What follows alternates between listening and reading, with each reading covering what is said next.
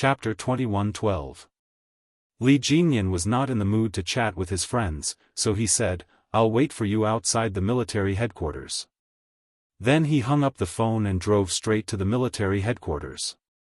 V8, who was waiting in the car, was so shocked that his eyes nearly popped out of their sockets when he saw Li Jinyan. When Xia Jinyuan came out of the car, he saw the two idiots chatting in the cold wind. It was midnight, yet they would rather stand outside in the cold wind than get into the car to warm up. Were they doing cold resistance training? Naturally, trained special forces soldiers could chat in the cold wind, but Sun Dongqing could not. She was so cold when she got off the plane that her whole body was almost frozen. Wearing a cotton coat, she could not resist the cold wind at all. She had no choice but to go back to the store in the airport lobby to buy a down jacket. Feeling warm, Sun Dongqing hurriedly turned on her phone. A few text messages popped up. Sun Dongqing took a look. Even though it was already past midnight, she couldn't wait any longer and immediately called Yi Zhifan. Yi Zhifan was in a daze when he heard the phone on the bedside table vibrate non-stop. He did not turn on the lights, so he reached out to pick up the phone and said in a hoarse voice, "Hello." Then he was startled awake by Sun Dongqing's howling. Old Yi, something big happened. Something big happened to Ying. Yi Zhifan's eardrums hurt from her piercing voice. He frowned and said in a deep voice, "Ying is in Beijing with me. What could possibly happen to her? You must be confused from sleeping too much. Sun Dongqing, can you stop making a fuss all day long? Someone sent a video to our house. It was the package I received yesterday. I thought it was material for you." Sun Dongqing, who was finally able to talk to her husband, suddenly had a backbone. She quickly told him the whole story. "What should we do? What should we do? I asked her to study abroad so that she could make a name for herself, but in the end, this damn girl did something shameless. Old Yi, I'm afraid we're really in big trouble." Yi Zhifan got up from the bed with a livid face and said angrily, "Take a taxi to Wangfu Hotel right now. Call me when you're downstairs and I'll come down to pick you up. Remember, don't let the hotel staff see your face. Also, hold on to the videotape in your hands." Something big had happened, something really big had happened this time. After hanging up the phone, Yi Zhifan's face was gloomy as if a storm was about to come. He put on his clothes, opened the door with force, and walked to the next room. He kept ringing the doorbell impatiently. Ying was having a beautiful dream. She dreamt that she had married into the Du family and had become Li Yuan's wife. Just as she was exchanging rings with Li Yuan, she suddenly saw Yi Qian walking over from the front. Just as she was about to provoke her with a smile, the ear-piercing sound of police sirens came from outside the church. Ying quivered and opened her eyes. There was no sound of the police car, but the doorbell rang clearly. It was ringing very urgently. Ying, whose beautiful dream was interrupted, got up from the bed with a gloomy face. She was angry, but she did not dare to open the door directly. She looked through the electronic eye and saw that it was her father. Only then did she suppress the anger in her heart and open the door. "Dad, why aren't you asleep yet?" she said unhappily. "I was sleeping soundly. Why did you wake me up? I have to go to Mrs. Li's house early in the morning tomorrow. If I don't sleep well, I won't even look good with makeup." Yi Zhifan, who was so angry that his chest was heaving up and down, did not speak immediately. Instead, he walked into the room. Ying, who was still in a daze, did not realize that something was wrong with him. She closed and locked the door. Just as she turned around, a black shadow flashed past her eyes. "Pa!" She was slapped hard on the face as she was caught off guard. Chapter 21:13. Ying was stunned by the slap. She covered her face and stared at Yi Zhifan in disbelief.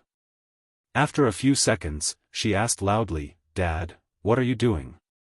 Instead of sleeping at night, you came here to slap me. What are you trying to do?" What did I do wrong? Did I make you unhappy? You still have the cheek to ask me what you did wrong? Yi Zhifan slapped Yi Ying's left cheek again without any hesitation. The 2 slaps left 10 red fingerprints on Yi Ying's cheeks. Yi Ying, whose mouth tasted of rust, widened her eyes. Tears welled up in her almond-shaped eyes.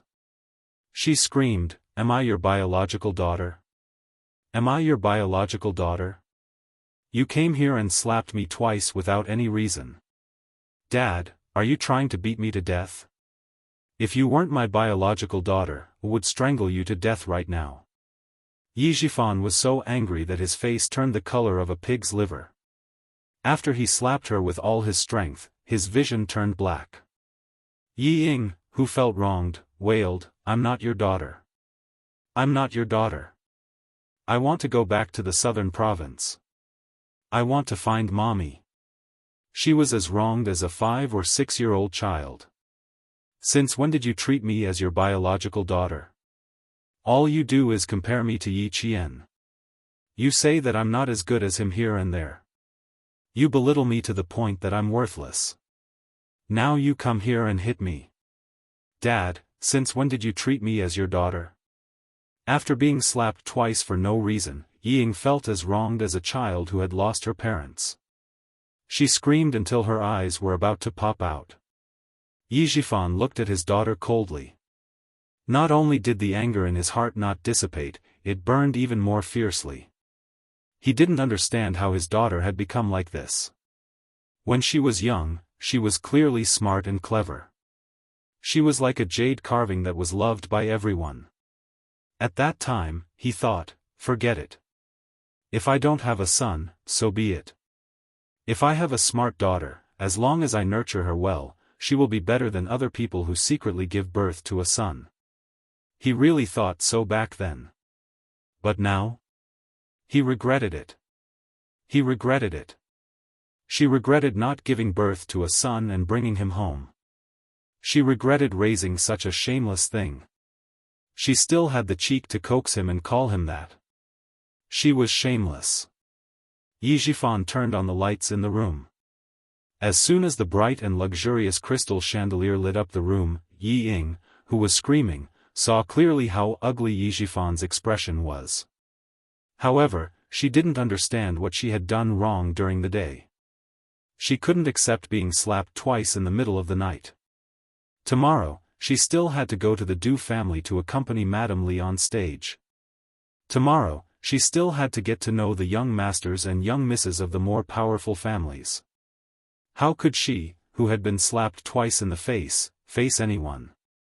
"You keep saying that I'm your daughter, but do you treat me as your daughter?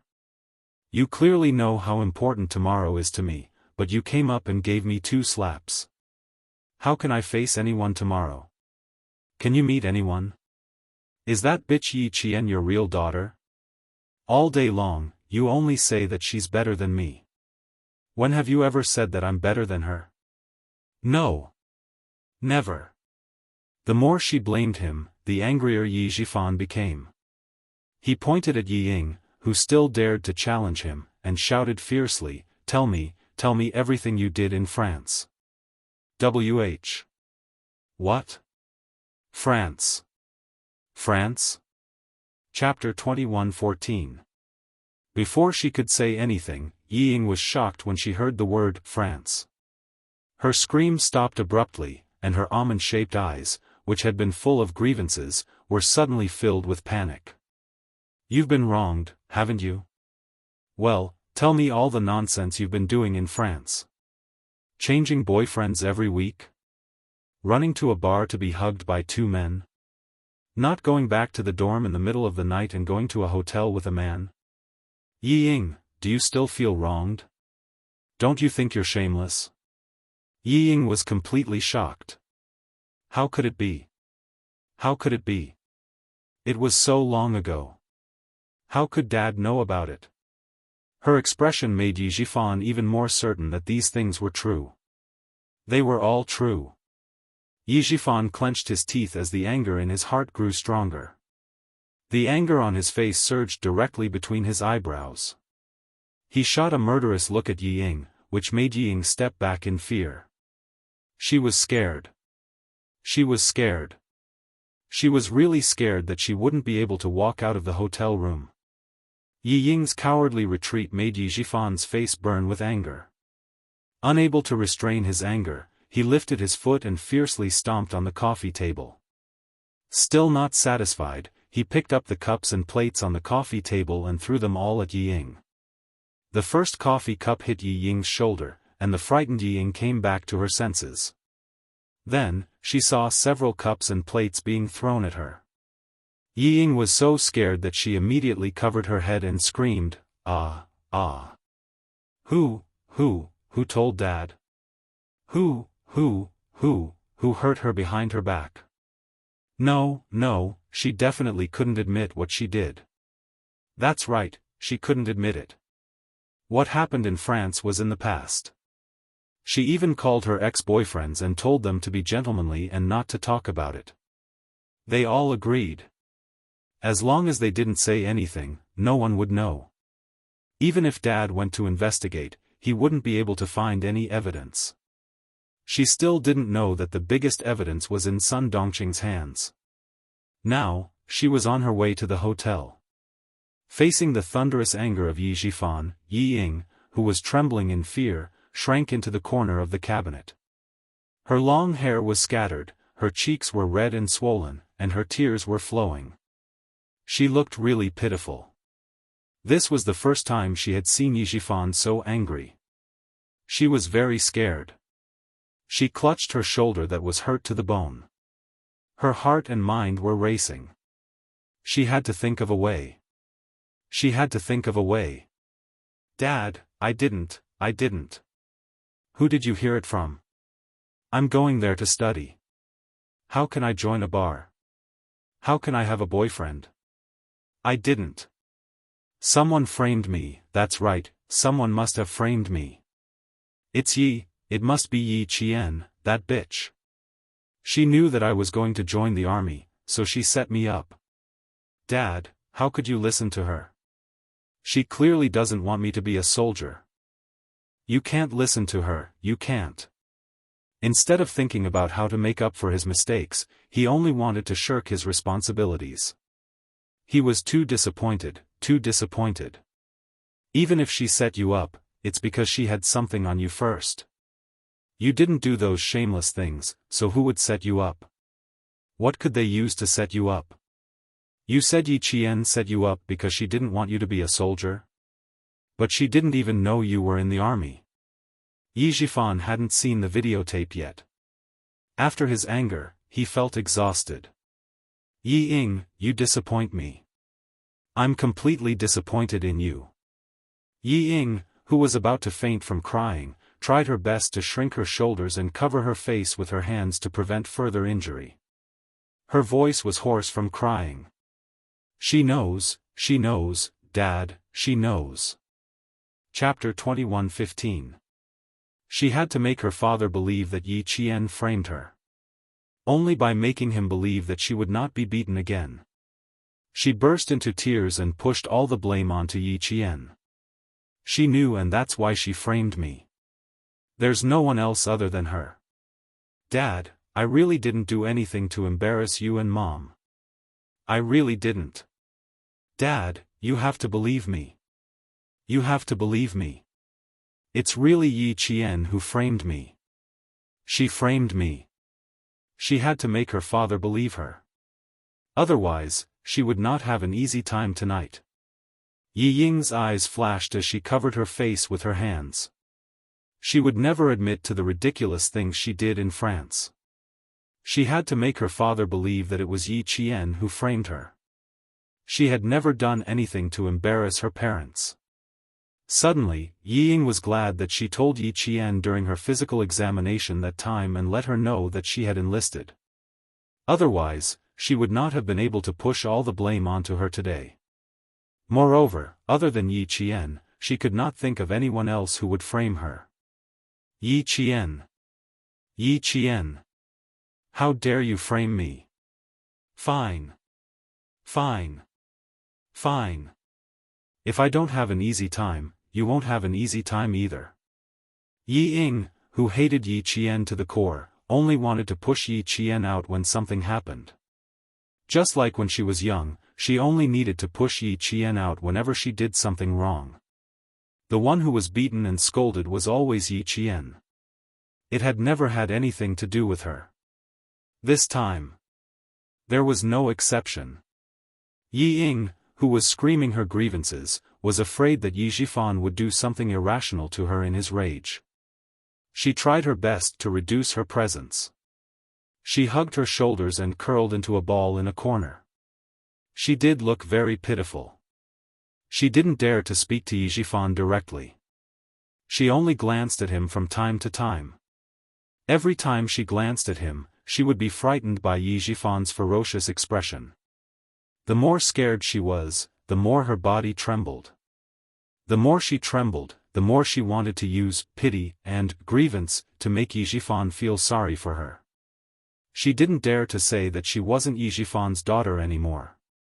She only hoped that she could get some pity from him so that she could escape this calamity.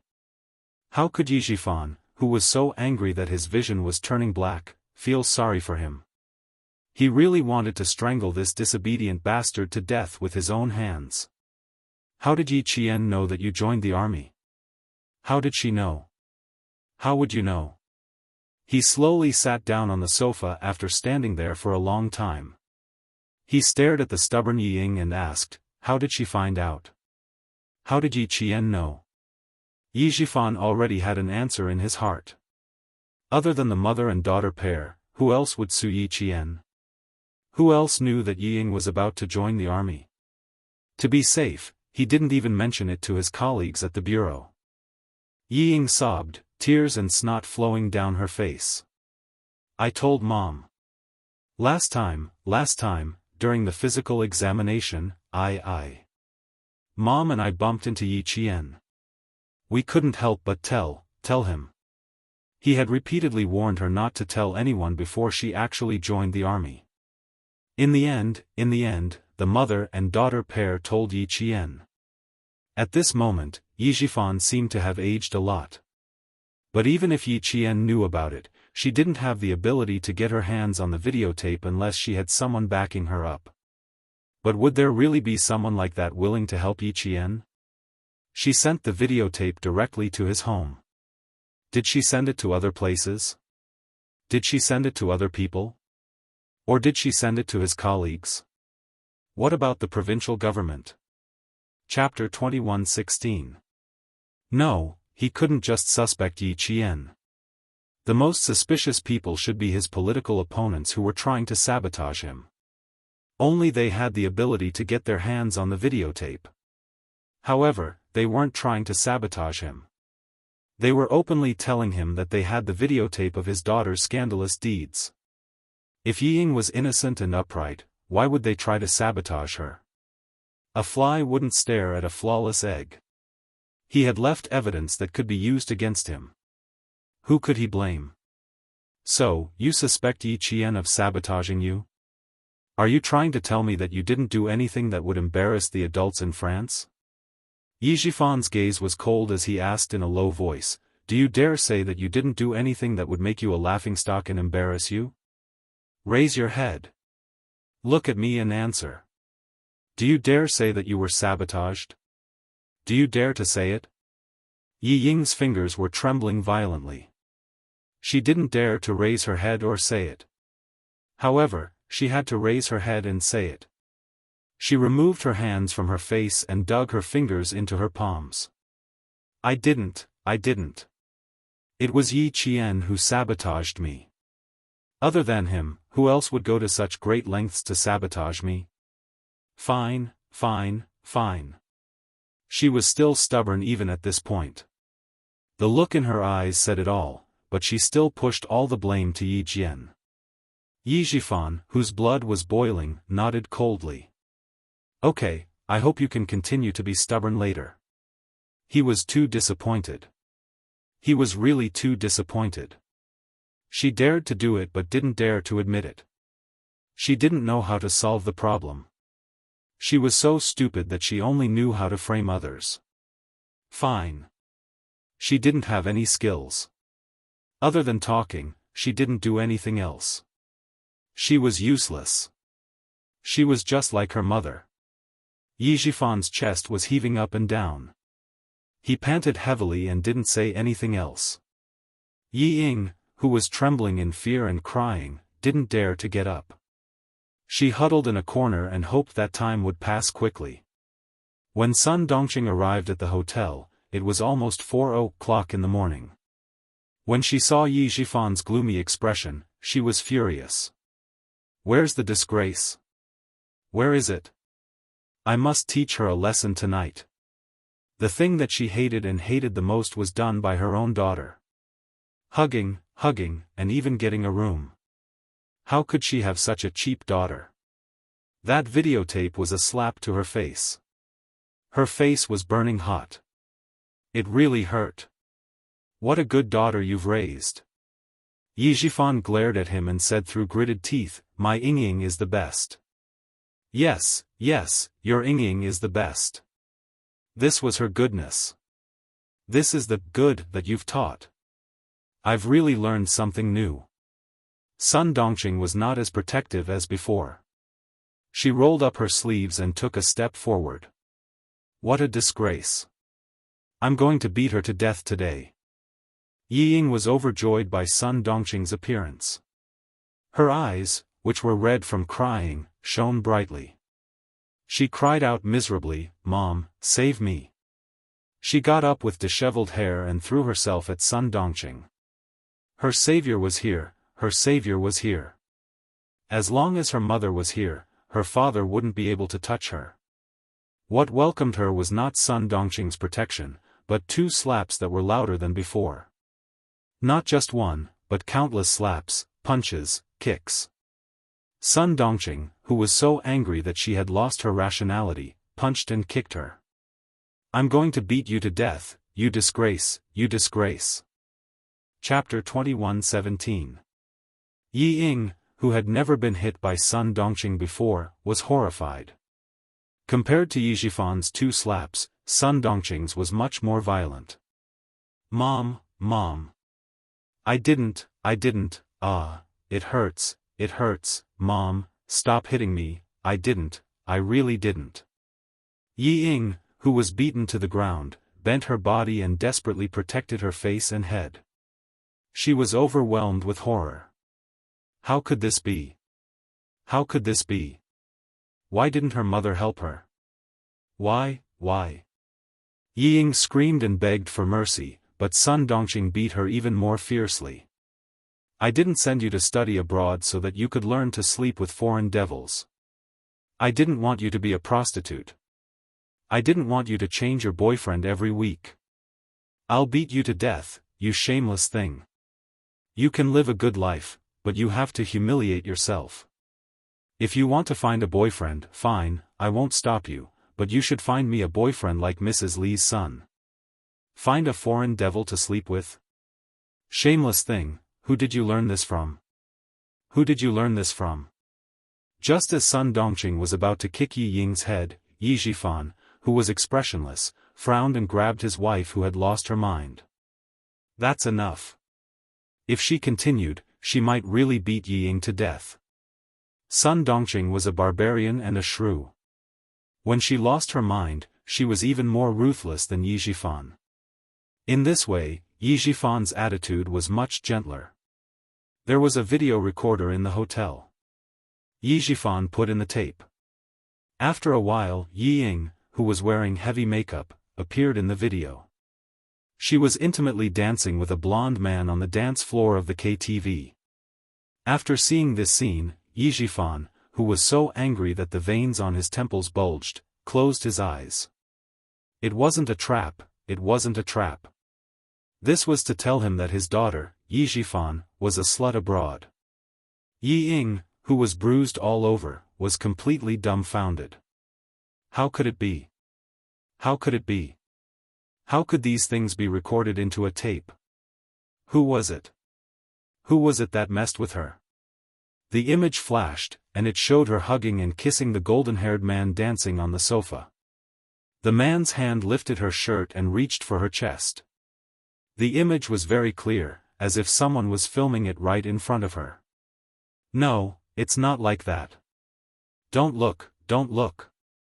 All of a sudden, Ying rushed up like a madwoman. She was so flustered that she was out of her wits. She tried to take out the tape from the VCR and destroy it. The more anxious she was, the more confused she became. The more confused she was, the more she couldn't take out the tape. She screamed in panic, picked up the VCR, and threw it against the wall. No, no, she didn't do those things, she didn't.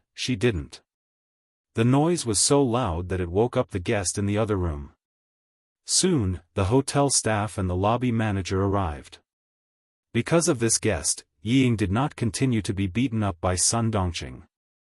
After explaining and sending the lobby manager away, Yi Zhifan sat on the sofa and said coldly, "You don't have to go to Miss Du's birthday party tomorrow.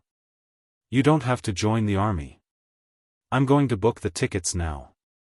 You go back to Shuku village tonight." "No, I don't want to. I don't agree." Ying screamed, "Mrs. Li likes me so much that she wants me to be her daughter-in-law. I must go tomorrow."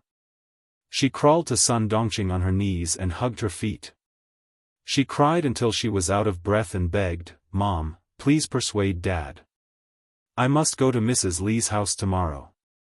Chapter 21:18. Scared, Ying was scared.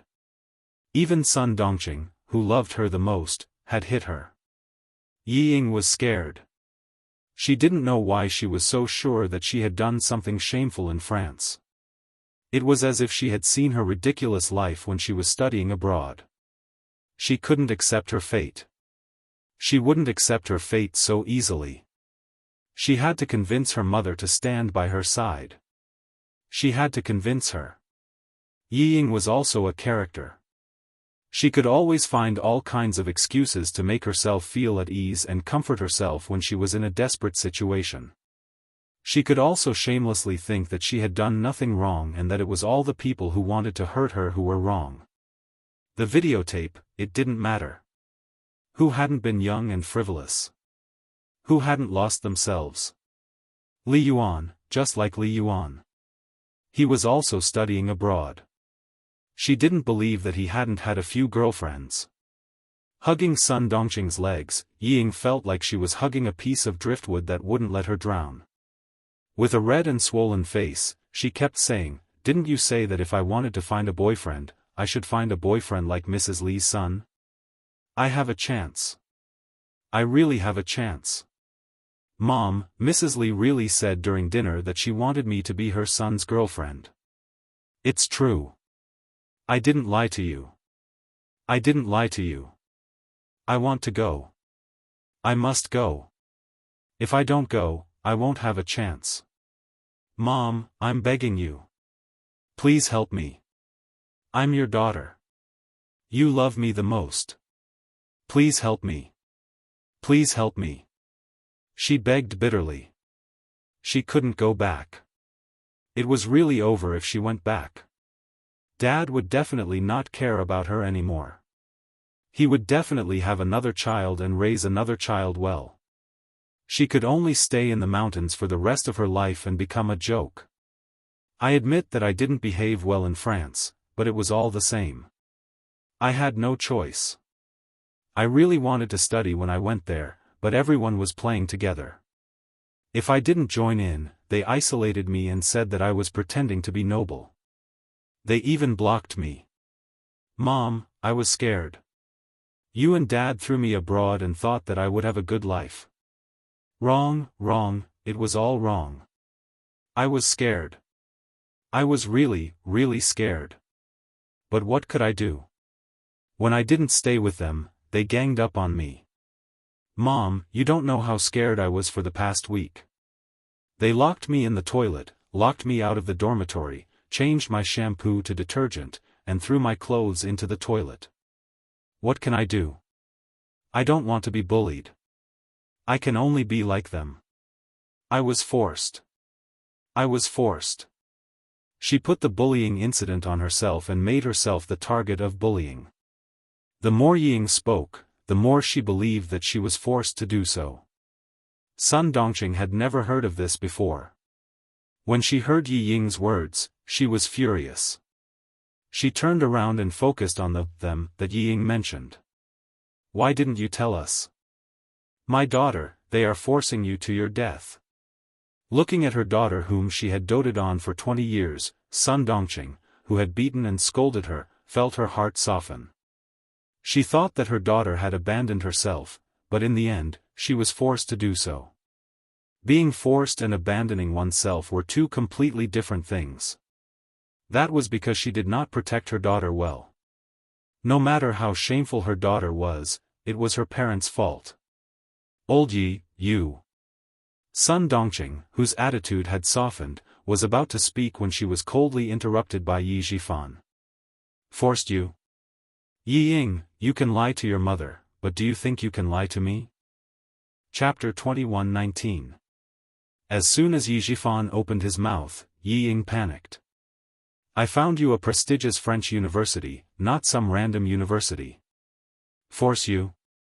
Yi Ying, you can lie to your mother and yourself.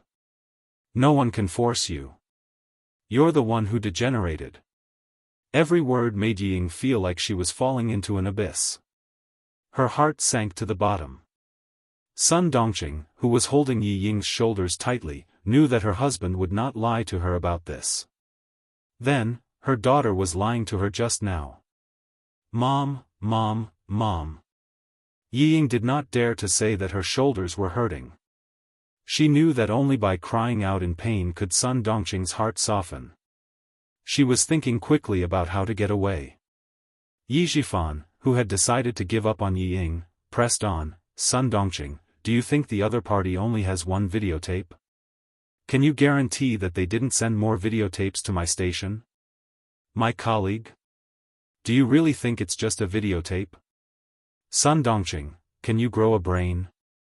Now, someone doesn't want your daughter to enter the army. Do you understand?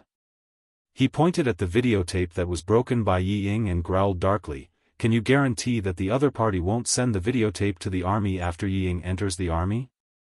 She did not know. She only knew that her daughter had done something shameful. She had to teach her a lesson so that she would not do something shameful again in the future. As for other things, she did not think about it. After being reminded, Sun Dongqing panicked and stammered, no, is there really no other way? We can only go back to the village. What do you think? Yi Zhifan, who had a headache that was about to explode, quickly rubbed his temples. Ideas came one after another. If they could not find the person who sent the videotape, Yi Ying would not be able to leave the village, let alone enter the army. As for marrying into the Du family? Don't even think about it. Once the videotape fell into Mrs. Li's hands, the whole family would be finished. Yi Ying, who was crying so hard, saw that her mother's attitude softened. She immediately continued to plead, there is a way, there is a way. As long as Mrs. Li treats me well, no one will dare to offend our family. Mom, I will marry into the Du family. Believe me, I will definitely marry into the Du family. Li Yuan has a good impression of me. He even asked me to look for him when I'm free in the future. He'll take me out to play. The deputy chief of staff Du also agreed. Mrs. Li also asked Li Yuan to take care of me. Mom, did you hear that? She wants me to marry Li Yuan, right? Sun Dongqing felt that her daughter's words made sense, but when she saw Yi Zhifan's ferocious expression, she swallowed her words. If it was any other matter, she would still dare to argue with her husband, but this matter made her so angry that she wanted to beat her disobedient daughter to death, not to mention her husband who was an official. In the face of Yi Ying's attempt to escape, Yi Zhifan sneered. Before the videotape, he actually had the idea of marrying his daughter into the Du family. After all, Mrs. Li's words were too tempting. What about now? Not anymore, not even the slightest bit. Now he only hoped that he could bring Yi Ying back to his hometown as soon as possible and let the person who sent the videotape see his sincerity. Sun Yaozu's sudden death was investigated by the Southern Province Police as a case of bodyguard kidnapping his employer and murder after failing to extort money. Now it was his family's turn to be unlucky. It was possible that someone was targeting him and did not want him to continue his career. They wanted to kill him completely. Chapter 21:20. If his daughter was useless, he could find another surrogate, but he could not lose his position. The person behind the jade instructed him to build a relationship with the Du family, so he definitely did not want to see him fall out with the Du family. After weighing the pros and cons, giving up Yi Ying was the best choice. As Yi Qian said, for his career, Yi Zhifan would definitely disown his family. Whoever stopped him, he would be ruthless, even if his own daughter stood in his way. Yi Zhifan, who had made up his mind, said coldly, "Mrs. Li has a good impression of you." Yi Ying, you think too highly of yourself. If you sent the videotape to Mrs. Li's house, what do you think will happen to you? Yes, Mrs. Li did reveal that she wanted her son to marry you, but did you live up to her expectations? No. You left such a big weakness for others to use against you. This is a bomb that will blow up our whole family and make us lose everything. If we did not have a relationship with the Du family, this videotape would at most make our whole family lose face.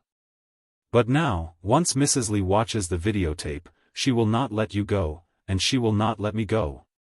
Sun Dongqing, if I am finished, my whole family will be finished. The power of the last sentence was no less than a bomb thrown into Sun Dongqing's heart, blowing away her stupidity and miraculously understanding the predicament in front of her. Now that she had completely understood what Yi Ying meant, she howled and punched Yi Ying's shoulder hard. What sin have I committed to give birth to such a disgraceful thing like you? It is not easy to find a general's wife who likes you, you actually. Sun Dongqing, who was sad from the heart, punched Yi Ying and then punched her own chest hard. Her heart was so painful, so painful. Such a good opportunity, gone again. Gone again. Seeing that her father would not help her, Yi Ying, who was desperate, cried and got up. Mom, don't be angry, I was wrong. She hugged Sun Dongqing and suddenly said in a low voice, Mom, if you don't help me, Dad will not want you, and he will not want me. Sun Dongqing, whose body suddenly stiffened, heard her daughter say, Dad is only in his early 40s, the golden age for men. As long as he wants to have children, with his official position, there are many young and beautiful women who want to give birth to his children. Mom, you must help me go to the Du family. I can't be fooled by Dad. He didn't want me to go because he was afraid that he would offend the Deputy Chief of Staff Du. Madam Li likes me. Mom, I'm confident that I can win her heart. I'm also confident that Li Yuan won't be able to run away. Tomorrow is my last chance. If I miss it, Mom, both you and I will be abandoned by Dad. Don't say that Dad doesn't dare, he dares. I can't compete with you over Dad. Mom, you can't compete with him over what he wants to do, and neither can I.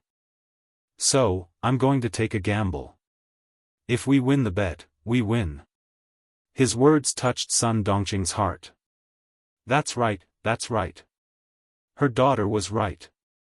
Once the mother and daughter returned to Shuka village, everything would be over. They would become the laughingstock of the entire village. But what should he do? She didn't have any other ideas and could only let her daughter figure it out herself. The mother and daughter hugged each other. Yi Zhifan, who had a splitting headache, didn't say anything else. He glanced coldly at Yi Ying, got up, and said to Sun Dongqing, look after her. I'll go back to my room and book tickets for you two to go home. He didn't know that when he went back to his room to book the tickets, Sun Dongqing and Yi Ying left Wangfu Hotel in a hurry. He also didn't know that the mother and daughter had caused a huge disaster. Chapter 21:21. It was 5:00 in the morning, and the cold wind blew through the capital city. Occasionally, there would be some noises on the streets, and after that, there was only the quiet street lights waiting for dawn. Yi Ying did not dare to stay any longer. She staggered into a taxi with Sun Dongqing and gave the driver the name of a chain hotel in the country. She desperately wanted to escape from Yi Jifan's control. What should she do tomorrow? She did not have a solution now. Mom, I have to put ice on my face to reduce the swelling. Forget about my body, I'll wear a long-sleeved dress. Yi Ying quickly spoke to Sun Dongqing in dialect after getting into the taxi. What should she do next? She did not have a solution now. She had to go to the Du family and attend Du Jiayi's birthday party first. Then, she took out her phone and quickly sent a text to Li Yuan.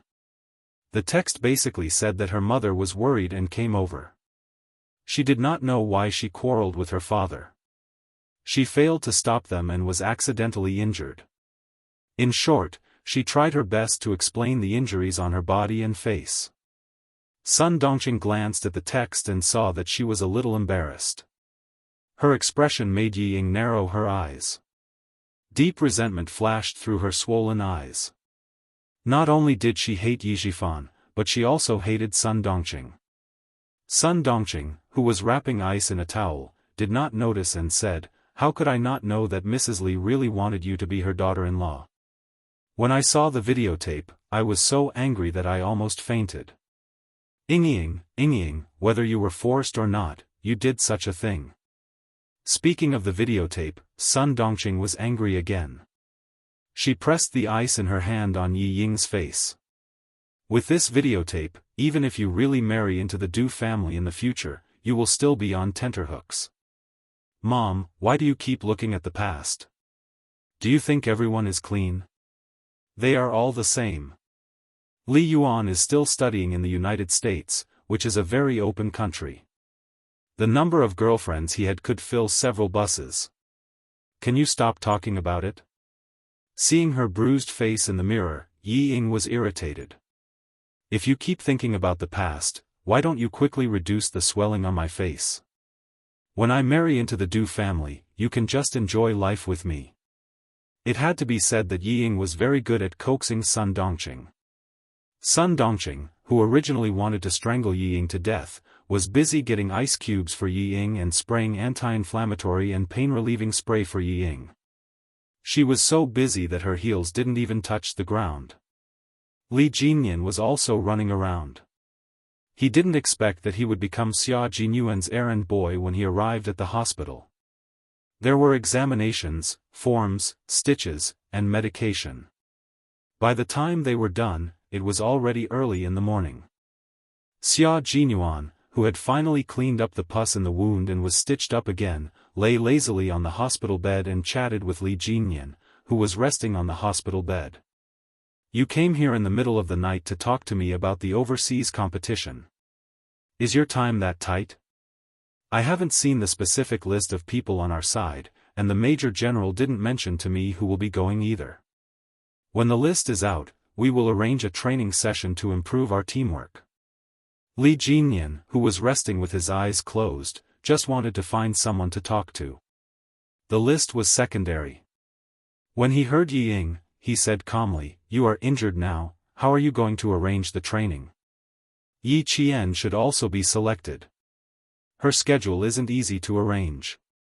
It had been a month since the last training session.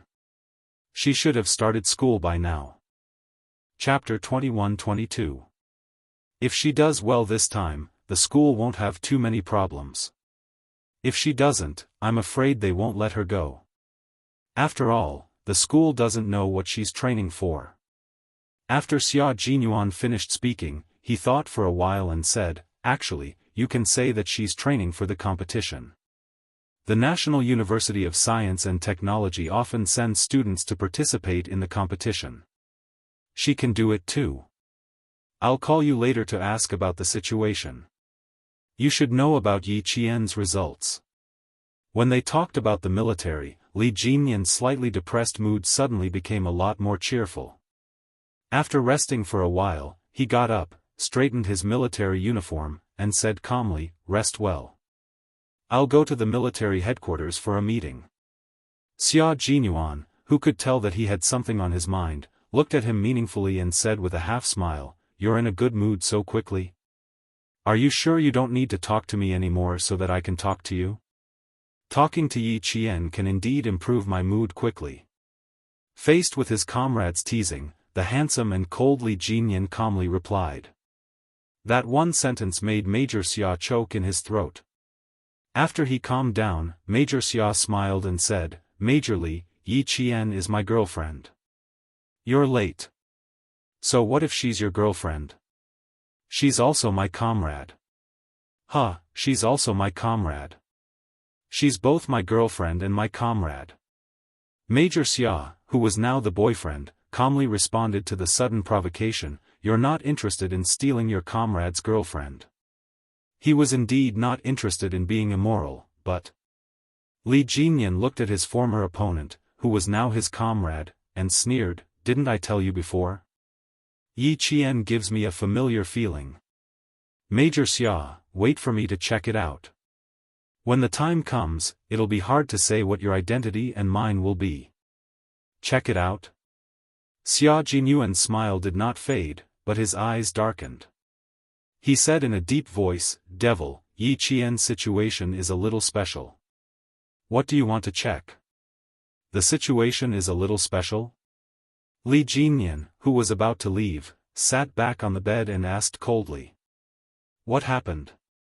What I'm investigating here, could it possibly affect her? His eyes suddenly turned cold and sharp as he said, Or do you know what I'm investigating? Someone is investigating it too? This time, it was Xia Jinyuan's turn. His eyes suddenly turned cold and sharp. He stared at Li Jinyan, and even his voice was frosty. Devil, what did you find out about Yi Jian? He was a major and a marine. What right did he have to investigate Yi Qian? Check the relationship between Yi Qian and my family. Since it was related to Yi Qian, Li Jinyan did not hide anything. I want to know why I feel a sense of familiarity with her. The relationship between the little fox and the Li family? Xia Jinyuan did not expect to be asked such a question. He could not help but chuckle. How could she be related to the Li family? The Li family used to be a warlord. Yi Qian's family has been farmers for 3 generations. How could they have anything to do with you? Knowing that no one was investigating the same thing as him, the sharpness in Li Jinyan's eyes gradually disappeared. That's why I want to check it out. He calmed down and said indifferently, Otherwise, I'll always wonder why I feel a sense of familiarity with Yi Qian. It was not a sense of familiarity between a man and a woman. At first glance, he felt a sense of déjà vu, so much so that he misunderstood that he might like Yi Qian. When he found out about the relationship between Xia Jinyuan and Yi Qian, he did not feel sad, nor did he feel jealous.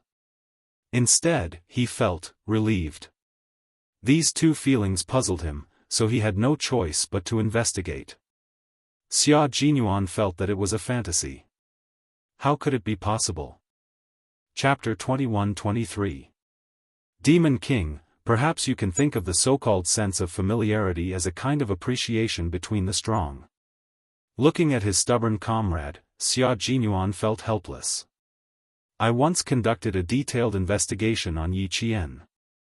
The military has also investigated her. Devil, I can tell you with certainty that she has nothing to do with the Li family. If she does, the military will definitely find out. The military has detailed information on 3 generations of her family. You're overthinking it. Li Jinyan only replied calmly to his comrade's advice, I trust my intuition. To hell with your intuition. Xia Jinyuan cursed in his heart. Seeing that he was so insistent, he reminded him, recently, Yi Qian has been troubled by something. Since you have to investigate it, I hope you can postpone it for the time being. I don't want to complicate matters because of your investigation. Sure. Li Jinyan nodded. He would definitely be cautious when it came to Yi Qian, but he pursed his lips and asked, What's troubling Yi Qian? What happened to make you so nervous? No, it's not Yi Qian. As for the specific reason, I'm sorry, Devil, I can't tell you. I just hope you can delay your investigation. His intuition told him that Yi Qian had something to do with the Li family. He didn't know what to say. Go ahead, go ahead, go ahead. He wouldn't investigate anymore once he gave up. Li Jinyan, who still had to go to the military, didn't stay any longer. He opened the door and strode out. In the ward, Xia Jinyuan, who had been in a high-intensity battle for more than 10 days, raised his head and rubbed his slightly dizzy temples. Due to the severe lack of sleep, he thought for a while and carefully recalled his investigation of Yi Qian's family. After thinking for a while, he was certain that his little fox had nothing to do with the Li family. If the devil insists on investigating, then so be it. He had already reminded him not to cause trouble for the time being. With his character, he would do it. Xia Jinyuan stopped thinking about it and closed his eyes to rest. He needed to call Houzi later and ask what happened between Yi Zhifan and the Du family. As for his little fox, he had to go to the southern province to look for her after he rested. He had a lot of things to deal with, so he had to rest well. Xia Jinyuan, who slept until 8 o'clock, opened his eyes. The first thing he did was to call Houzi in southern province. He needed to know what Yi Zhifan and the Du family were up to. Only then did Xia Jinyuan realize that while he was away, Yi Qian had done quite a few big things. Houzi told Xia Jinyuan everything that had happened to Sun Yaozu without exaggerating. First, he shot Sun Yaozu's eyes with a glass shard. Then, he brought him to the mountain and dealt with him. I didn't do anything. Other than cleaning up the mess for her and getting rid of the foreign bodyguards that Sun Yaozu had illegally hired and framing him, the rest is the southern province police's job. Xia Jinyuan did not react much when he explained everything that had happened in a few words. He was fine as long as his little fox was fine. She would not make a move easily. Once she made a move, she would definitely have to make a move. It was fine as long as she was fine. The second thing was the videotape. Xia Jinyuan was even more relieved. Although Little Fox did not directly tell Houzi how she was going to deal with the backup tapes, he could guess it based on his understanding of her. Yi Zhifan would definitely receive one copy. One copy would most likely be sent to Madame Li because she wanted to cut off Yi Ying's escape route. The other copy would be from the military? His old man Xia. Both were possible. Chapter 21-24. The Deputy Chief of Staff Du had used his power for personal gain to send Yi Ying into the military and even sent her to the Beijing Government Arts and Crafts Regiment. It seemed like the Deputy Chief of Staff Du was very confident in himself and believed that there would be no problems with what he did. Yi Ying entering the military would not only make Yi Zhifan's political career more difficult, but it would also be evidence for him to deal with the Deputy Chief of Staff Du in the future. If he wanted to blow up the matter and make Yi Zhifan a target of the Du family, he would have to tell Little Fox to endure for a few more days until Yi Ying entered the military and Mrs. Li saw the videotape. At most, she would have to endure for another 10 days. Your girlfriend is very good at taking care of herself.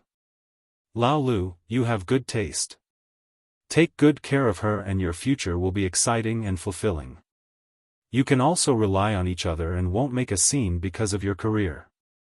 Houzi's mentality was becoming more and more peaceful.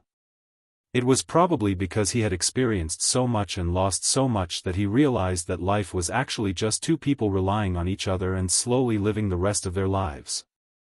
Xia Jinyuan knew what kind of person he was talking to in the past. When he heard this, he raised his eyebrows and said, "You look like a loving father. How many months is my sister pregnant?" In front of Xia Yiwei, Houzi, who had restrained his anger, sighed. "Why don't you believe that I've really changed? She's pregnant for a month." Ha ha ha, good news. I have to be a loving father. I'm already in my 40s and I have a child at an old age. If I don't learn to be a loving father, your sister will sharpen a kitchen knife in the middle of the night and warn me. Houzi had been in the underworld for more than 20 years and had been a mafia boss for more than 10 years. Even if he had washed his hands in a gold basin, the anger in his bones could not be washed away in such a short time.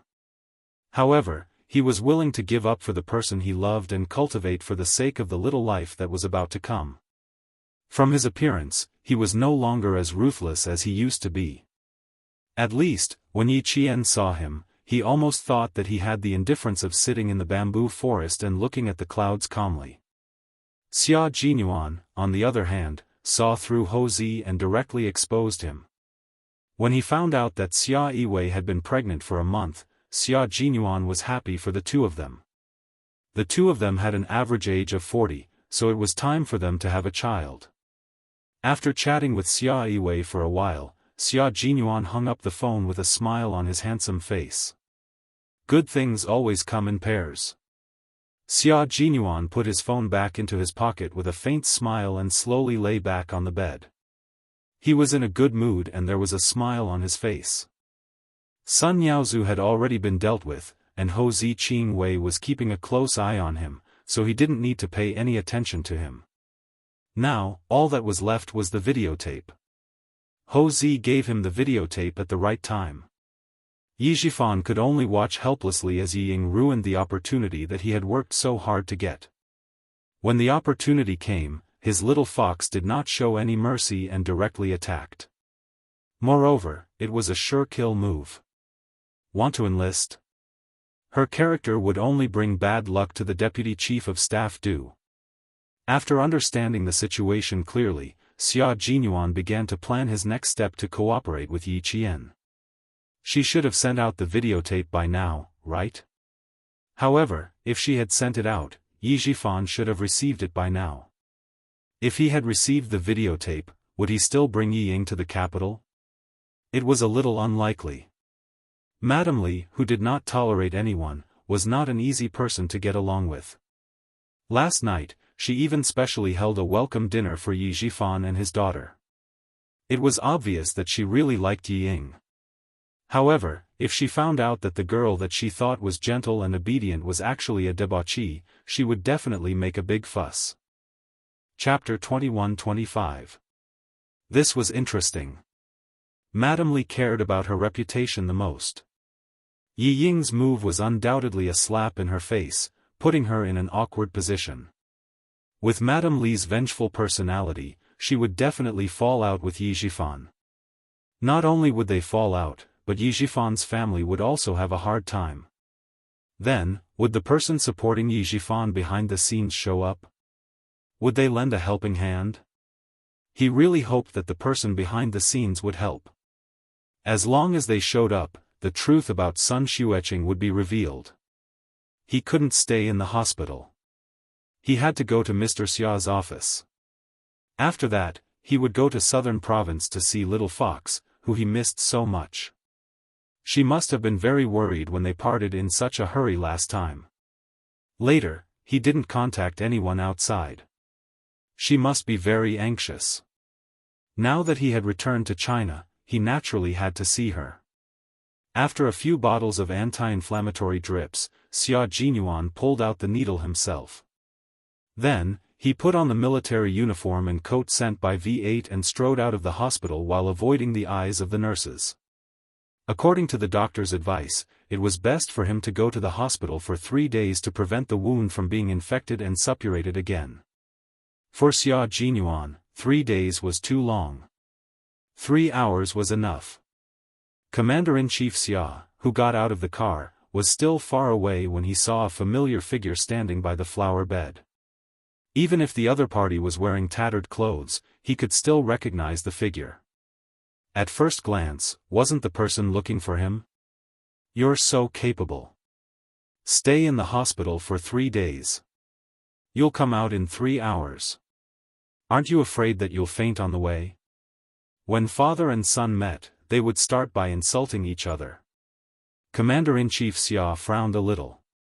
He took off his military cap and put it on the desk. He stared at the boy who didn't listen to the doctor's advice and said coldly, "Why didn't you stay in the hospital? Why did you come here? Don't tell me you missed me and came here specially." He couldn't talk to his son, who gave him a headache. The only person who could deal with him was Xiao Yi. The penetrating wound on his waist was not treated properly, and the wound was infected and suppurated. As a soldier, he could understand that there were no better conditions to treat the wound during a mission. But now that he had returned to the country, the doctor had specially instructed him not to move around as he pleased and that he had to stay in the hospital for 3 days, but he still didn't listen. In the office, the difference between a superior and a subordinate, between a general and a major, Xianxia, who was standing in front of the desk, respectfully saluted the sitting commander-in-chief. All right, let's sit down and talk. After all, he was his son. Commander-in-Chief Xia was worried when he heard that his son was injured. He waved his hand and gestured for him to sit down first, lest he reopen the wound if he stood for too long. Long story short, you have a meeting to attend at 9:30. Xianxia, who had wanted to ask a few more questions, immediately explained the purpose of his visit. I wanted to ask if you received the videotape from Yi Qian. I've received a copy of the recording. As for the videotape. Wait a moment.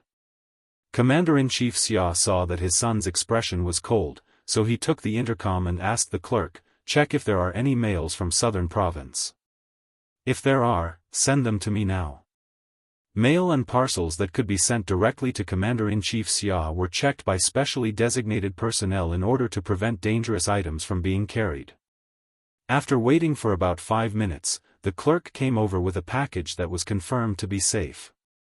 It was the videotape that Yi Qian had sent to Commander-in-Chief Xia. Commander-in-Chief Xia didn't play it immediately. He directly asked, "What's in it?" Chapter 21-26. It's about the private life of a recruit before she joined the army. This recruit was diagnosed with a heart condition in junior high school, and it was recorded in her personal file. On the day of the college entrance examination, she framed Yi Qian for cheating to avenge her personal grudge. After an investigation by the Education Bureau, this recruit was banned from taking the college entrance examination for 5 years. In less than half a year, this recruit suddenly joined the army again, and it was very likely that she would enter the Beijing Government Arts and Crafts Regiment. The person who helped her to join the army was none other than Deputy Chief of Staff Du Xianxia, who was reporting seriously, glanced coldly at the videotape. His dark eyes flashed with a cold light. A recruit like this is not qualified to join the army. Deputy Chief of Staff Du not only allowed her to join the army without investigating the matter clearly, he even used special recruitment as an excuse to let her join the army in advance. Commander-in-Chief, if this person really joins the army, once her private life and past actions are reported by the media, our army's image will be seriously damaged. Commander-in-Chief Xia already knew who the recruit he was talking about was. Yi Qian sent a recording, and someone clearly mentioned the Deputy Chief of Staff Du. The military commission also heard this recording, but old Du was not an ordinary person. Without more conclusive evidence, no one, including himself, could easily touch old Du. This videotape also could not prove that there was something wrong with old Du. Special recruitment was not an exercise of privilege, and real people could indeed join the army in advance. Old Du only dared to do this because he knew about it. Yi Zhifan's daughter joined the army because of her immoral character. If this matter was exposed, old Du would at most be criticized at the conference as not investigated. Rather than startling old Du now, it was better to hold back for the time being. Commander-in-Chief Xia looked at the videotape again. However, since his daughter-in-law sent the videotape to him, he could not ignore it. Commander-in-Chief Xia, who had long regarded Yi Qian as his daughter-in-law, seemed to have thought of something and said something that seemed to have nothing to do with the topic. Xiao Yi didn't just send me the videotape, right? Who else did she send it to besides me? You have 1 box. 1 box was sent to Yi Zhifan, and the other box was sent to the wife of the Deputy Chief of Staff Du. Xianxia did not want to hide what Yi Qian had done from his father. Since the old man asked about it, he must have some plans. Yi Zhifan and his daughter arrived in Beijing yesterday. Mrs. Li personally welcomed them. Ho Zi also told me that Mrs. Li likes Yi Ying very much. Xianxia paused for a few seconds to add on. Commander-in-Chief Xia looked at him thoughtfully for a moment and said, "This recruit hasn't joined the army yet, right?" Let's talk about it after we enlist. Xia Jinyuan raised his eyebrows. Since the old man said so, it meant that the father and son had the same idea. He wanted Yi Ying to enlist because he wanted to anger Mrs. Li so that she could settle the score with Yi Ying and Yi Shifan for deceiving him. Mrs. Li was famous for her ruthlessness. Every military and political family in Beijing knew about it. Old man Xia knew that the videotape and Yi Ying joining the army would not make the deputy chief of staff to do anything, but he still let Yi Ying join the army first. It was obvious that he had the same idea as him. He smiled and joked, "Yi Qian hasn't even married into our family, Xia, and you're already protecting her. I must tell her how much you care about her." Commander-in-Chief Xia did think so. Yi Shifan was in politics. He could not reach out his hands, so he would let Mrs. Li, who liked to reach out, do it. After losing so much face, old Du's wife would not let the matter rest. Chapter 21-27. If I don't take good care of Xiaoyi, I'm really afraid that another guy with foresight will snatch him away from you. Commander-in-Chief Xia didn't spare any effort to attack his son. In exchange, Xia Jinyuan looked at him indifferently, so Commander-in-Chief Xia didn't mention it. Yi Qian trusted him, and he trusted Yi Qian. If he said too much, the two of them would laugh at him. Well, his son was much more reliable than before, so he shouldn't worry too much. As long as Major General Yang mentioned him, he would add, "Commander-in-Chief, it's all thanks to your hard work back then that Xia Jinyuan became what he is today." In fact, he only did it twice back then, and Major General Yang happened to meet him both times. As for what Xia Jinyuan is today, to be honest, it was all because of Xia Jinyuan's own hard work, and it had nothing to do with him. Now that he had found Yi Qian as his girlfriend, he probably didn't need to do anything in the future. The two of them could solve their own problems by themselves. But now that he could help, he would naturally help. As for old Du, you and Yi Qian are not allowed to interfere. Now, we should focus on investigating Yi Qian's mother, martyr Sun Xueqing. Commander-in-Chief Xia felt that the most important thing was not to bring down Yi Shifan, but to investigate martyr Sun Xueqing. On the third day of the new year, the military commission asked Yi Qian to come to Beijing. The words military commission made Xia Jinyuan's eyes turn cold. Why did they ask her to come? One of martyr Sun Xueqing's comrades with the surname Kai, who is now the director of a city's public security bureau, is also investigating. He returned to his original unit to take some of the information from the investigation back then. Coincidentally, the military was also retrieving the original information, so they found this director. For the sake of caution, the military asked Yi Qian to come to the military commission to find out how much she knew about martyr Sun Xueqing. Yi Qian was very calm. Originally, the military commission wanted to test her, but she directly told Colonel Tan, who was talking to her, that she suspected there was a problem with martyr Sun Xueqing's sacrifice. She suddenly spoke so bluntly that Senior Colonel Tan, who was questioning her, almost lost his cool. Hearing this, Xia Jinyuan laughed. That's right, his little fox didn't like to beat around the bush, especially in front of the military commission, who was investigating martyr Sun Xueqing. The military disciplinary committee was not an ordinary place. Hiding it would be counterproductive. It was better to say it directly and let the head of the military disciplinary committee see her unreserved cooperation. When Commander-in-Chief Xia thought about what happened that day, a faint smile appeared on his serious face. But soon, he put away his smile and continued to be serious when facing Xia Jinyuan. The military takes Yi Jian's matter very seriously. Now, everything is on the right track. You should remind her not to act rashly so as not to ruin her future. Yi Shifan's case has been investigated by the Discipline Inspection Commission. According to the current information, there are a few minor problems, but there are no major problems for the time being. Don't worry, it's only been 10 days. We don't expect to find a big problem immediately. Give the military commission some time. The military commission, and the military commission acted quickly. Little Fox didn't need to do anything. Once the videotape was sent out, they could sit back and watch the storm. Xia Jinyuan was very satisfied with the current situation. Commander-in-Chief Xia frowned when he saw the faint smile on his face. How can you still smile? Hurry up and go back to the hospital. Stay in the hospital for 3 days. Don't move around without my permission. It's a puncture wound, not a scratch.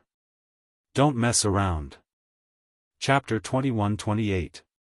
Sorry to disappoint you. I've never thought of going back since I was discharged from the hospital. Major Xia, who had finished his business, got up lazily. His thin lips curled into a slightly roguish smile. Faced with Commander-in-Chief's military might, he said calmly, I plan to go to the airport and head to the southern province now.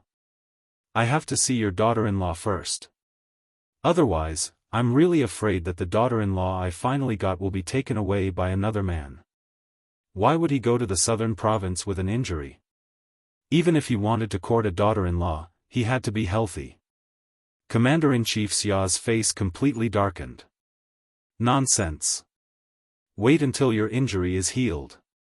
As he spoke, he took out an encrypted document from the drawer. Take a look at this document. I want to see this document. I also want to go to the southern province. I'm not fooling around with you.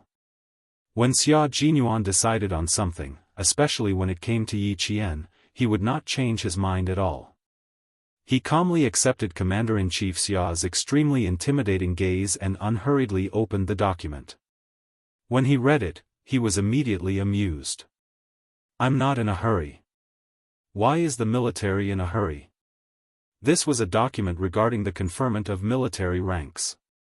The document stated, in view of the fact that Major Xia Jinyuan has not responded to the conferment of the rank of Lieutenant Colonel for a long time, we specially request the military to directly overtake Major Xia Jinyuan and confer the rank of Lieutenant Colonel. Commander-in-Chief Xia had never interfered with his son's promotion, but now that the document was in his hands, he had to ask.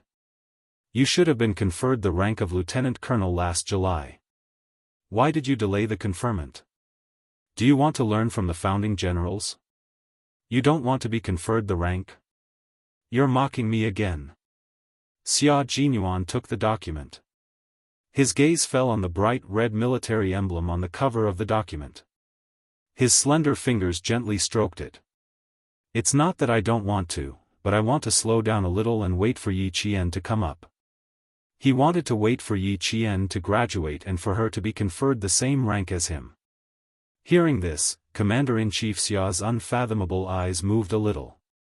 His son cherished Yi Qian more than he had imagined, and also knew how to cherish Yi Qian more than he had imagined. Good lad, tough enough. As expected of the offspring of his old family Xia.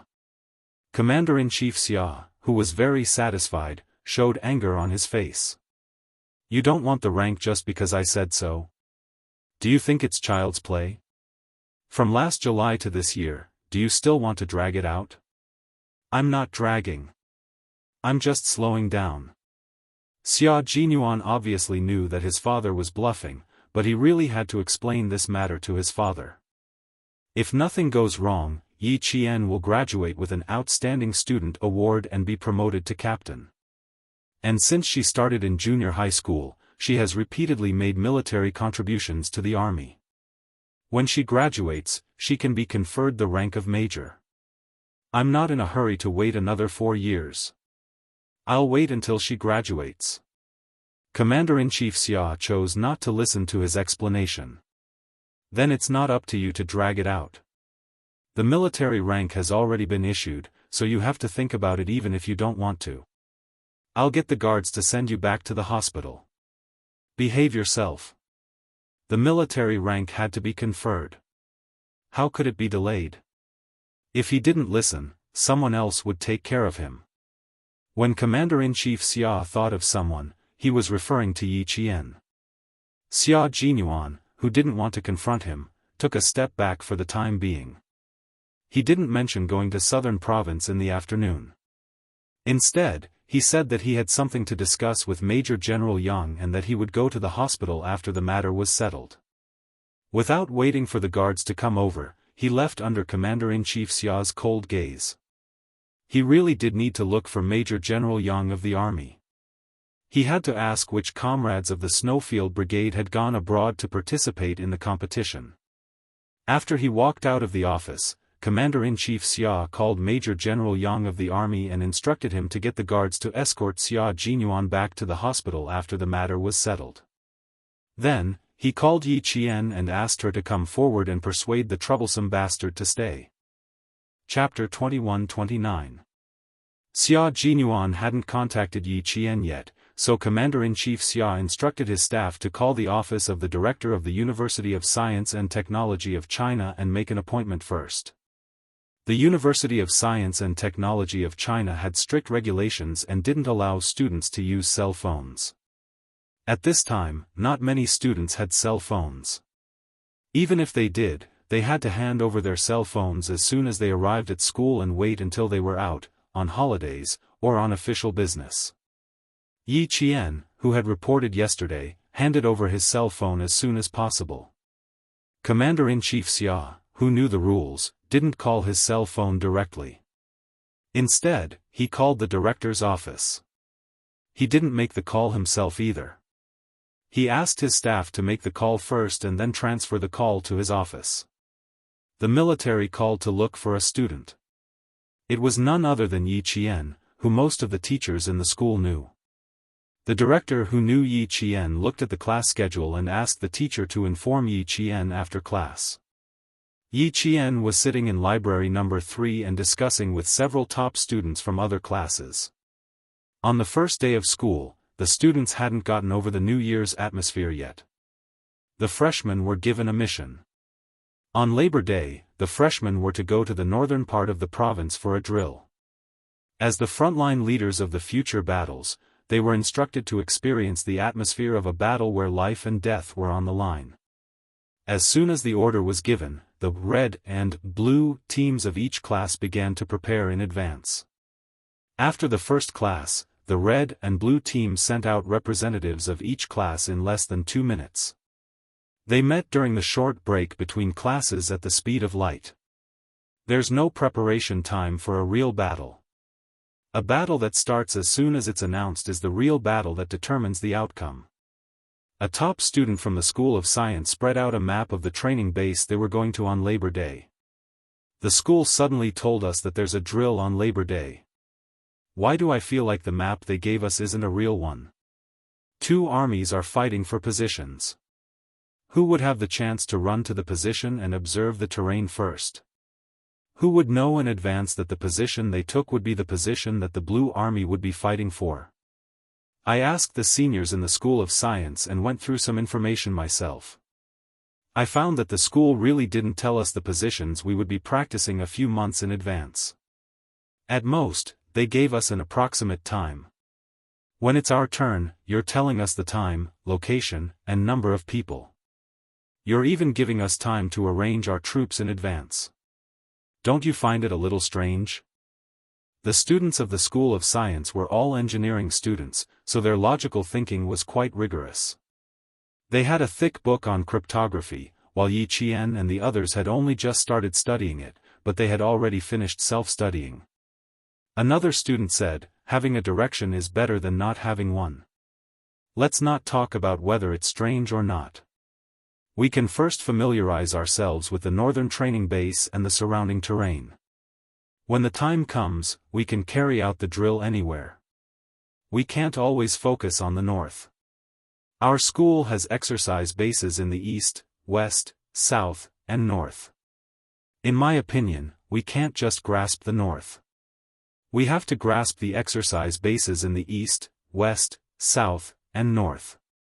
Only in this way, no matter where the exercise is, we won't have to improvise. Sun Tzu said in The Art of War, make a plan before you act. Know when to stop and you will gain.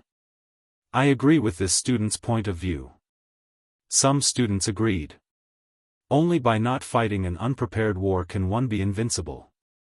This had been the case in all wars since ancient times. Yi Qian didn't speak immediately. Although she had actual combat experience and had participated in a real battle between two armies, she had never participated in a drill involving hundreds of people. Regarding this, she decided to listen first and then express her opinion. Chapter 21:30. The short meeting was just to get to know each other. There was only so much time outside of class. They met to get to know each other and set a time for the next meeting before returning to their respective classrooms.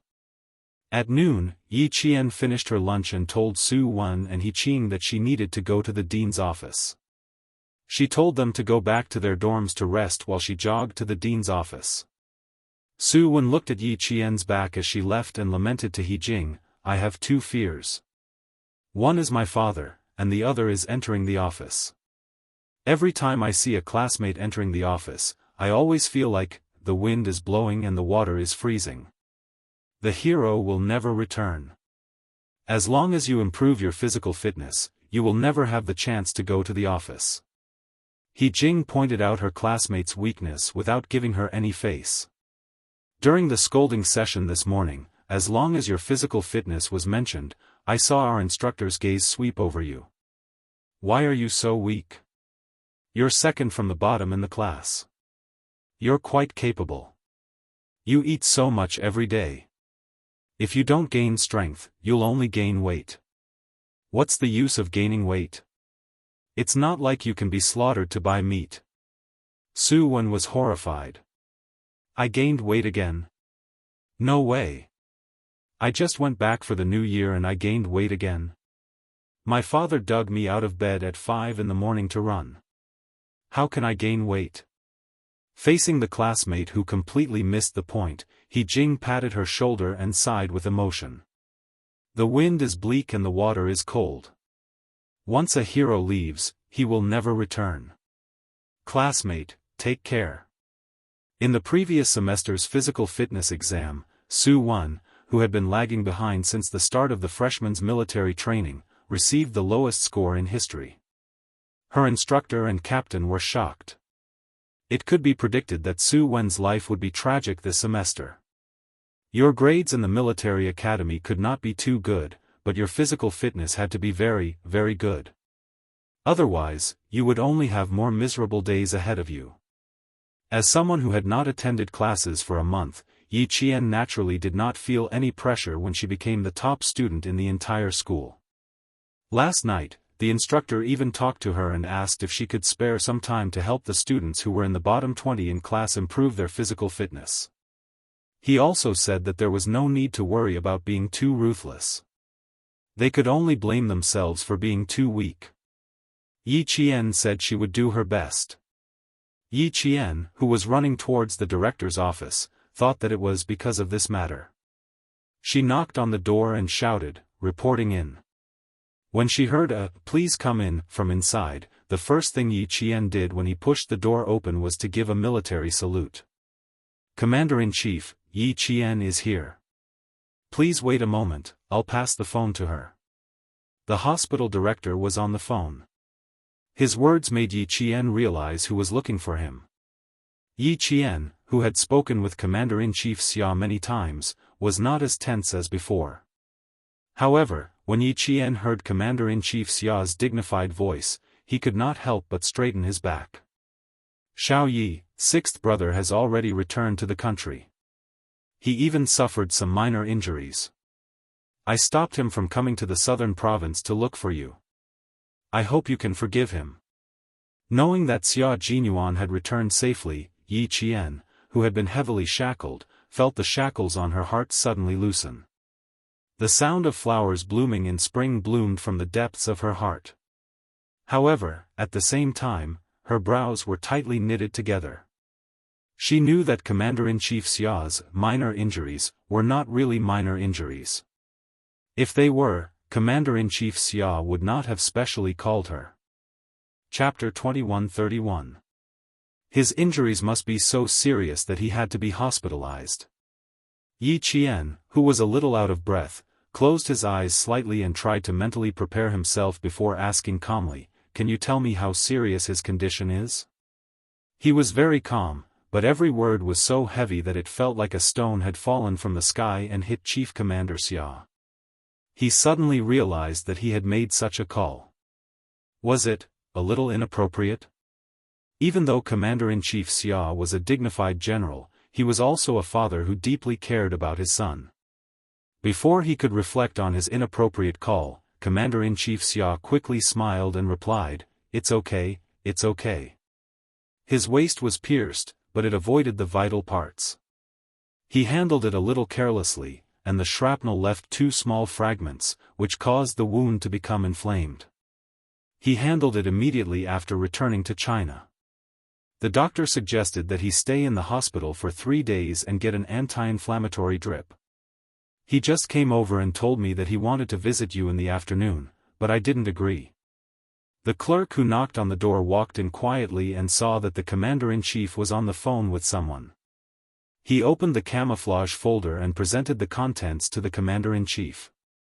This was an invitation from the political department's arts and crafts department. Commander-in-Chief Xia was invited to watch the Beijing government troops' upcoming performance in the army. The general idea was to invite leaders of all levels, and then the leaders of all levels would give instructions, guidance, and criticism. Commander-in-Chief Xia's gaze fell on one of the invited work units, pointed here, and said, "Go and ask the school leaders who will be coming to Beijing to watch." "Okay." The clerk nodded, put down the folder, and left the office. On the other end of the phone, Yi Qian secretly let out a long sigh and said in a deep voice, "Don't worry, I will definitely stop him from coming over. I will definitely keep him in the hospital for 3 days. For his health, she would definitely not let him come over to Nan province." His waist was pierced by shrapnel and avoided the vital parts. Although the injury was serious, it was better than a bullet pierced through the waist. With Yi Qian's help, Commander-in-Chief Xia was relieved. However, he could understand his son's feelings of wanting to see his girlfriend. It was quite pitiful for the 2 of them to be apart so much. Thinking of the document just now, Commander-in-Chief Xia asked about Yi Qian's grades last semester and whether anything had happened in the past few days. Yi Qian, who had good grades, reported his grades one by one. "My overall grades are okay. There's not much to do in the next few days. The main classes haven't started yet, so I'll focus on physical fitness for the time being." Focus on physical fitness for the time being. That's easy.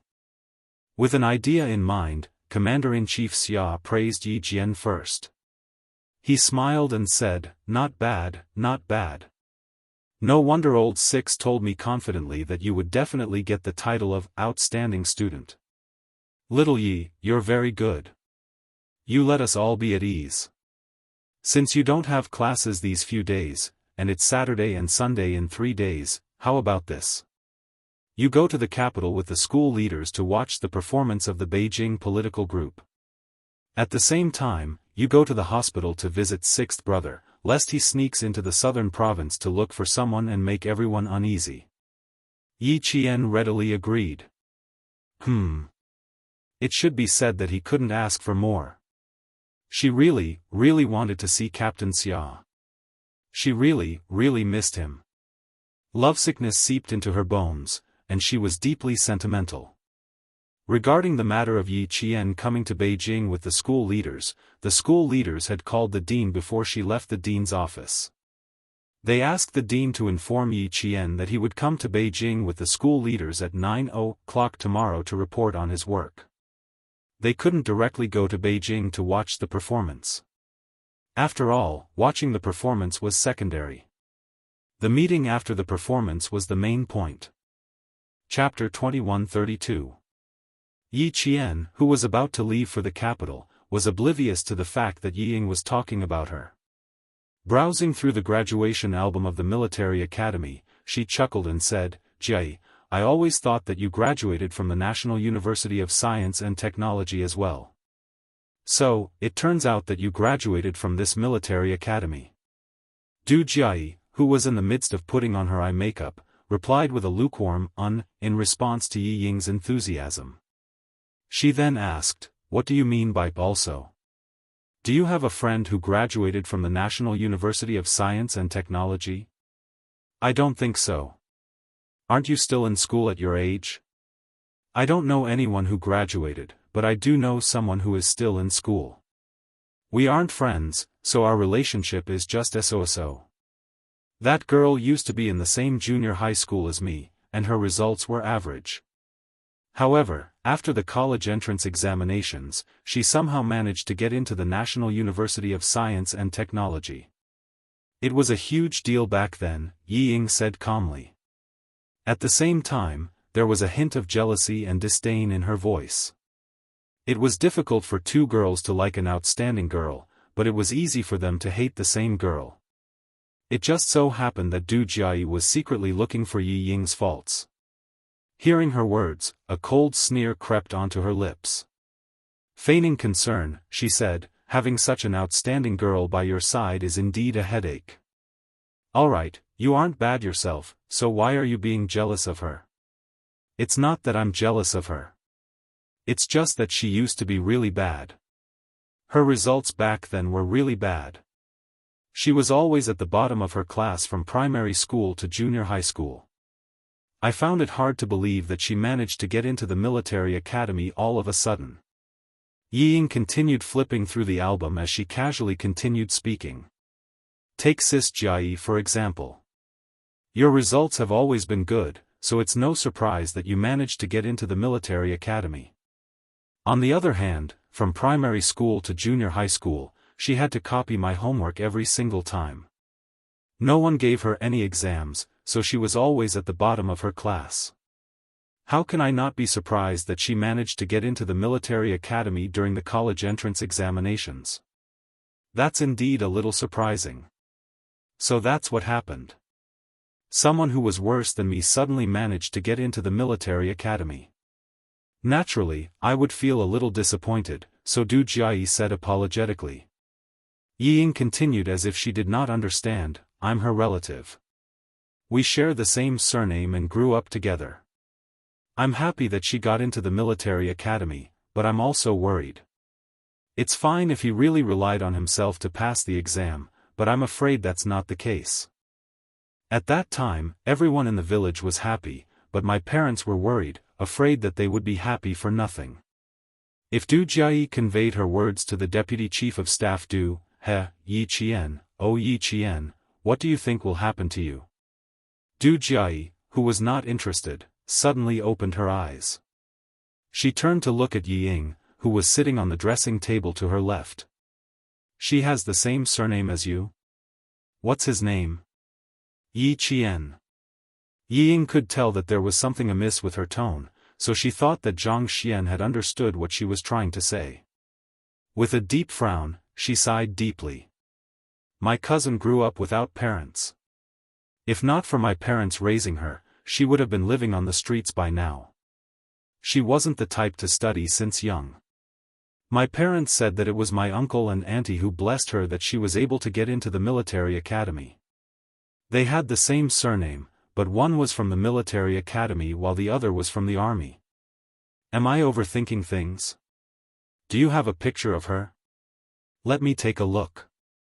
Regardless of whether I'm overthinking things or not, I'll know once I see the picture. Du Jiayi asked, unwilling to give up. Chapter 2133. Du Jiayi was far more scheming than Yi Qian, and she was better at hiding things.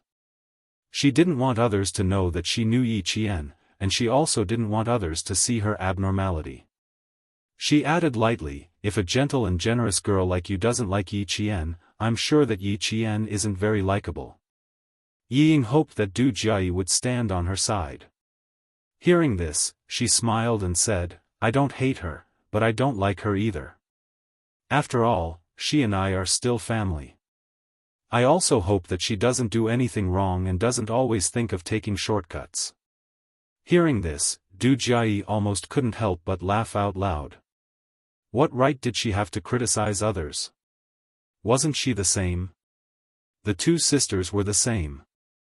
If the Yi Qian she was talking about was the same person as the Yi Qian she knew, then it really was.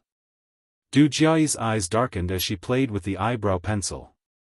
If it really was the same person, she had to admit that Yi Qian was undoubtedly much better than Yi Ying. However, they had one thing in common, and that was that she didn't like either of them.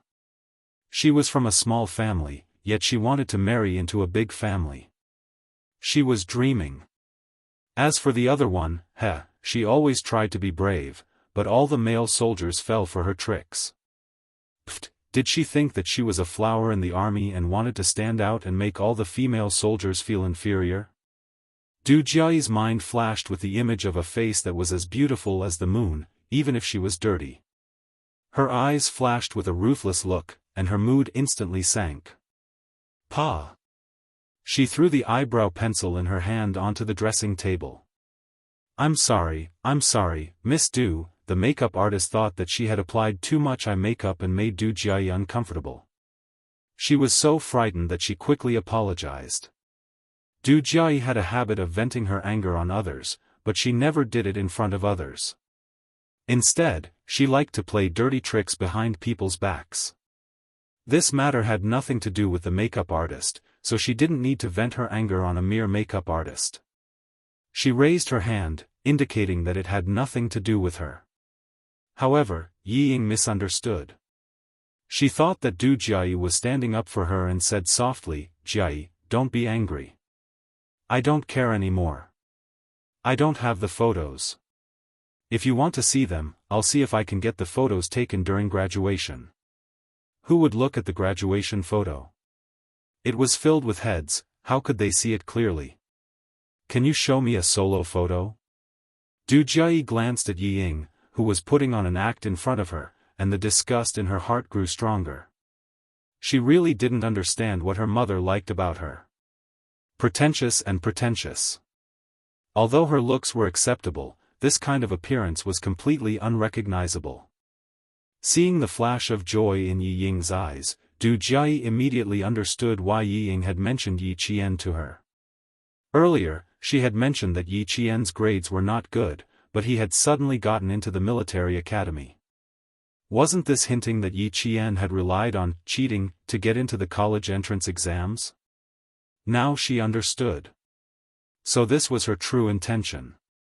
Since you said that her grades might be fake, then we have to check it out. The military academy is meant to groom future military officers. How can there be fish eyes as pearls? Give me the solo photo as soon as possible. I'll ask my father to find out what's going on. Yi Ying was so agitated that she secretly pinched her thigh to suppress her excitement. However, she pinched herself too hard. Her expression of pain and excitement intertwined, causing her sweet features to twist. She panicked and said, there's no need to check, there's no need to check. She's doing very well now. I heard that if she didn't pass the military academy's new training program, she would be rejected. Since she didn't, it means that she's still capable. Chapter 2134. The door of the dressing room was pushed open and Madame Li, who was dressed in a dignified and noble manner, walked in. Yi Ying, who was talking, turned her head when she heard the noise. She hurriedly adjusted her expression and stood up. She stood up gracefully and greeted Madame Li, Madam. Madame Li took in all her expressions. She didn't know what was going on and thought that her daughter had embarrassed Yi Ying again. Seeing that Yi Ying could quickly adjust her expression and pretend to be calm, she smiled with satisfaction. She didn't misjudge her. She was indeed a sensible girl who knew not to embarrass others. You are injured. Don't be so polite. Sit down. Mrs. Li, who walked over elegantly, took the initiative to put her arm around Yi Ying's shoulder. She thought for a while and said, fortunately, your face is not injured. Don't wear anything else later. Just wear a military uniform. Don't put too much makeup on your face. Just be simple and elegant. Du Jiayi, who had finished the eye makeup, said with a smile, Mom, in fact, I don't need to put on too much makeup. Just be simple and elegant.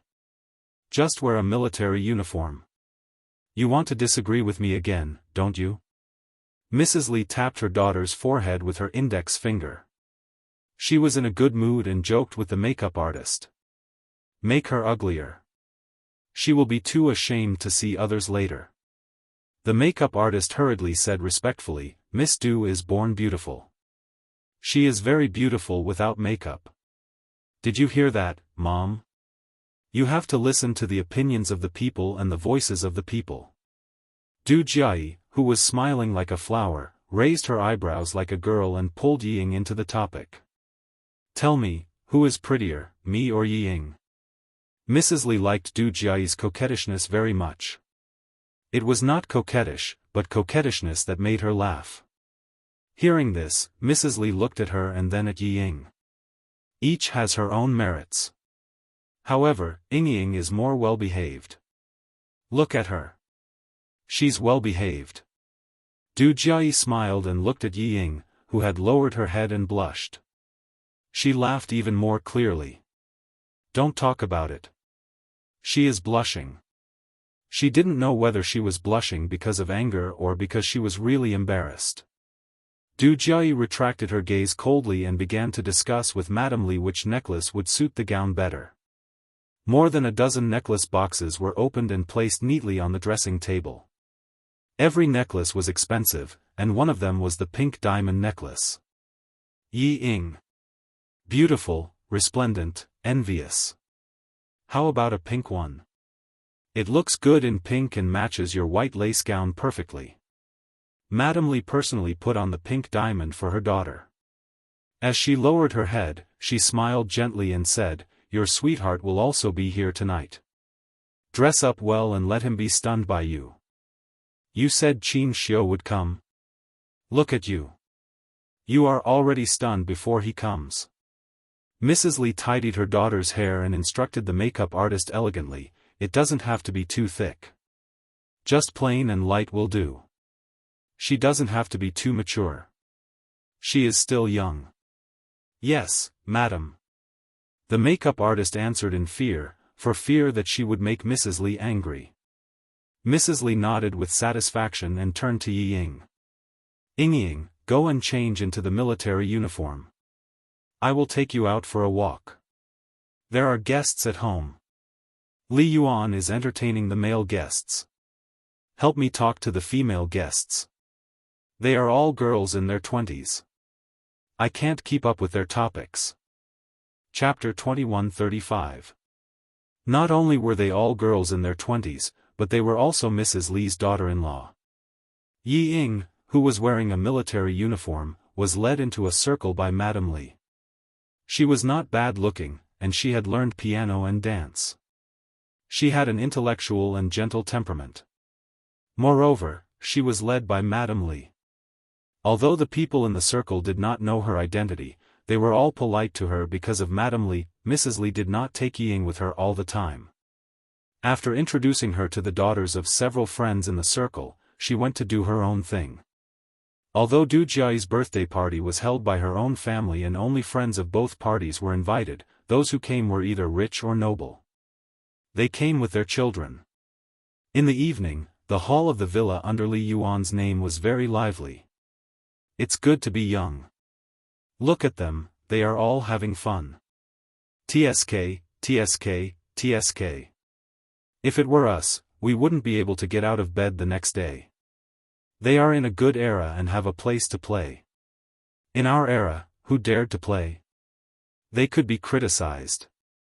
That's right. At that time, there was no fun or food.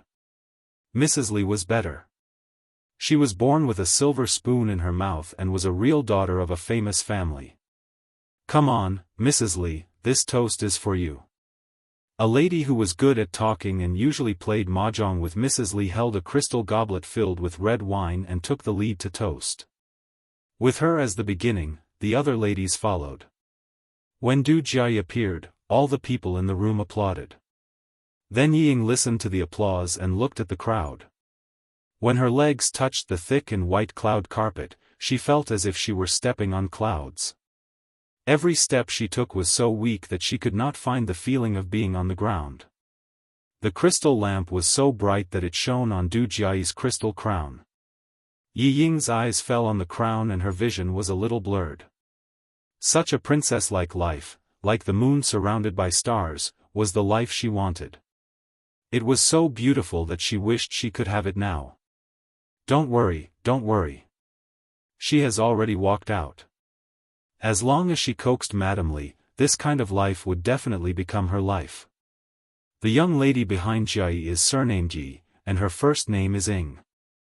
After studying in France, she was specially recruited into the Beijing political group. Although she's young, she's very obedient and well-behaved. I really like her personality. Observing secretly in the afternoon, Madame Li found that Yi Ying was very good at dealing with people and things. When she met two people who deliberately made things difficult for her, she calmly retorted with her own ability and helped everyone to save face. After observing for the whole afternoon, Madame Li felt more satisfied. Only then did she formally introduce Yi Ying to her friends. With her special introduction, Yi Ying's name gradually spread. Before the banquet ended, everyone knew that Madame Li liked a girl from the southern province named Yi Ying.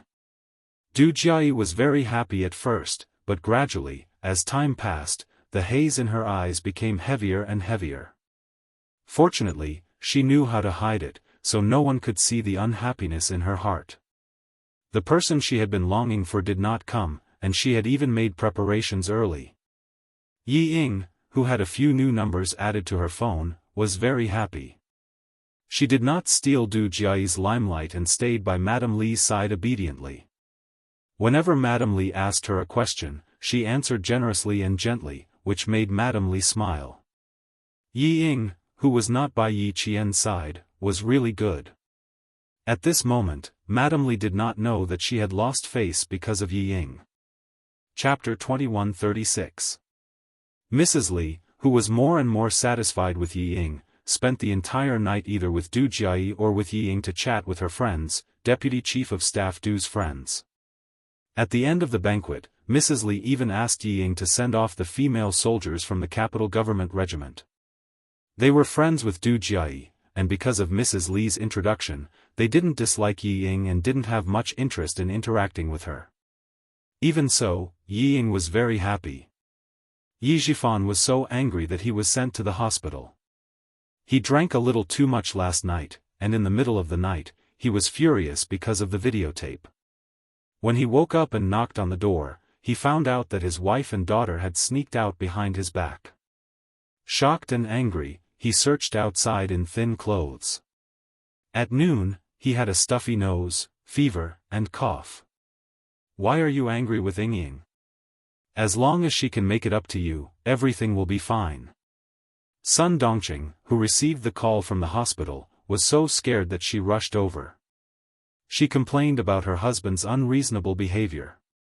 I hit and scolded her last night. Ying Ying knows that she was wrong. She is our only daughter. Did you really beat her to death? I was very angry. At that time, I wanted to beat her to death as well.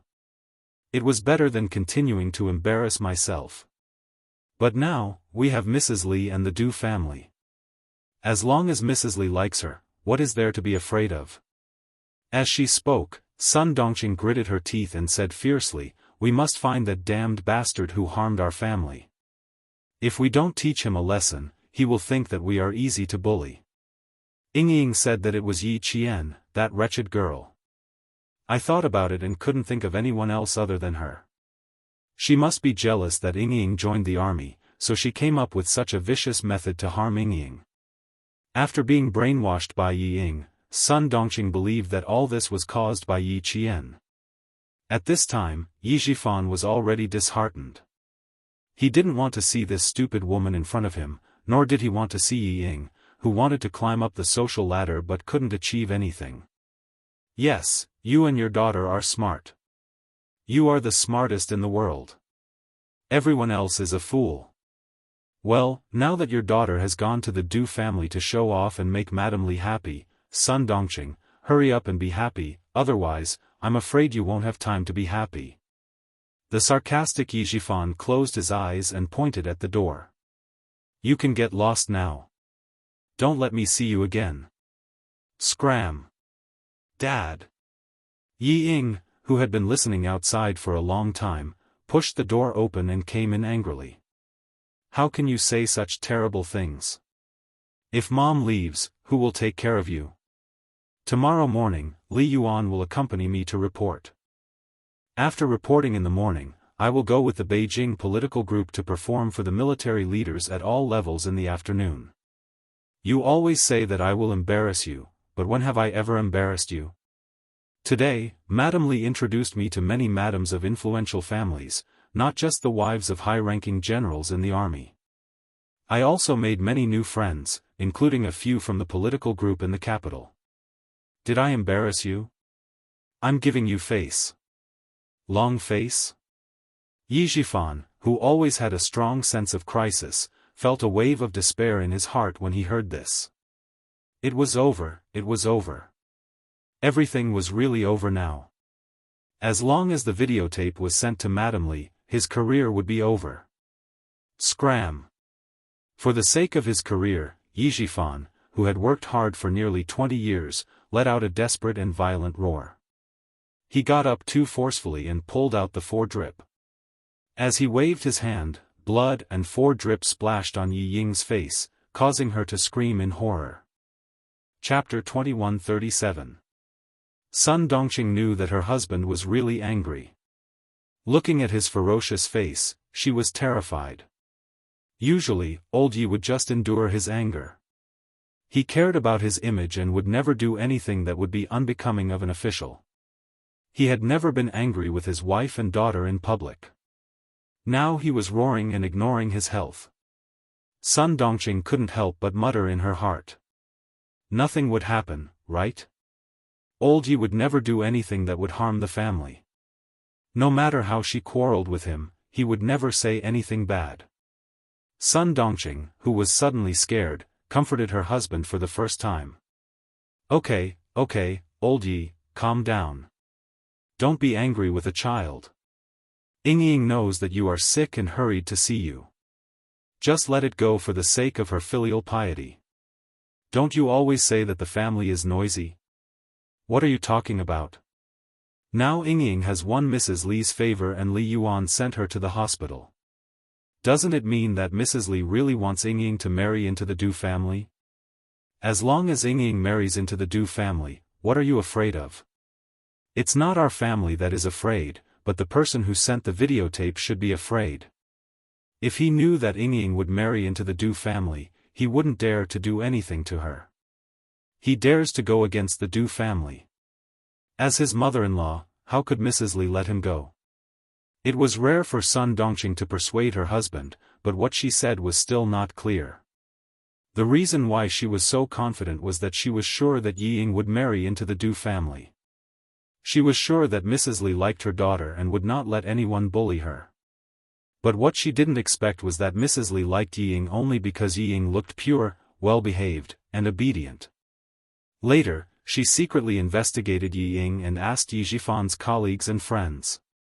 She found out that Director Ye's daughter was indeed obedient, well-behaved, and didn't have any messy boyfriends. She also found out that Ying went abroad to study at an elite school. Only then did she think more highly of Ying. Mrs. Li's conditions for choosing a daughter-in-law were quite strict. The most important one was that her daughter must be pure and not tainted. Yi Zhifan's position as an official, Ying's obedience, and all other aspects combined made Madame Li see him in a different light.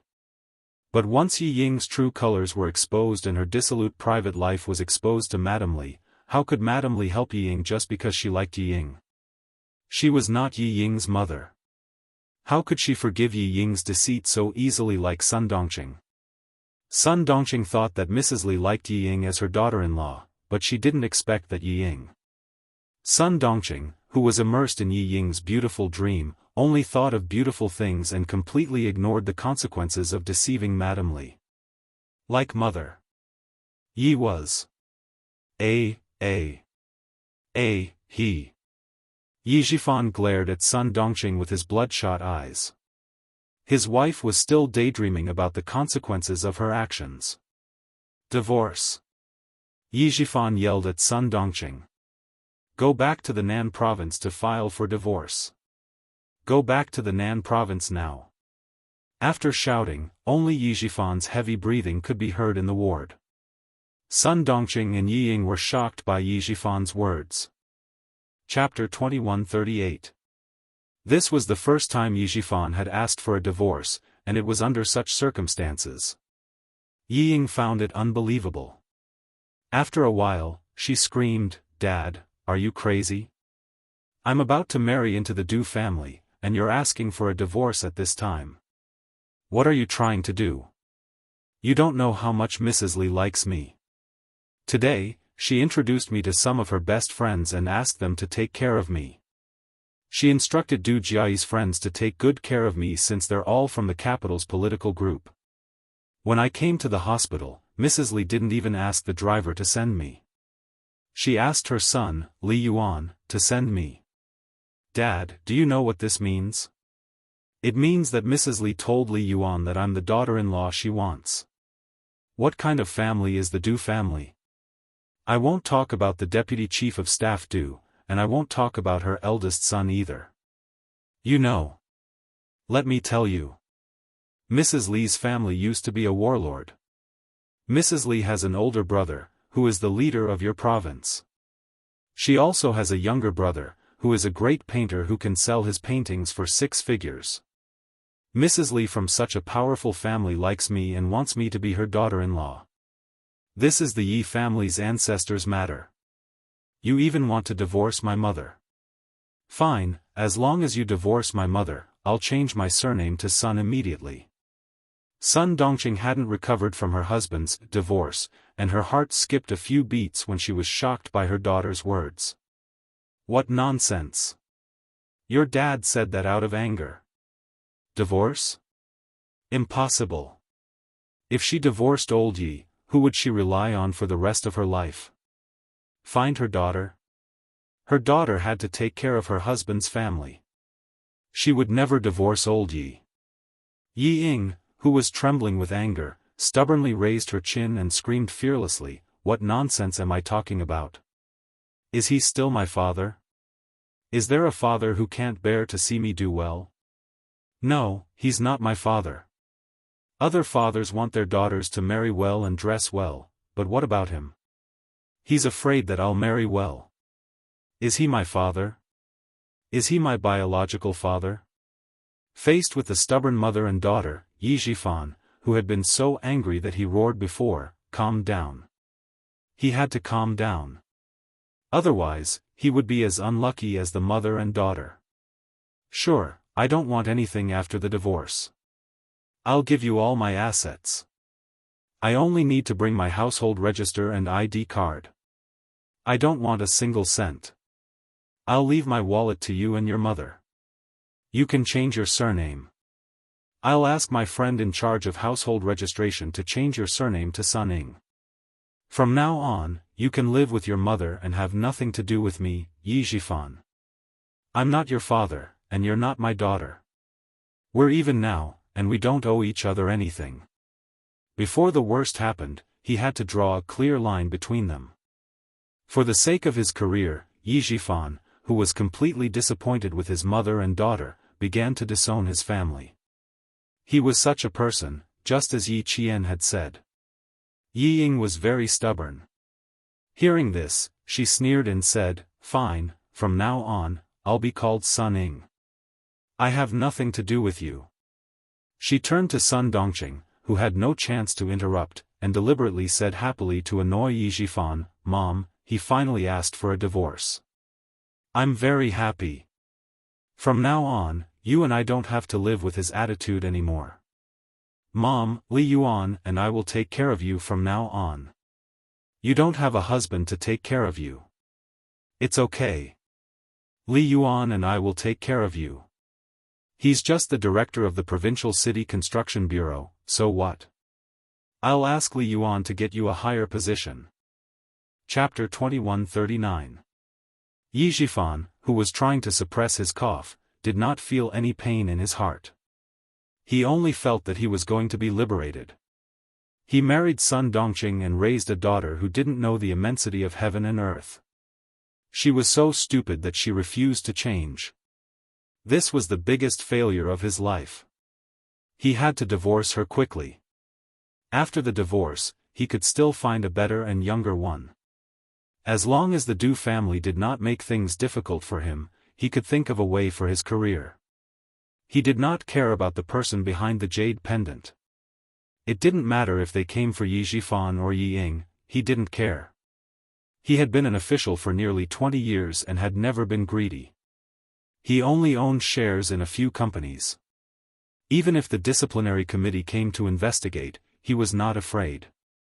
Yi Jifan, who was calmly thinking of a way out, threw both mother and daughter out of his life. He did not care even if she was his own daughter.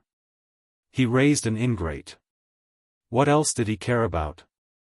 Sun Dongqing would never agree to a divorce. This was something that would embarrass her. How could she agree? This time, no matter what Yi Ying said, she was not moved. Old Yi, you want a divorce? Over my dead body. Sun Dongqing crossed her arms and sat on the bed. Yi Ying is your daughter, and she is also my daughter. Divorce? Dream on. Sun Dongqing did not make a fuss. She only stared coldly at Yi Jifan. Don't even think about it. I am a member of the Yi family. I will be a ghost of the Yi family even if I die. Her refusal made Yi Ying anxious. She rushed over and pulled Sun Dongqing up. Let's go, Mom. Let's go. I won't beg him anymore. I won't beg him anymore. I will do my best for you. I won't let you down. I will definitely let you live a good life. He doesn't even acknowledge me. Why should I acknowledge him? Mom, go back to the southern province and divorce him. Divorce him. The beating last night was a new contrast to the luxurious life she enjoyed at the Du family. Yi Ying hated Yi Jifan even more. She could not wait to cut off their father-daughter relationship. I'm not leaving. I'm not going anywhere. You want a divorce? No way. Sun Dongqing, who had been provoked once again by Yi Ying, suddenly exploded. She yelled at Yi Jifan, if you dare to divorce me, I'll go to your office and make a scene. Make a ruckus until you can't be the bureau chief anymore. How dare you threaten me? Yi Jifan turned his head and glared fiercely at Sun Dongqing. If you dare to make trouble for me and make me unable to be the director, I'll make sure your daughter can't even enter the army. Holding Yi Ying's letter of enlistment and the videotape, Yi Jifan was even more ruthless. I can tear up the letter of enlistment and send the videotape directly to the Deputy Chief of Staff Du. Sun Dongqing, you dare to threaten me? Let's see who can outplay who. Only Yi Jifan and Sun Dongqing could have turned against each other to this extent. Yi Ying was frightened. She hugged Sun Dongqing's arm and cried, Mom, please, please divorce him. I'm your daughter. For me, please divorce him quickly. I have to report at 12 tomorrow. Go back to the southern province now and finish the paperwork by tomorrow morning. Please, I'm begging you. Sun Dongqing's lifeline was Yi Ying. She hoped that Yi Ying could succeed. The last thing she wanted was for Yi Ying's future to be blocked. She never thought that her husband would threaten her with Yi Ying's future just to force her to divorce him. Sun Dongqing, who could not accept this, screamed and threw herself at Yi Jifan. How dare you force me, Yi Jifan? You bastard! How dare you force me? I'll fight you. I'll fight you. Chapter 2140. Yi Ying, who was caught off guard, was pushed to the ground. Seeing the chaos, she didn't try to stop them. Instead, she stared at the videotape in Yi Jifan's hand and her notice of enlistment. She wanted to grab it. Although Yi Jifan was sick, he was not so sick that Sun Dongqing could pounce on him. His face turned pale and he shouted angrily, Did I force you? Did I fucking force you? It's you and your daughter who want to kill me. Marry into the Du family? She was the daughter-in-law of a powerful family. How dare they think about it after such a big scandal? Did they think that Mrs. Li was blind? Did they think that she was easy to talk to and would forgive Ying easily? Yi Zhifan didn't say this sentence again. It was useless to say it. She might not divorce him. At night, all the wards were quiet. The noise of the family of three had already attracted complaints from patients in other wards. Just as Yi Ying was about to snatch the letter of enlistment back, the nurse pushed the door open and entered with several security guards. What are you doing? Do you think the hospital is a market? If you want to quarrel, do it outside. The security guards rushed in and quickly separated Yi Ying and Sun Dongqing. Yi Zhifan covered the back of his hand, coughed and gasped, "My ex-wife brought her daughter here to make a scene. Please help me ask them to leave. Also, my heart is beating fast and my head hurts. My blood pressure may be unstable. Please check it for me. Thank you." Ex-wife? She had become his ex-wife without a divorce? Sun Dongqing was so angry that she pointed at Yi Zhifan's nose and shouted, "Yi Zhifan, you bastard! When did I become your ex-wife? Threatening your daughter? I'll fight with you, I'll fight with you." Seeing the security guards and nurses come in, Yi Ying felt a little guilty. She was afraid that it would become a joke and reach Mrs. Li's ears. "Mom, let's go first." She got up and tried to support Sun Dongqing, who seemed to have gone crazy, and kept persuading her, "He won't care about us anymore. I told you, he won't care about us anymore. Get divorced, get divorced." One day, she would make him regret driving his daughter out. Yi Ying's eyes darkened as she gritted her teeth. She didn't believe that she couldn't accomplish anything without him. With Madame Li's appreciation, as long as she could marry into the Du family, she would make everyone who looked down on her regret. Sun Dongqing did not want to leave, no matter how much Yi Ying persuaded her. Seeing that there were so many security guards, she acted like a shrew and rolled on the ground. What a heartless man. I've been with him for so long, and in the end, he still wants a divorce. The more she acted like this, the more Yi Zhifan hated her. He tried his best to get Yi Ying into the army, tried his best to let the family live a good life, but what happened in the end? No matter how hard he tried, he couldn't stop the mother and daughter's stupidity. They were biting off more than they could chew. If he didn't want to be dragged down, the only way out was to divorce. Yi Zhifan, who was sitting on the bed, didn't say anything else. He just pressed on his chest and took deep breaths. He looked like he was having a heart attack. When the nurse saw this, she immediately asked the security guards to take them out. The patient was the most important. It was useless for Sun Dongqing to make a big fuss. The more she disturbed the silence of the ward, the angrier he would be. Yi Ying didn't want to be taken away by the security guards. She glared at Yi Zhifan angrily. Seeing his back to her, Yi Ying was so angry that her masseter was trembling. She scolded the security guards, "I'll go by myself. Get out of my way." When Sun Dongqing saw the security guards coming to drag her away, she screamed, "Hit me! Hit me! The security guards are hitting me. I want to call the police. I want to call the police." The security guards responded quickly, "Okay, it's good that you call the police. Go to the police station and spend the night there. Ask someone to bail you out tomorrow." Chapter 2141. Yi Ying heard that she had called the police and needed someone to bail her out.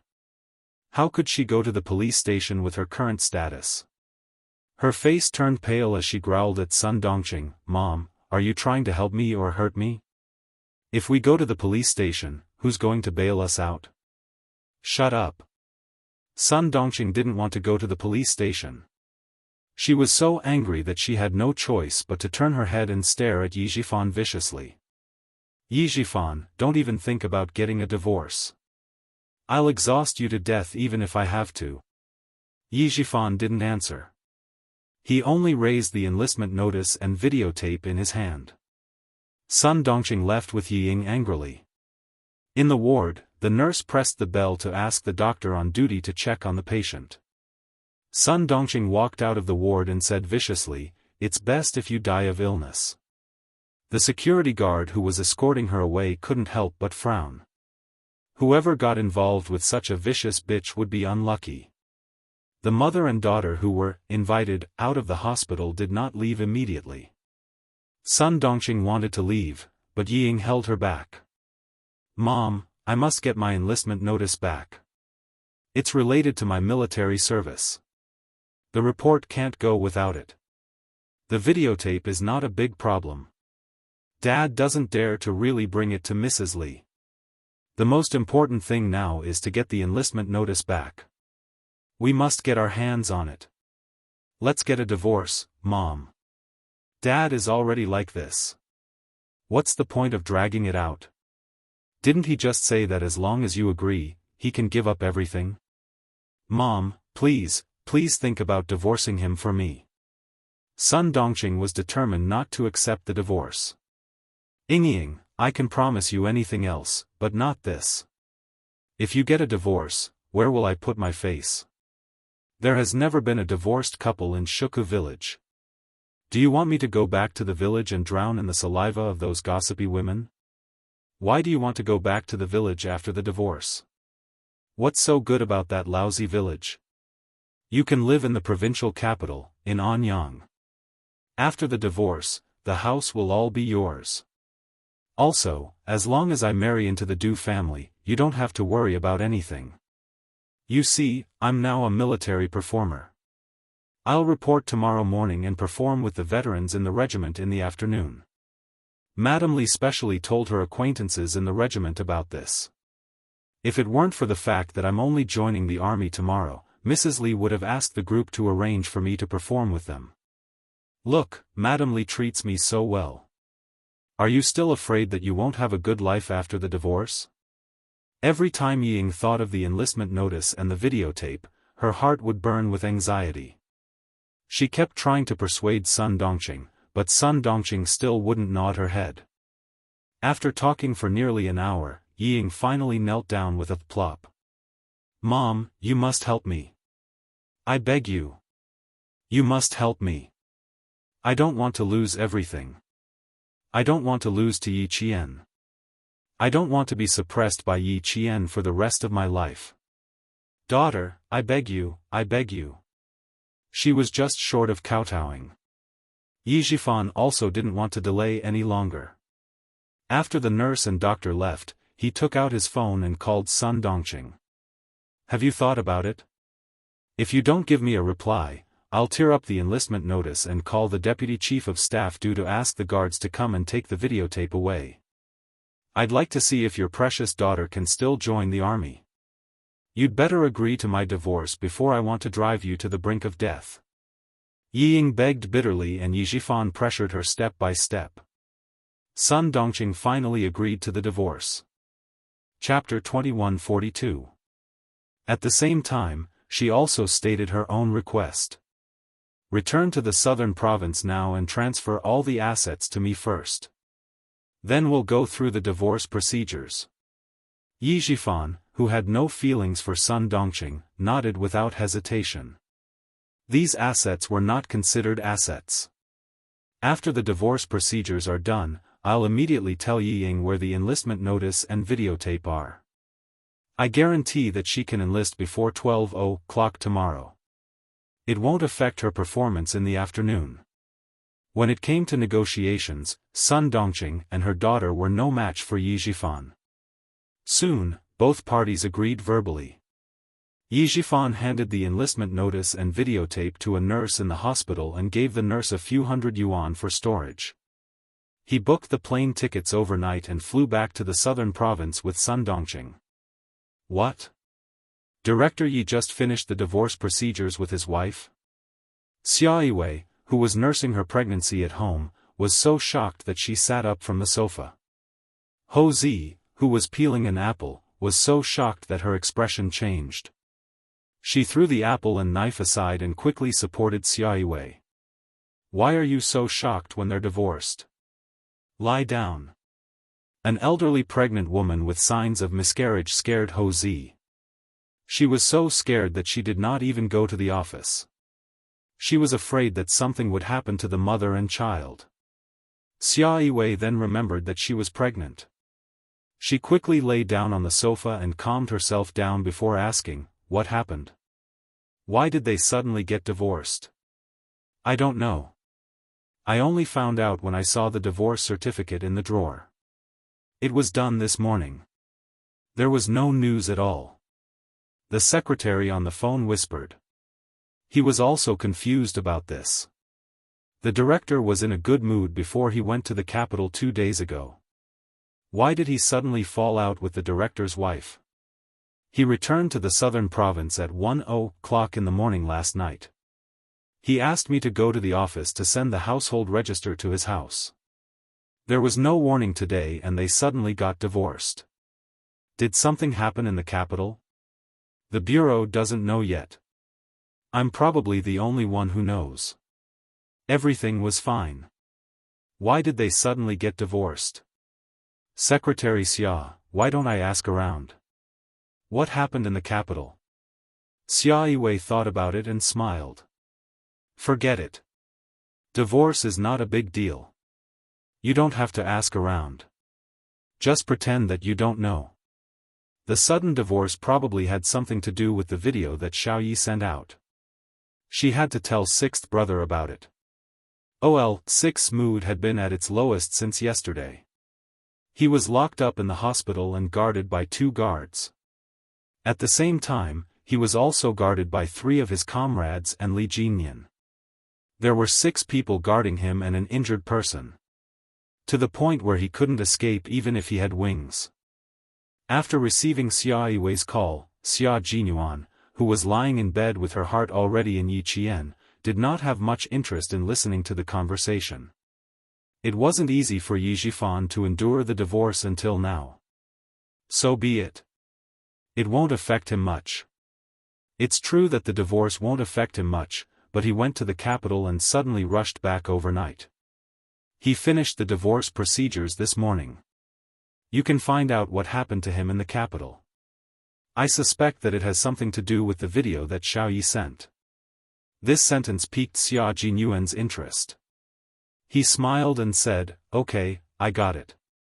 Take care of yourself. I'll keep an eye on him." The 4 comrades in the ward who were playing level up did not hear the other words clearly, but they heard the words, "keep an eye on him," very clearly. Han Zheng asked, "Who asked an injured person like you to keep an eye on him?" Chapter 2143. Xia Jinyuan had been in a bad mood since yesterday. He was locked up in the hospital and was guarded by 2 guards. At the same time, 3 of his comrades and Li Jinyan were guarding him. There were 6 people guarding him and an injured person. In order to prevent him from leaving the hospital and running to Nan province, the 6 of them guarded him until he couldn't escape. After receiving Xiaoyiwei's call, Xia Jinyuan, who was lying in bed with his heart already in Yiqian, lost interest in listening. It wasn't easy for Yi Zhifan to endure the divorce until now. So be it. It won't affect him much. The divorce won't affect him much, but he went to Beijing and suddenly rushed back overnight. He finished the divorce procedures this morning. You can find out what happened to him in Beijing. I suspect it has something to do with the videotape Xiaoyi sent. Xia Jinyuan's interest was piqued. He smiled and said, "Okay, I got it. Take care of yourself. I'll keep an eye on him." The 4 comrades in the ward who were playing level up didn't hear much except for the words, "keep an eye on him." Han Zheng asked, "Who asked an injured person like you to keep an eye on him?" It's not a person. It's a private matter. I have to keep an eye on Yiqian to prevent him from being snatched away. Xia Jinyuan put down his phone and looked at his comrades who were brazenly playing level up in front of him. His thin lips curled up slightly, revealing an elegant smile. Why don't you play with a little money? If you don't play big, a few yuan per round is fine. Li Jinyan, who had played a card, coldly exposed his comrade's plan. You want us to go back to the military headquarters to drink cold water and sit in a dark room, right? No matter how big the game was, gambling was prohibited in the military. Captain, you're so evil. I almost fell for it. Han Zheng said as he held down the K7 card with one hand. Wait, I still have a pair of spades. Up. My 2 of spades is the biggest. Are you kidding me? We agreed not to remember the cards. Do I even need to remember the cards? I remember it with one look. Do I need to remember the cards? Remember at a glance? Isn't that just memorizing the cards? Han Zheng and V8 laughed and reprimanded each other. Although it was a little boring to watch over the disobedient wounded, it was still okay to play cards. They had been fighting since yesterday and took turns to rest at night. They had been fighting since the morning and it was almost time for lunch. Xia Jinyuan looked at the group of comrades he could not defeat alone. He pressed his slender fingers against his forehead and then asked Han Zheng, "Help me find out something urgent." He wanted Han Zheng to find out if Yi Shifan had any conflicts with the Du family since he came to Beijing. Du family? How are you related to the Du family? The Du family celebrated Du Jiai's birthday last night and held a small birthday party. The people who attended were all acquaintances and friends of the Du family. One of my friends and his sister also went. Wait a moment, I'll call and ask. Han Zheng had a lot of good-for-nothing friends. If he had anything to ask, he could definitely find out everything. He picked up his phone and was about to go outside to make a call. As he walked out, he said hello to his friend. When he looked up, he saw a slender figure walking toward him. She saw him in advance and smiled faintly. Are you going out to work? Damn. I'm not busy. Help me find out if anything big happened at Du Jiai's birthday party last night. I have to go now, something urgent came up. Goodbye. She finished her sentence in 3 seconds. Then, she smiled widely at Yi Qian. I'm not busy. Didn't I know you were coming, so I specially came to pick you up. Chapter 2144. It was definitely a pleasant surprise. With Yi Qian's arrival, they finally didn't have to keep an eye on the troublesome old six. If he wasn't injured, Demon King Li would probably be the only one who could guard one room. Han Zheng, who was grinning from ear to ear, turned around and pushed the door open. Come in. Everyone is waiting for you. He made a gentlemanly gesture and said, My humble abode is simple, and there's a disobedient fellow here. Please bear with her. Everyone in the ward looked up at Han Zheng. Because he spoke politely, they all thought that a leader had come to visit. The 3 people at the card table quickly hid their cards and stood up to wait for the leader to come in. The leader came in quickly. The person that he had been thinking about day and night suddenly appeared in the ward. Xia Jinyuan, who was lying on the bed, chased them away. You can leave now. Go away and don't come back. Yi Qian came in wearing her military uniform. She saluted her comrades in the ward who were all higher ranked than her and said, I'll have to trouble you to guard the ward. I have something to do with the leader at 2 in the afternoon, so I can only stay for an hour. Since he could only stay for an hour during the day, he would definitely have time at night. Xia Jinyuan thought to himself. After asking all his comrades to leave, he quickly locked the door, turned around, and took large strides to hug the girl he had been thinking about. I missed you very much, little fox. He kissed her forehead eagerly. His kisses spread from her forehead all the way to Yi Qian's delicate lips. He didn't give Yi Qian a chance to speak. Xia Jinyuan, who missed her so much that his heart couldn't help but tremble whenever he thought of her name, occupied his territory. His large hands tightly held her waist and pulled her fiercely into his embrace. This was a deep kiss that erupted purely out of longing. The scorching hot breath that was filled with longing wrapped around her tightly, making her world only have his existence. Yi Qian, who had always been slow to react to intimacy, was momentarily stunned by the sudden kiss. With the nimble possession of his tongue and the invasion of his refreshing breath, Yi Qian's passion was instantly ignited. She missed him very, very much, just like how he missed her very, very much. The affectionate kiss was so gentle that it made her heart sink.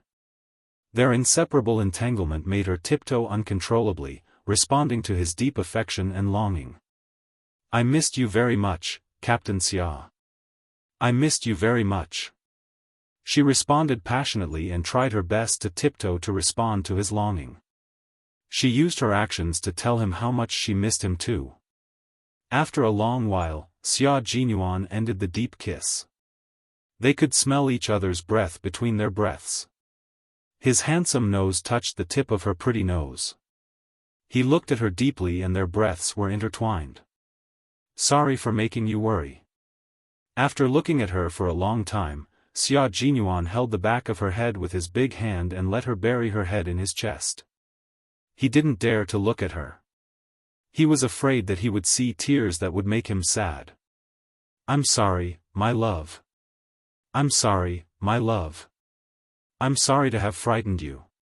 He couldn't say he was sorry directly. This was the responsibility of a soldier. He couldn't say he was sorry.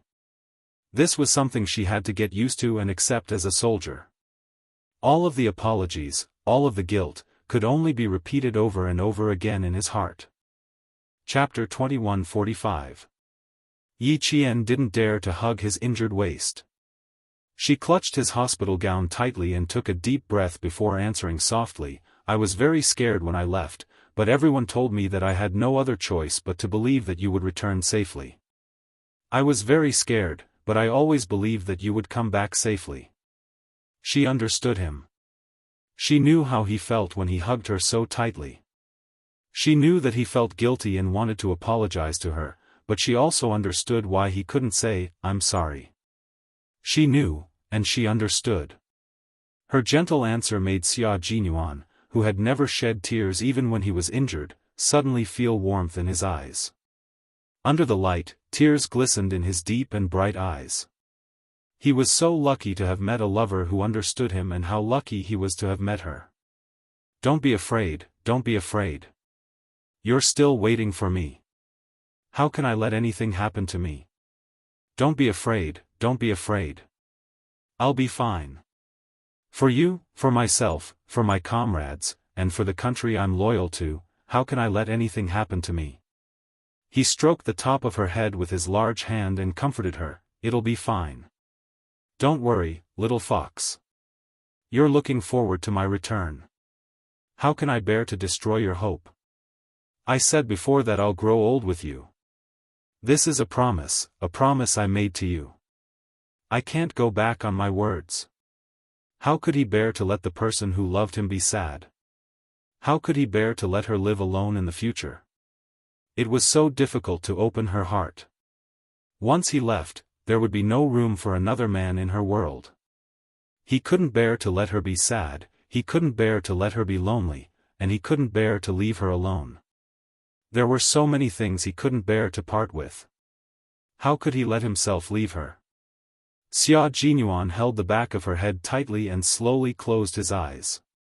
He lowered his head and planted a kiss on the top of her head. I love you, Yi Qian. I'll love you with my life, until the end of my life. He would love her so deeply, loving this lover who made his heart ache and made him pity her.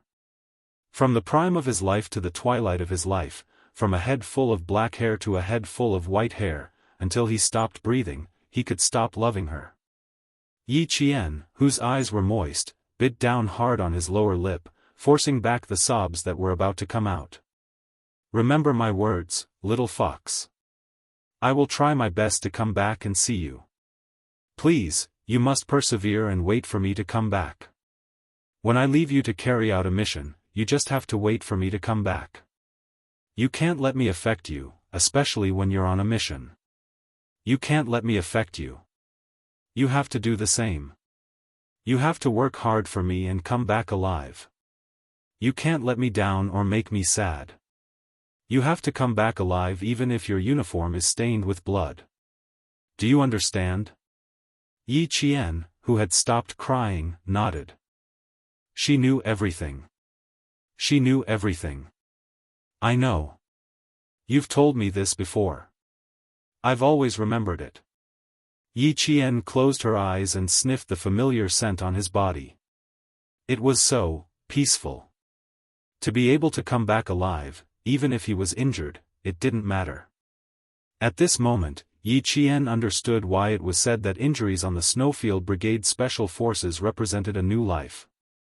It turned out that coming back alive with injuries represented a new life. Chapter 2146. Xia Jinyuan had always known that Yi Qian was very obedient to him. She would remember every single word that he said. Every time he heard her say that she remembered his words, his heart would always soften and melt into water. You're so obedient, my baby. Xia Jinyuan lowered his head and smiled as he kissed her forehead. Suddenly, he bent down and picked her up while Yi Qian was unprepared. He smiled and said, "Don't move. I can't use my strength as I please. If you move, you might slip from my hands." Yi Qian didn't dare to move. She was afraid that if she struggled, she would reopen his wound. She gripped his clothes tightly with both hands and looked at him with displeasure. "I won't move. Aren't you afraid that your wound will reopen if you bend down and pick me up?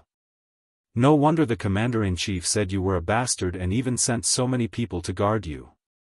They really did protect me this time." Xia Jinyuan smiled. The person he missed had already arrived, so it didn't matter if he guarded her or not. He carried her to the bed and couldn't help but lower his head to kiss her lips that were red from his kisses. He said softly, "You only have an hour. Come to the bed with me." How could Yi Qian refuse? He was injured and it was best for him to rest in bed. Yi Qian didn't dare to lie in his arms. She only dared to rest her head on his shoulder and hold his arm with both hands as she listened to him talk about the danger he encountered. "I was interrogated when I returned, but fortunately, I wasn't the main person in charge. I was fine after being whipped a few times. They were all minor injuries. My skin wasn't even broken." The two of them lay on the bed that was not spacious and whispered about those thrilling things. No matter how thrilling it was, after Xia Jinyuan's narration, it was not thrilling anymore. They just skimmed over it casually. After my mission was completed, I decided to add another mission at the last minute when they were exchanging fire. I triggered a hidden alarm and was hit by shrapnel. That's why I was injured. There wasn't much of a problem. I checked it out and was discharged after 3 days of anti-inflammatory injections. He said it with a faint smile. The bloody gunfight turned into a child's fight. Yi Jian, who was lying on the side, couldn't help but get up a little. She then looked down at the man lying flat on the bed. Her fingers gently caressed his slightly thin handsome face. She didn't say too much because they both understood each other. They wore the same military uniform and carried out the same dangerous mission. They really understood each other. Sigh. She originally wanted to teach him a lesson, but now she really couldn't bear to. It was normal that he didn't recognize her when he was on the mission. He was injured. Xia Jinyuan couldn't help but smile at her gentle touch. He closed his eyes and felt her affectionate gaze. She used her fingers to trace his face. From his eyebrows to his eyes, to the tip of his nose, all the way to his lips. Her fingers gently caressed his face, then she used her delicate lips to kiss him. She kissed his forehead, his eyes, the tip of his nose, and finally stopped at his lips. She used the tip of her soft tongue to gently lick his lips, then nimbly entered and danced with the tip of his tongue. "Little fox," he called out softly. He reached out and pulled Yi Qian into his arms. "I'm not that weak. I just need to avoid the wound." Yi Qian kissed his thin lips, then kissed his handsome chin. "Lie down properly. I want to see your wound." "What's there to see? I'll bandage it." "You won't be able to see it even if you want to." The wound that had been stitched up again, to be honest, it was a little hideous. He really didn't dare to let her see, for he was afraid that her heart would ache. Chapter 2147. Gently biting his chin with her teeth, Yi Jian, whose voice was as soft as water, snorted, "You didn't recognize me, and I didn't care. Now, I just want to see your injuries. Are you not happy? Happy, happy.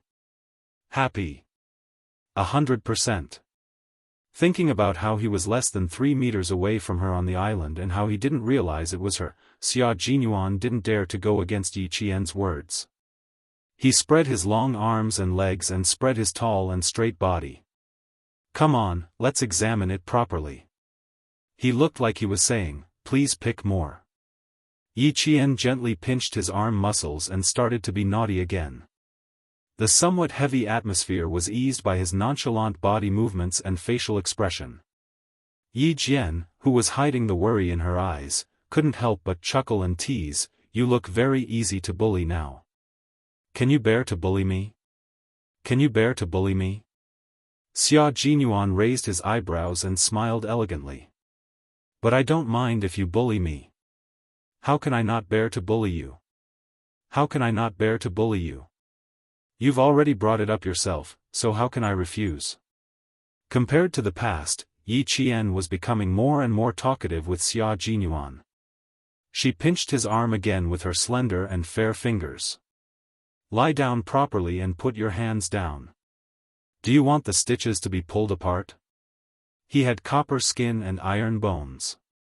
She couldn't pinch him without using some force. The so-called bullying was nothing more than loud thunder but small raindrops. She pinched the same spot twice in a row. Seeing his cynical handsome face contorted in pain, Yi Jianjian stopped before going too far. Xia Jinyuan saw this and chuckled sexily. His little fox couldn't even bear to bully him. Yi Qian carefully lifted the patient's gown and saw a corner of the white gauze. He held his breath. He did not see the wound, only the gauze. His heart ached faintly. His fingers gently caressed the edge of the gauze, and his voice was tense as he muttered to himself, "Fortunately, it's a bullet wound, so it's easier to disinfect and treat it. There's no deep purplish bruise on the lumbar muscles. Fortunately, the muscles weren't cut off. Captain Xia, I don't know how many injuries you have. Did you deal with them yourself first? Of course you'll deal with it yourself. With your temper, you won't go to the hospital if you can avoid it. Even if you go to the hospital, you won't be content and will do everything possible to get discharged. Move to the side a little. Let me look behind you. The shrapnel came in from the front and went out from the back of your waist. You're lucky that the shrapnel didn't stay in your body. When you hugged me just now, you used a lot of strength on your waist. I don't think you pulled the thread open. Otherwise, there would be blood seeping out of the gauze." Without expecting Xia Jinyuan to answer, Yi Qian answered his own question. Both his front and back were wrapped in sterile gauze. Even if he was lying flat, he had to turn his body slightly to avoid pressing on the wound. Through the gauze, he could smell the anti-inflammatory medicine and the faint smell of blood from the wound. Yi Qian sighed softly as he looked at the gauze. He slowly lowered his head and closed his eyes. Yi Qian kissed the gauze gently and tenderly. The kiss was too light, and there was a gauze between them. Logically speaking, one should not feel anything. However, Xia Jinyuan felt it. Under the trembling kiss, the muscles at the edge of the wound twitched and trembled. The trembling sensation suddenly rushed up and into his heart, causing his heart to tremble. Chapter 2148. She was talking to herself, but she didn't want him to know how much she cared for him and how worried she was about him.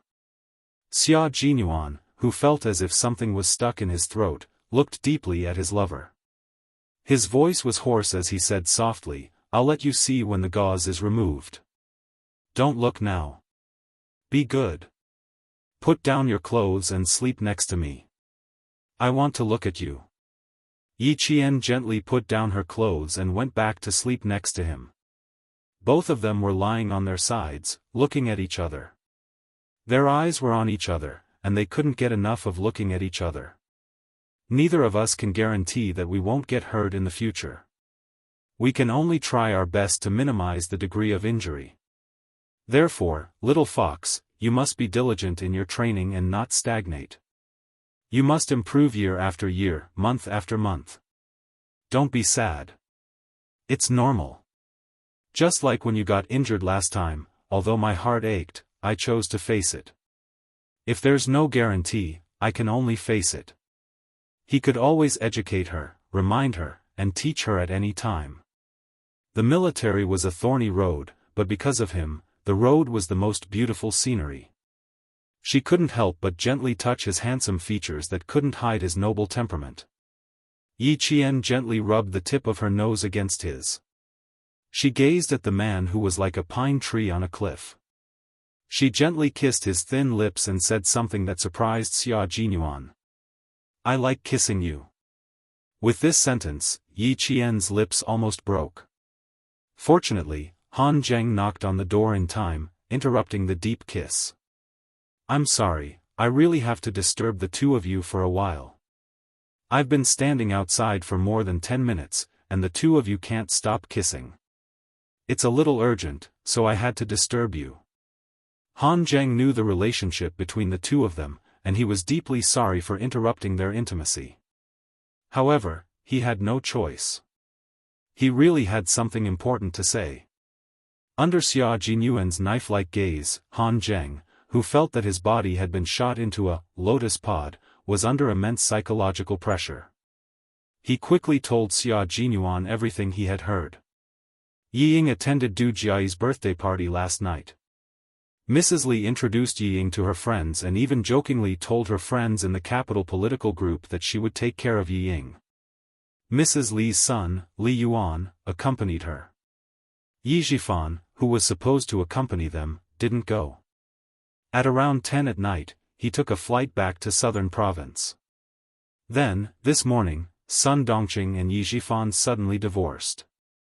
Well, this is what I heard. In short, Mrs. Li is very satisfied with Yi Ying. Then, those who attended the banquet, including my friend and his sister, all think that Mrs. Li probably wants Li Yuan to marry Yi Ying. That's all. Sorry for bothering you. Goodbye. After telling Xia Jinyuan everything he had heard, Han Zheng didn't waste a second. He sensibly got up and left quickly, not giving Xia Jinyuan a chance to shoot daggers at him. Interrupting their deep kiss had already made him suffer 5 minutes of knife-throwing. If he didn't stay any longer, he was afraid that old Six's fist would hit his face. Yi Qian couldn't help but squint as he listened to this rather complicated and bizarre story. It sounded bizarre and unbelievable, but after thinking about it for a while, he understood. She looked helplessly at Han Zheng, who was running away. She pursed her lips and said to Xia Jinyuan, "You were the one who asked him to find out, and now you're blaming him. Captain Xia, aren't you afraid that Han Zheng will cut ties with you?" Chapter 2149. We've been breaking up with each other since we were kids. We've broken up countless times, but we've never succeeded. Xia Jinyuan, who was counting the time in his head, half-hugged Yi Qian, who was sitting on the edge of the bed.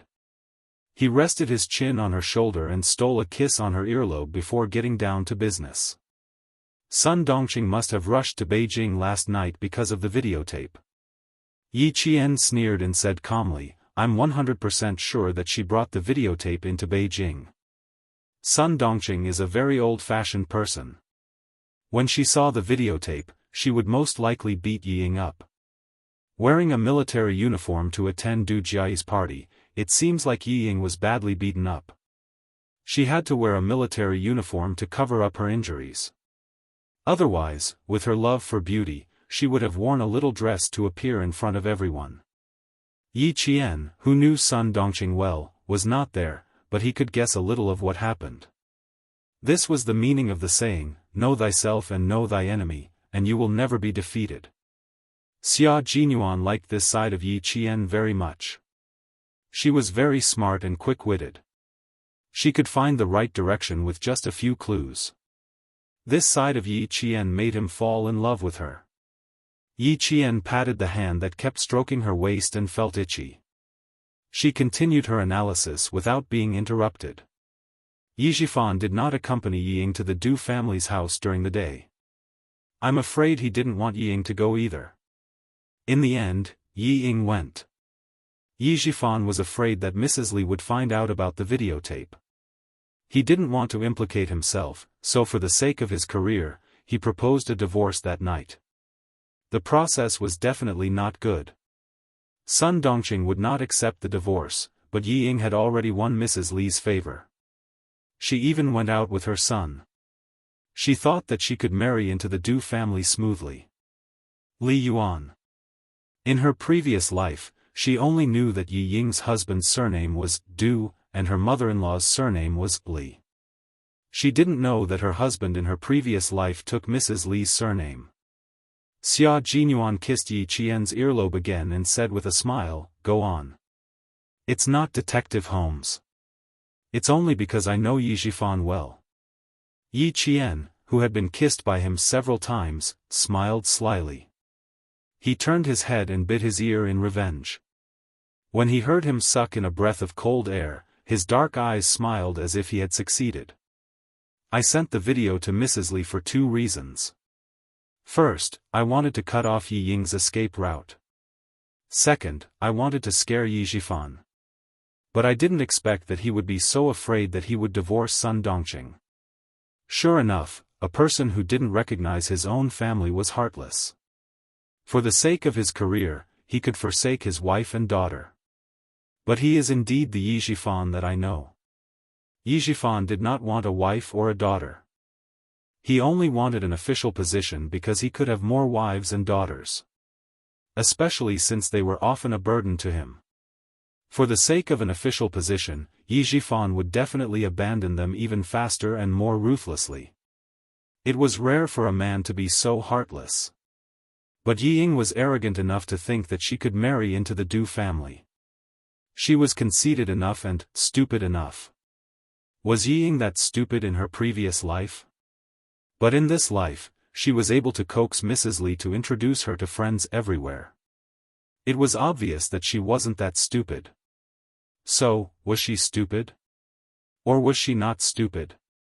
After leaving the hospital, Yi Qian couldn't help but wonder. Knowing that Yi Qian wouldn't be leaving until Sunday, Xia Jinyuan didn't want to go back to the southern province anymore. He asked Yi Qian about the package number to Mrs. Li and began to add fuel to the fire. He wanted to make it bigger, faster, and more lively. He didn't do anything. After checking the package's location, he told the delivery man to deliver it to Mrs. Li today. Chapter 2150. At this time, Xia Jinyuan only wanted to add some firewood to the fire, but he didn't expect things to be so lively in the end that it exceeded his expectations. At 2:00 sharp, Yi Qian followed the military academy leaders and military leaders into the grand performance hall amidst the applause of the soldiers. The person next to her was none other than Commander-in-Chief Xia, who was talking to her. After the performance, leave later. Come with me to the hospital to visit old six. In order to let Yi Qian hear what he was saying amidst the applause, Commander-in-Chief Xia lowered his head slightly. In the eyes of the soldiers, it was the leader showing concern for the soldiers. However, in the eyes of Yi Ying, who was clapping behind them, it was a bolt from the blue. Her eyes widened in fear and her applause was even slower by half a beat. Fortunately, her applause was soft and the applause from the audience fell in unison. Her sudden clapping did not cause a commotion. Even so, it still made the class leader, who was taking care of her, break out in cold sweat. Yi Ying, what are you doing? The class leader reprimanded softly, you have to follow the rhythm when clapping. Didn't I teach you before? A recruit who joined the military less than 2 hours ago came out to watch the performance with them without even making her bed properly. She didn't know what the leader planned for her. Even taking care of a recruit shouldn't be like this.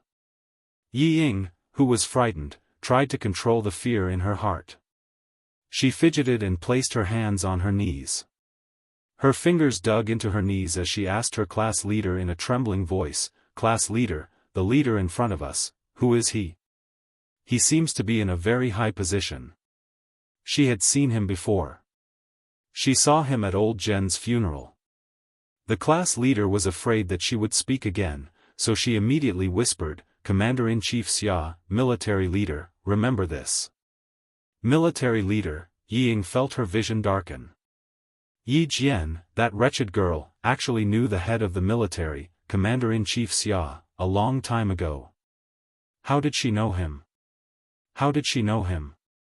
Why could she still accompany Commander-in-Chief Xia? What right did she have? Don't talk. If the platoon leader sees me going back with you, I'll be punished. The class leader saw that there was something wrong with her expression. He thought it was the first time she was scared to see the chief, so he comforted her, "Don't worry, the chief isn't someone you can see whenever you want. You're lucky to be able to see the chief as soon as you joined the army. But, there's still a military academy student beside the chief." Yi Ying, who was so scared that her heart was trembling, stuttered.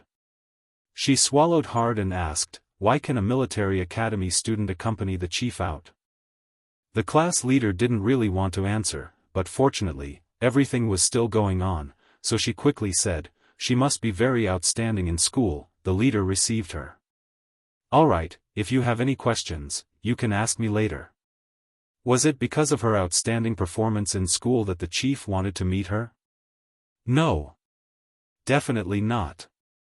How could she not know how capable that bitch Yi Jian was? She did have the ability to fool ordinary people, but in the elite troops, her ability to fool ordinary people was not enough. How could she possibly be received by the head of the military? There must be a problem, there must be a problem. Yi Ying, who couldn't accept this, madly guessed.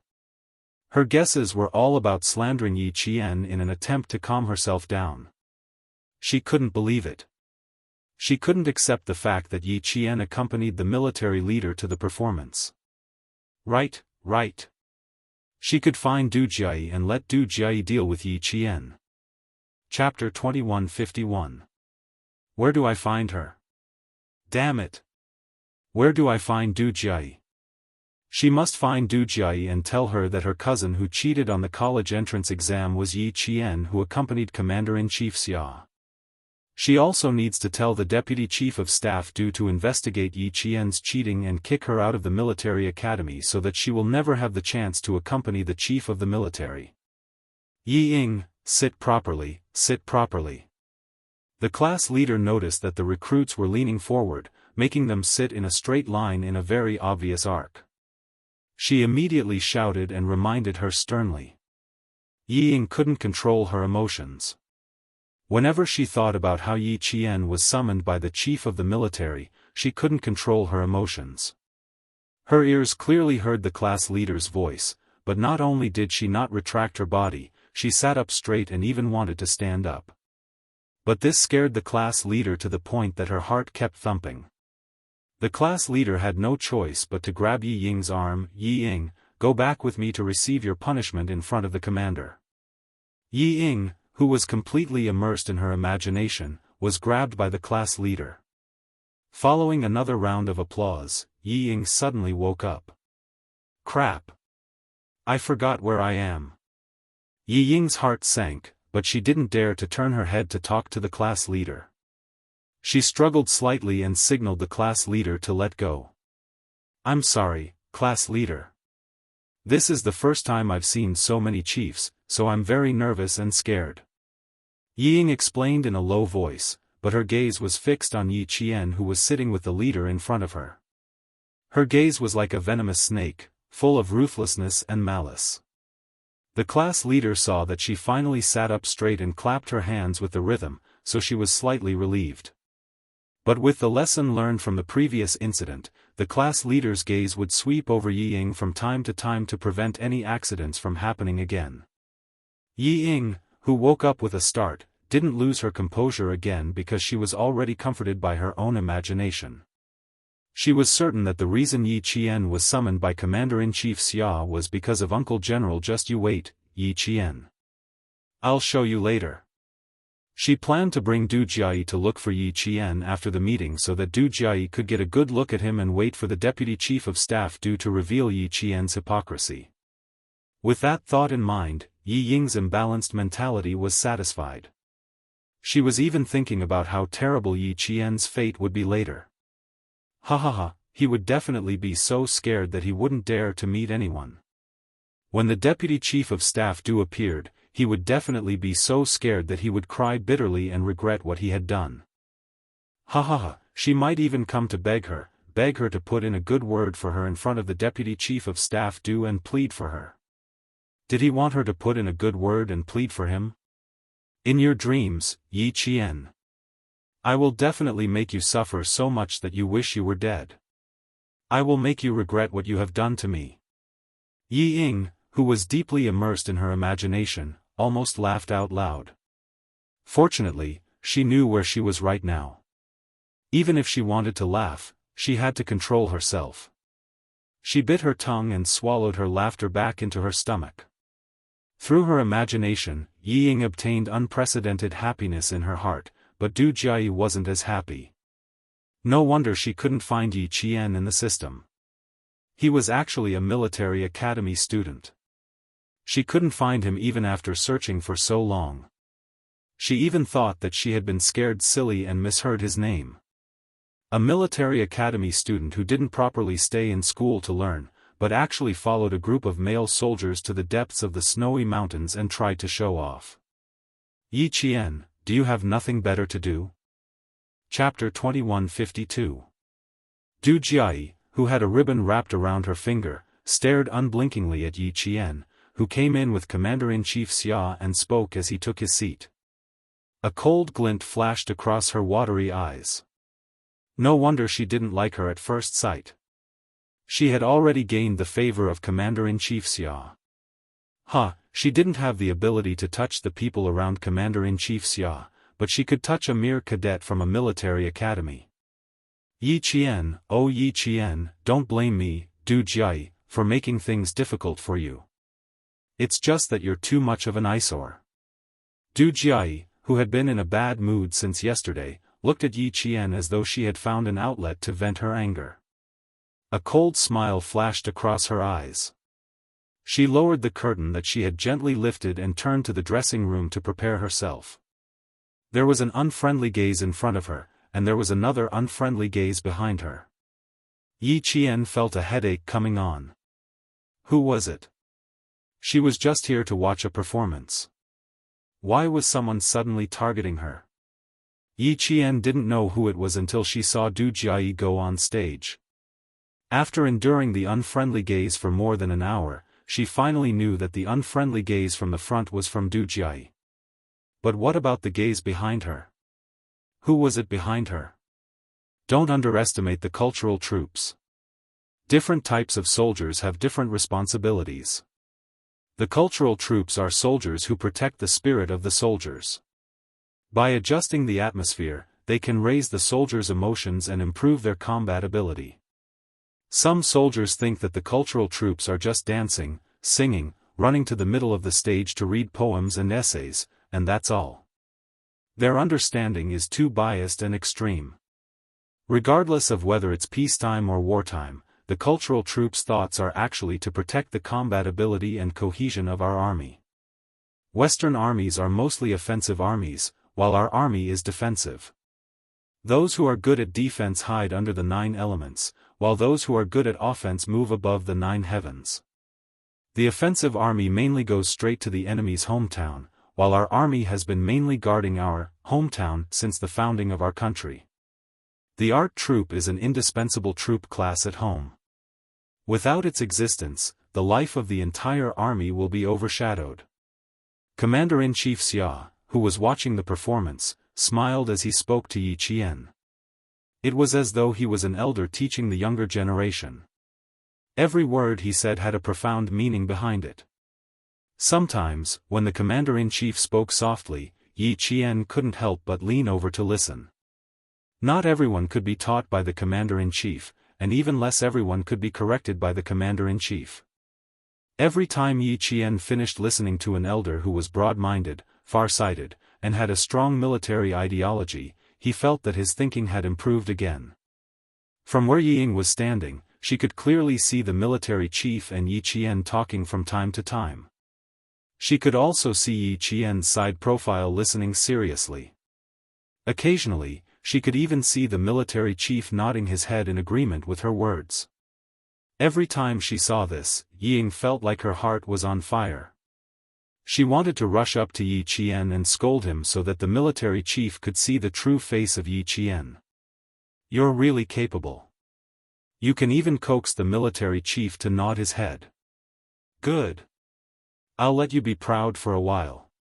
Very soon, I'll make sure you won't be able to be proud anymore." The vicious gaze that burst out seemed to condense into a substance. The gaze was so strong and had a strong sense of existence that Yi Jian could not help but turn her head and catch it with her sharp eyes. It was too easy for Yi Qian to find Yi Ying. Everyone's eyes were focused on the stage. Only Yi Ying, who was sitting in the fourth row from the back, was staring at her. Chapter 2153. So it was Yi Ying. She finally figured out who was staring at her from behind. She didn't expect that Yi Jian, who dared to be distracted while accompanying the chief, would suddenly look over and see her accurately. Yi Ying was so flustered that she choked on her own saliva, but she didn't dare to cough. It was so uncomfortable that her cheeks turned red. In her panic, she looked away for less than a second. She suddenly realized that she looked very embarrassed and made Yi Qian laugh at her. She couldn't help but stare at him again. She tried to raise her aura, trying to force Yi Qian to panic with her gaze. Unfortunately, everything she did was a joke in Yi Jian's eyes. It only made the corners of Yi Jian's mouth curl up into a faint sneer before he withdrew his gaze in an unhurried manner. Her cold smile made Yi Ying so angry that she felt like her chest was about to explode. She clenched her teeth and squeezed out Yi Qian's name from between her teeth. "Yi Qian. Just you wait." She grabbed her knees with both hands and dug her nails into them until they turned red. In the magnificent performance hall, the Beijing government troops' outstanding troupe presented a wonderful and morale-boosting performance. The applause from the audience told the troupe on the stage how successful their performance was. Madame Li looked at the time. It was 4:00 in the afternoon, less than an hour before the performance ended. She tidied up the things on her desk and said to her secretary, "I'm leaving early. If there's anything, feel free to contact me. Also, inform the R&D department to postpone tomorrow's morning meeting to the afternoon." She almost forgot that her daughter was going back to the army tomorrow morning. She promised to send her off. "Yes, Chairman." The secretary nodded and wrote down the time of the meeting in her notebook so that she wouldn't forget. A man in his 40s, who was dressed in a suit and leather shoes, came in. He was Madame Li's senior assistant. When she wasn't in the company, her assistant could handle many company matters for her. "Chairman Li, there's a package from Nan Province. The postal worker said that the sender needs to hand it to you as soon as possible. Do you want to?" Madame Li, who was rushing to the performance venue, picked up a black, low-key leather handbag and put on the coat handed to her by her secretary. She said calmly, "Take a look at what it is first, then call me. I have something to do, so I'm leaving early." "Yes, Mr. Li." The senior assistant handed the scarf to Mrs. Li. The secretary opened the office door, and he quickly pressed the elevator button. He didn't return to his office with the package until the elevator door was completely closed. When he arrived at his office, he opened the package and saw that it was a videotape instead of a document. It was inconvenient for him to watch it immediately, so he put it aside for the time being and dealt with the other work at hand. At 5:00 sharp, the performance ended on time. All the performing soldiers stood neatly on the stage. 6 representatives stood at the front and shook hands with the military leaders. After the various military leaders left, the soldiers in the hall also left in an orderly manner. The leaders of the military academy were instructing Yi Qian and the others to meet with Commander-in-Chief Xia alone. They had to be steady and calm even if Mount Tai were to collapse in front of them. They were not to be timid and not to have any military bearing. After giving a few more instructions, the leaders of the military academy left with ease, chatting and laughing with the leaders of the other military academies. Yi Qian, on the other hand, was led by the guards to look for Commander-in-Chief Xia. Your University of Science and Technology has always been at the forefront of all the military schools. You're only in your first year and you're already so outstanding that you've even been summoned by the Commander-in-Chief. Another talent. Chapter 2154. No, you are flattering me. Come, let's talk outside, the leader replied with a smile. There were many talents in the National University of Science and Technology, and there were many students who had been summoned by the head. There was no need to make a fuss about it. Their school was like that, and so were the other schools. On the other hand, Yi Ying, who was walking out of the venue, wanted to look for Du Jiayi. She found an excuse to use the washroom and swiftly made her way to the backstage, only to bump into Du Jiayi, who was just about to leave. Sis Jiayi, didn't you say that you wanted to see Yi Qian's photo? She was sitting on the rostrum watching your spectacular performance, so you might not have noticed her. I'll bring you over to her right now. She was in a hurry to return to her unit, so she didn't notice that Du Jiayi was on the phone with Madame Li. Beside her was a guard sent by the Deputy Chief of Staff Du, and he would bring the two of them out of the venue through the passageway. When she saw Yi Ying, she immediately stuffed her bag into her hands and smiled at Madame Li. Speak of the devil. All right, that Ying you were talking about is right beside me. I'll bring her out right away. Hurry up. She still has to return to her unit. Madame Li hung up the phone with a smile. She turned to the Deputy Chief of Staff Du and said, Bring me to old Xia. Shu Man has already returned to the country, but I haven't seen old Six around. I'll have to ask him what's going on. It's understandable that he didn't go over previously. After all, he's been in the military for an entire year. I don't believe that old Xia would be willing to leave his son in the military all year round, not even allowing him to accompany Master Xia and the old madam during the new year. Jiayi hasn't been back all year round. If old Xia is stricter, it's not impossible for his son not to come back all year round. The Deputy Chief of Staff Du shook his head and replied with a smile. Just say a few words. Don't let old Xia have anything against you. When has he not had anything against me? I'm still lacking his opinion. Madame Li raised her chin slightly. Her eyes, which had obvious fish lines at the corners of her eyes, looked quite arrogant. When she saw a colonel with 2 bars and 3 stars, she restrained her expression and put on a dignified smile. Old Zhong from the Capital Political Group is here. I asked Ying to come out and talk to me. Ask him to come over. Among the few daughters-in-law that she liked, Yi Ying was the most satisfied. Her son, Li Yuan, was also satisfied. Since that was the case, he would nurture him first. The Deputy Chief of Staff Du did not interfere in the family's affairs. It was just a matter of saying a few words. Whether it was useful or not depended on the individuals fighting. On the other side, Du Jiayi confirmed that she and the Yi Qian mentioned by Yi Ying were the same person. Countless thoughts ran through her mind. Interesting. It was rare for cousins to fight to such an extent. However, she did not tell Yi Ying that she knew Yi Qian. Instead, she pretended to be serious and said, I will first mention your suspicions to my father, but you know the details.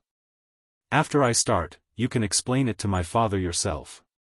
What did her mother see in Yi Ying?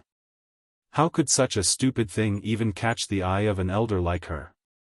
How could she get into the National University of Science and Technology by cheating? Did she think the military academy was a market? That anyone could get in? Du Jiayi looked down on Yi Ying even more.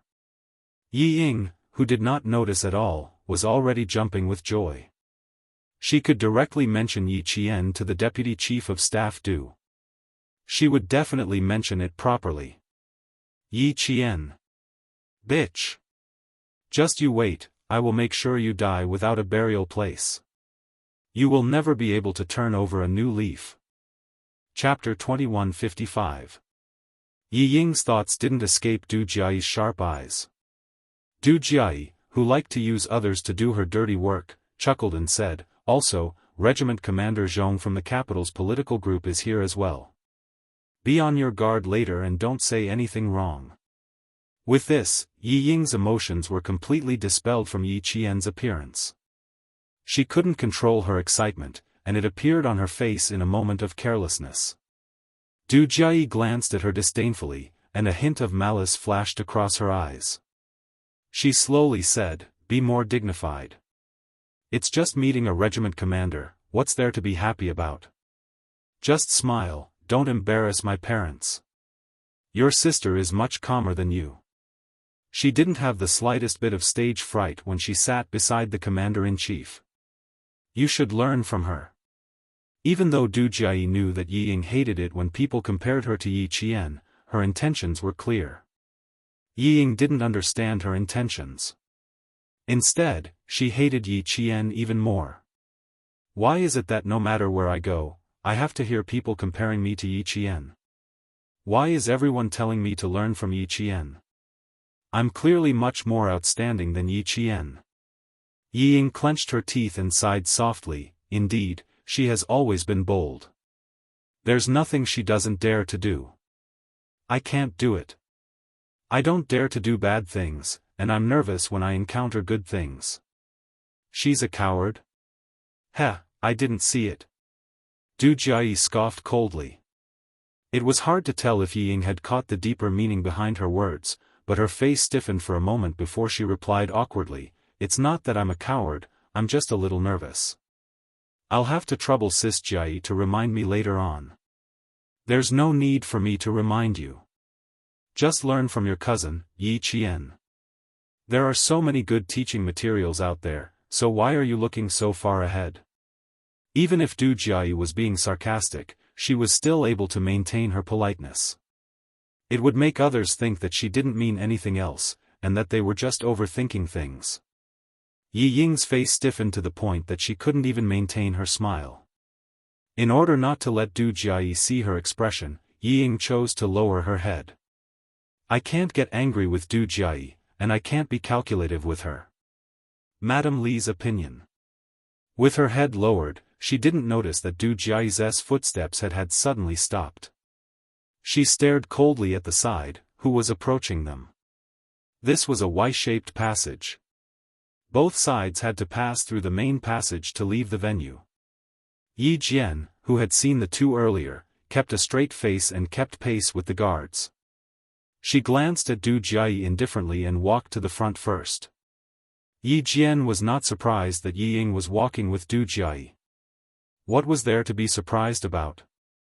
Han Zhang had already said that Madame Li was very satisfied with Yi Ying and wanted her son to marry her. Du Jiayi straightened her back and looked at Yi Qian, who ignored her. Her expression changed. What an arrogant and conceited military academy student. She didn't even smile when she saw that he chose to ignore her. Very well, I'll teach her a lesson later. Staring at the back of the person in front of her, she said in a low voice, why didn't you greet your cousin when you saw her? Yi Ying didn't see Yi Qian from the front. When she looked up, she only saw the side of Yi Qian's face. It was calm, and filled with an aura that made her not dare to look directly at him. She doesn't like me talking to her. Why should I be annoying? Yi Ying said, trying to cover it up. She lowered her head even more. Too despicable, too despicable. Both of you are too despicable. Yi Qian, Du Jiayi, there's no one more despicable than you. Chapter 2156. Yi Ying didn't dare to offend either of them and could only curse in her heart. She lowered her head and cursed in her heart with every step she took. She didn't want to run into Yi Qian at all. She didn't want Yi Qian to be standing not far away when she was talking to the Deputy Chief of Staff Du. Thinking of this, Yi Ying couldn't help but slow down. Du Jiayi was the opposite. She didn't like the two sisters. Discord? Great. Let them disgust each other. She could just stand aside and watch. She had to let Madame Li see her and let her know how hypocritical her daughter-in-law was. Her words were so disgusting that it made people vomit. Ying wanted to leave a little later, but Du Jiayi didn't give her a chance. She urged, "Walk faster. Do you want my parents and Colonel Zhong to wait for you? My mother hates waiting for people. Don't make my mother angry." All the words were not as lethal as this sentence.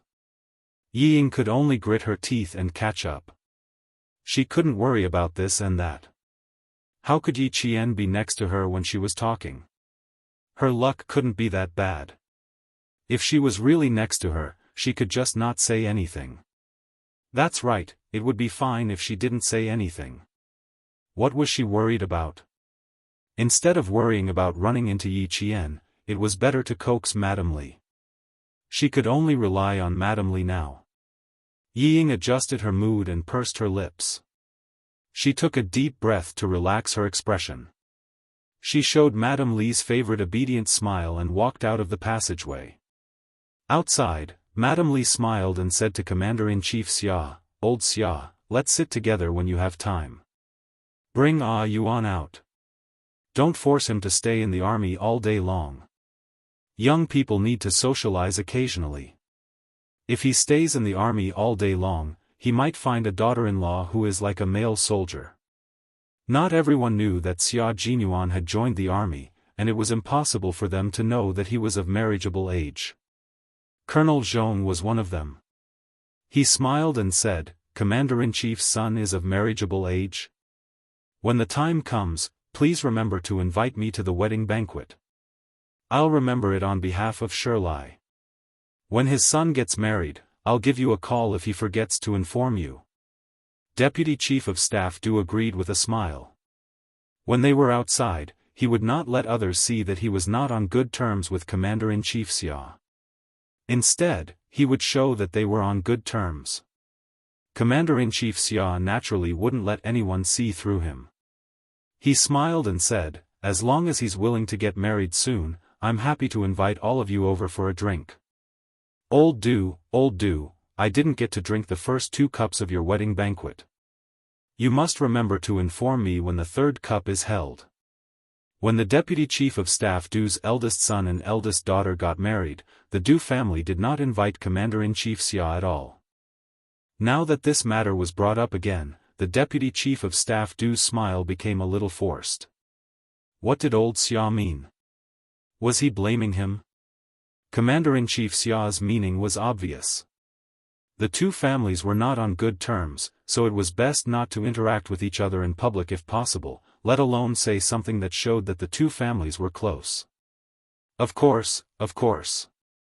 You escaped the first 2 cups, so I won't let you escape the next 2 cups. Compared to socializing, Madame Li was much better at it. She calmly changed the topic into a joke. Colonel Zhong didn't talk much. When it was time to laugh, he would laugh. When it was time to speak, he would say a few words. The 2 people standing in front of him were not people he could casually interrupt, so he just listened carefully. Chapter 2157. The Xia and Du families were not on good terms, and Regiment Commander Zhong did not know the twists and turns of the story. He only thought that the 2 leaders were just teasing each other. Yi Qian did not disturb Commander-in-Chief Xia as he walked out. He even told the guards not to go over and to wait for a while. "Who are you waiting for? Do you need me to bring you over?" A crisp and polite voice came from behind him. Even without meeting the person, one could feel that the woman who spoke was very cultured. But Yi Qian, who had already met her, knew that her politeness was all a facade. When she spoke, it sounded like she was being polite, but in reality, every word was directed at her. If Ying walked with Du Jiayi, even if she was betrayed, she would still count the money for the other party. He turned around and smiled at the northern beauty. "No need, thank you. You really don't need it? Didn't you sit with Commander-in-Chief Xia before?" Are you looking for Commander-in-Chief Xia? Yi Ying told me that you are cousins with her. I have a good relationship with Yi Ying. If you have any difficulties, tell me and I will help you solve them. After Du Jiayi finished speaking to Yi Qian, she decided to let the two of them bicker. She smiled at Yi Ying and said, "Just now, you said that you were afraid that your sister would not talk to you. Look, I already spoke up for you. You took the initiative to greet her. How could she ignore you?" She thought that the two of them had a good relationship, but it turned out that it was just that. Yi Ying's face was so stiff that she could not even smile. Du Jiayi acted as if she did not see it. In her previous life, she heard from Sun Dongqing that Yi Ying and her sister-in-law had an average relationship. Even though many things had changed in this life, their relationship was still average. Yi Qian had a playful look in his eyes. He did not plan to deal with the two of them. He smiled faintly and replied, "Yi Ying and I are not cousins. Miss Du, who does not know the situation, it is best that you do not meddle in other people's affairs. Yi Ying and I are not cousins, so our relationship is naturally average." "No, it is not average. It is very, very bad." Yi Zichen, who was smiling faintly, went straight to the point and talked about his real relationship with Yi Ying. He even called her Miss Du, and got what he wanted. Both of their faces changed. Yi Ying looked at Du Jiayi and then looked at Yi Qian. "Miss Du?" Du Jiayi didn't even introduce herself earlier, so how did Yi Qian know her surname? Unless the two of them already knew each other. Thinking that the two of them knew each other, Yi Ying's face turned cold. They clearly knew each other, but Du Jiayi did not mention a single word to him. What kind of intentions did she have? Du Jiayi's expression was ugly because she thought that Yi Ying had lied to her and said that she and Yi Qian were sisters. Because of Yi Qian's words, the two of them suspected that the other party had ulterior motives. Madame Li had already seen Du Jiayi. She signaled to another guard of the Deputy Chief of Staff to bring her over. She smiled and said, "Commander Zhong, there is a new recruit in your regiment. I will have to trouble you to discipline her. I asked her to come over and greet you. Otherwise, she will not know that you are her commander when she sees you in the future." Commander-in-Chief Xia heard this and knew who the new recruit was. He smiled calmly and said, "Then I will leave first. I still have some matters to deal with." "Okay, I will call Schumann when I have time. You can bring Yuan out to have dinner with her. Schumann has already returned to settle down.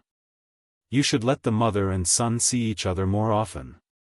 Madame Li, who was almost at a disadvantage just now, even made a fool of Commander-in-Chief Xia in front of one of the commanders. "You want to embarrass the Du family? Xia Xinhui, do you dare to talk about your own family matters?" Chapter 2158.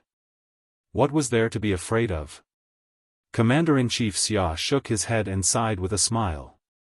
"Try to persuade her. Our child has grown up and joined the military. As his father, I can't even see him once in a year. Tell her not to keep thinking about having our son come back to see her."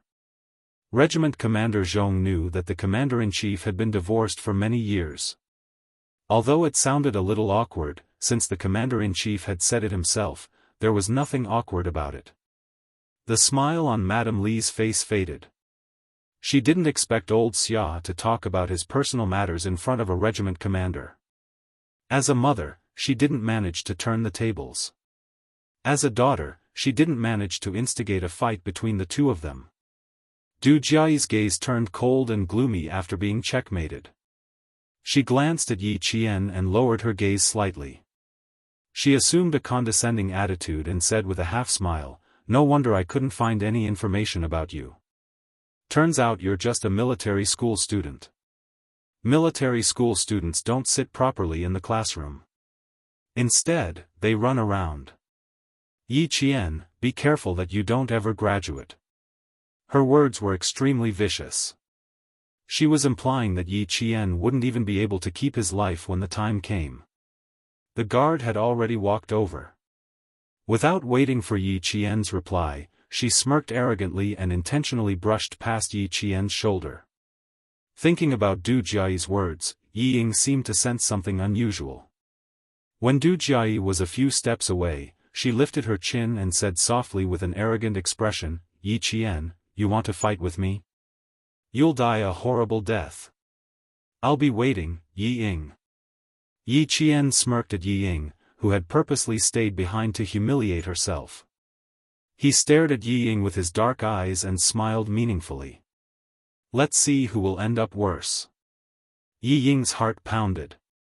Her eyes widened and she blurted out angrily, "That box," she couldn't say it. What if it wasn't her? Dad said before that Yi Qian didn't have the ability to do it. If she said it, it would be the same as handing it over to her. She swallowed her words and glared at Yi Qian angrily. Then she hurried to catch up with Du Jiayi. Du Jiayi walked quickly with a gloomy face. Yi Qian didn't want to come over? The more she wanted her to come. She walked over and saluted Commander-in-Chief Xia and Regiment Commander Zhong, then said respectfully, "Commander-in-Chief, the cadet in front wants to come over but doesn't dare to. Do you want the guards to bring her over?" "Child, why are you always so enthusiastic? Do you think everyone is as daring as you?" Madame Li had already pretended to blame him, but with a smile on her face, everyone knew that she didn't mean it. In the presence of outsiders, Du Jiayi appeared very calm. She smiled appropriately and explained seriously, "Mom, you've misunderstood me. Ying told me that the cadet was her sister, so I went over to greet her. But..." She paused for a moment before saying something that made Ying panic, "But she said that she isn't Ying's sister, so I'm a little confused. Why don't you get Ying to call Yi Qian over and ask him? They're both surnamed Yi, and Ying is so obedient. She wouldn't say such things, right?" Madame Li didn't like messy relatives. She should have investigated all of Yi Jifan's relatives. Tomorrow, she would return to the company and instruct her subordinates to do so. She frowned and looked at Yi Ying. With a cold voice, she asked, "What's going on? Is she your sister or not?" She didn't want her daughter to embarrass herself in front of a military cadet. "Madam, she's my sister. I'm not lying to you." Yi Ying's tears came as she obediently looked at Madame Li. She quickly lowered her head and said uneasily, "I don't know why she said that she's not my sister in front of Sis Jiayi. She's clearly my sister. Commander-in-Chief, I'm not lying to you." Yi Ying wanted to say many bad things about Yi Qian, but under the Commander-in-Chief's intimidating gaze, she didn't dare to. Chapter 2159. Commander-in-Chief Xia's expression darkened. Yi Qian was their family Xia's daughter-in-law.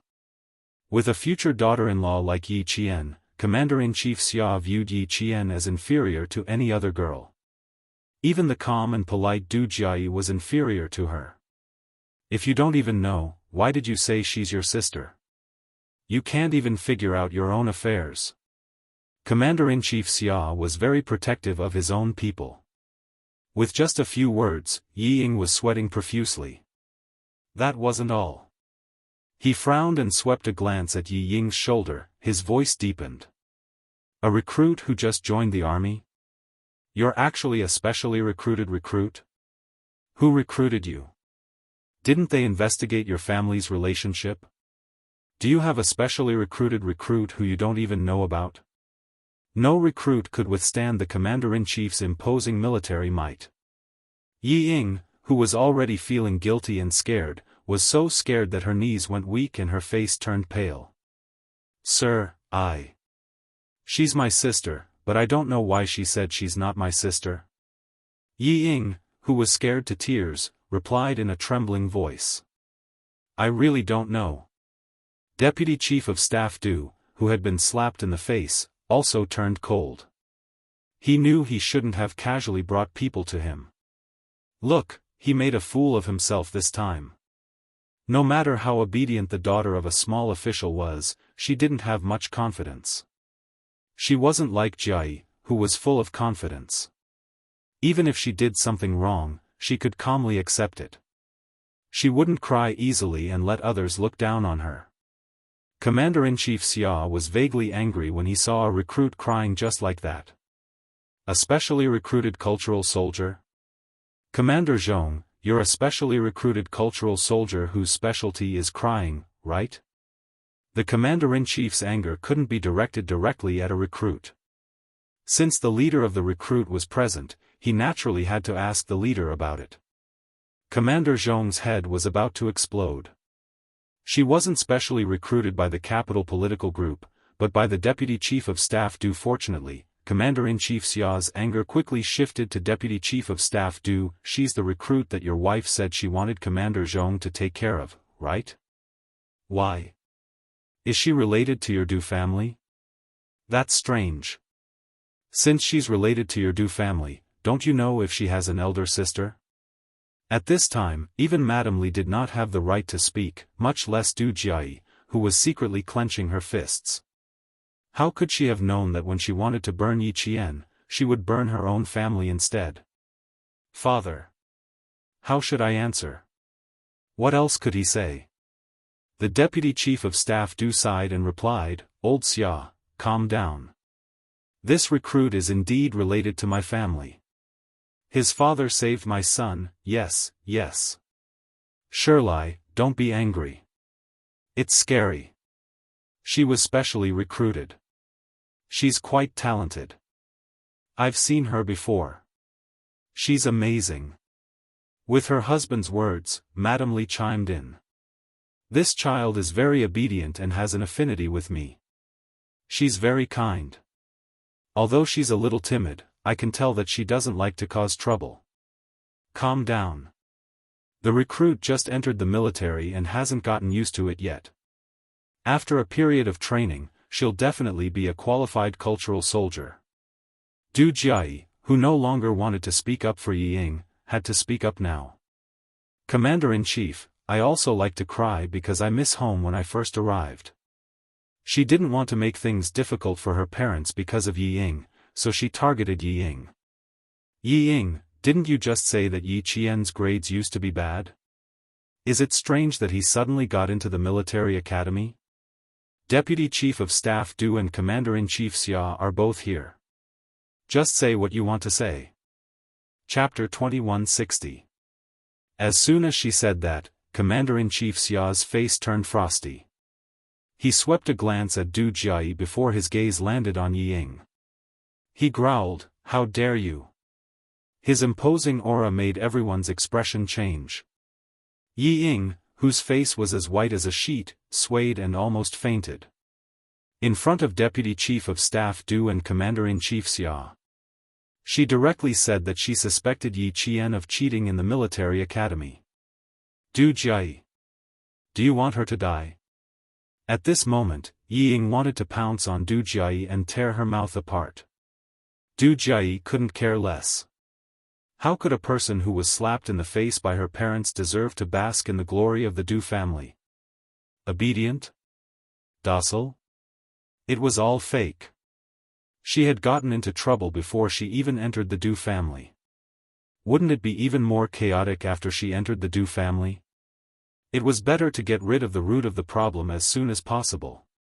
She didn't want to continue lying to her mother. In terms of ruthlessness, Du Jiayi was dozens of times better than Yi Ying.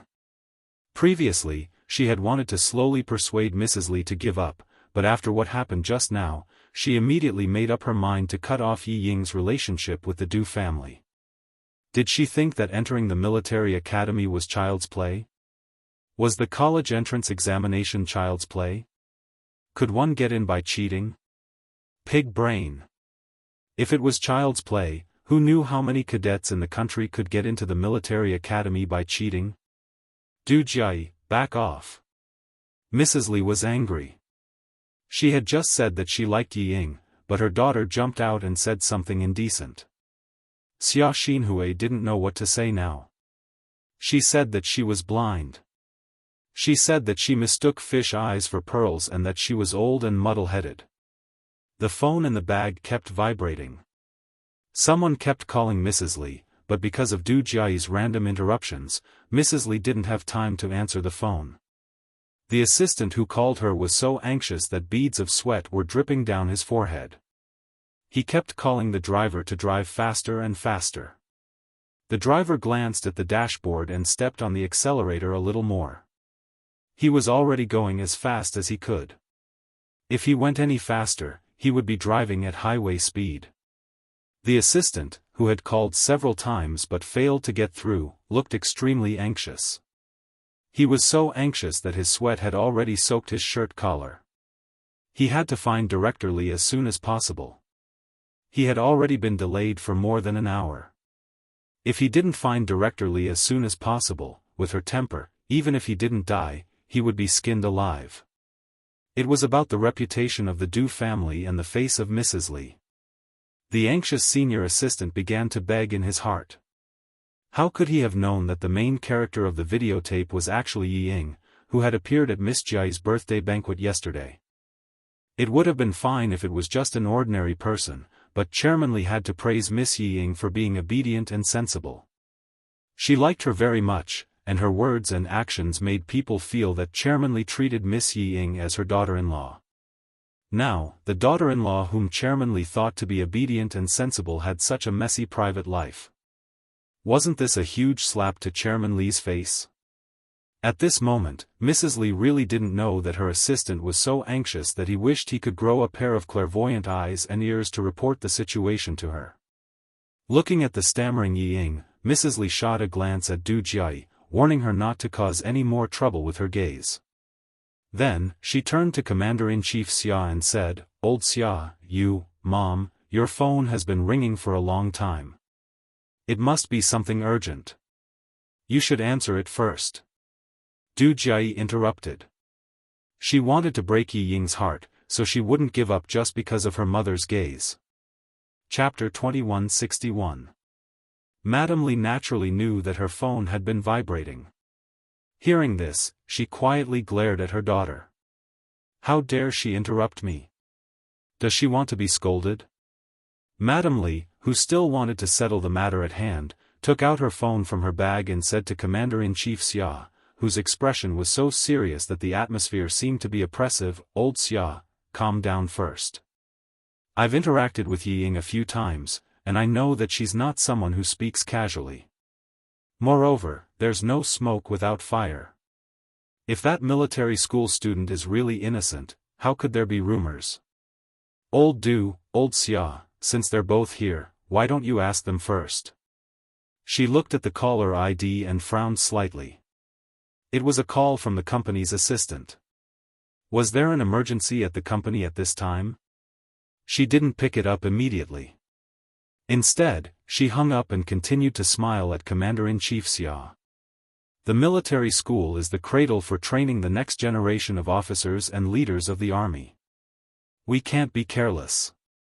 Since someone said it, just ask, investigate, and find out what's going on. Isn't that enough? Commander-in-Chief Xia's personal phone also vibrated.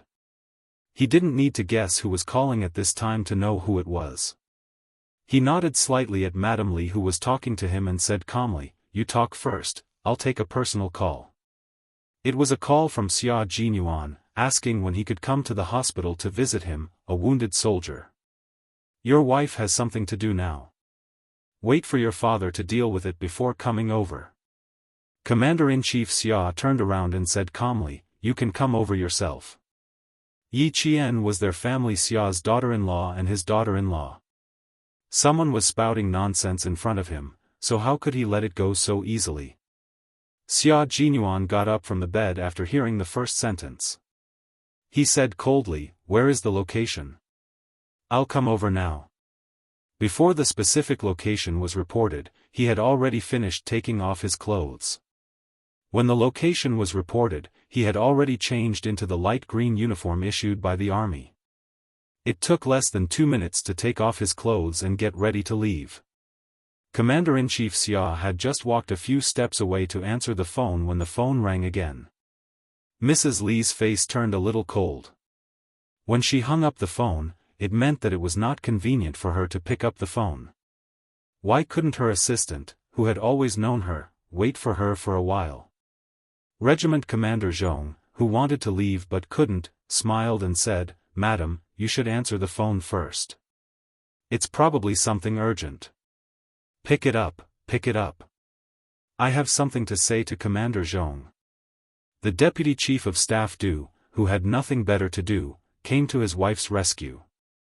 He made a "please" gesture to Regiment Commander Zhong and walked a few steps away to talk. Mrs. Li finally answered the 7th call, and the company's assistant breathed a sigh of relief. "President Li, something very troublesome has happened. Do you want to tell me over the phone or report it to you in person?" The anxious assistant had a high level of professionalism. No matter how anxious he was, he still spoke steadily. It was naturally inconvenient to talk over the phone. Mrs. Li looked at the phone and said calmly, "Come and report to me. I am now at 49 Renmin South Road. How long will it take for you to arrive?" Her smile made it impossible to tell what she had heard. She thought it was some trivial work report. The assistant knew that she was angry when he heard her voice, but what could he do? He smiled bitterly and answered seriously, "Okay, I'll be right there." Chapter 2162. Mrs. Li answered and ended the call in less than a minute. Seeing that Commander-in-Chief Xia was still talking, she signaled Du Jiayi to come closer and said, "Du Jiayi, I don't know what happened between you girls, but now, even if you have something to say, you have to hold it in for the time being. Don't talk. Let Ying talk." She had to solve Yi Ying's problem first. Otherwise, Xia Xinhui would see her as a joke. She praised Yi Ying for being sensible, well-behaved, and kind in front of Xia Xinhui, but in the end, her good daughter jumped out to undermine her. How could this be? Fortunately, although Xia Xinhui was rigid, he had always been very gentlemanly. As the commander-in-chief, he couldn't directly embarrass a recruit. Fortunately, he had such an identity. Even if he was really angry, he had to suppress it in order to not lose his composure as the commander-in-chief. Du Jiayi didn't listen to Mrs. Li's words.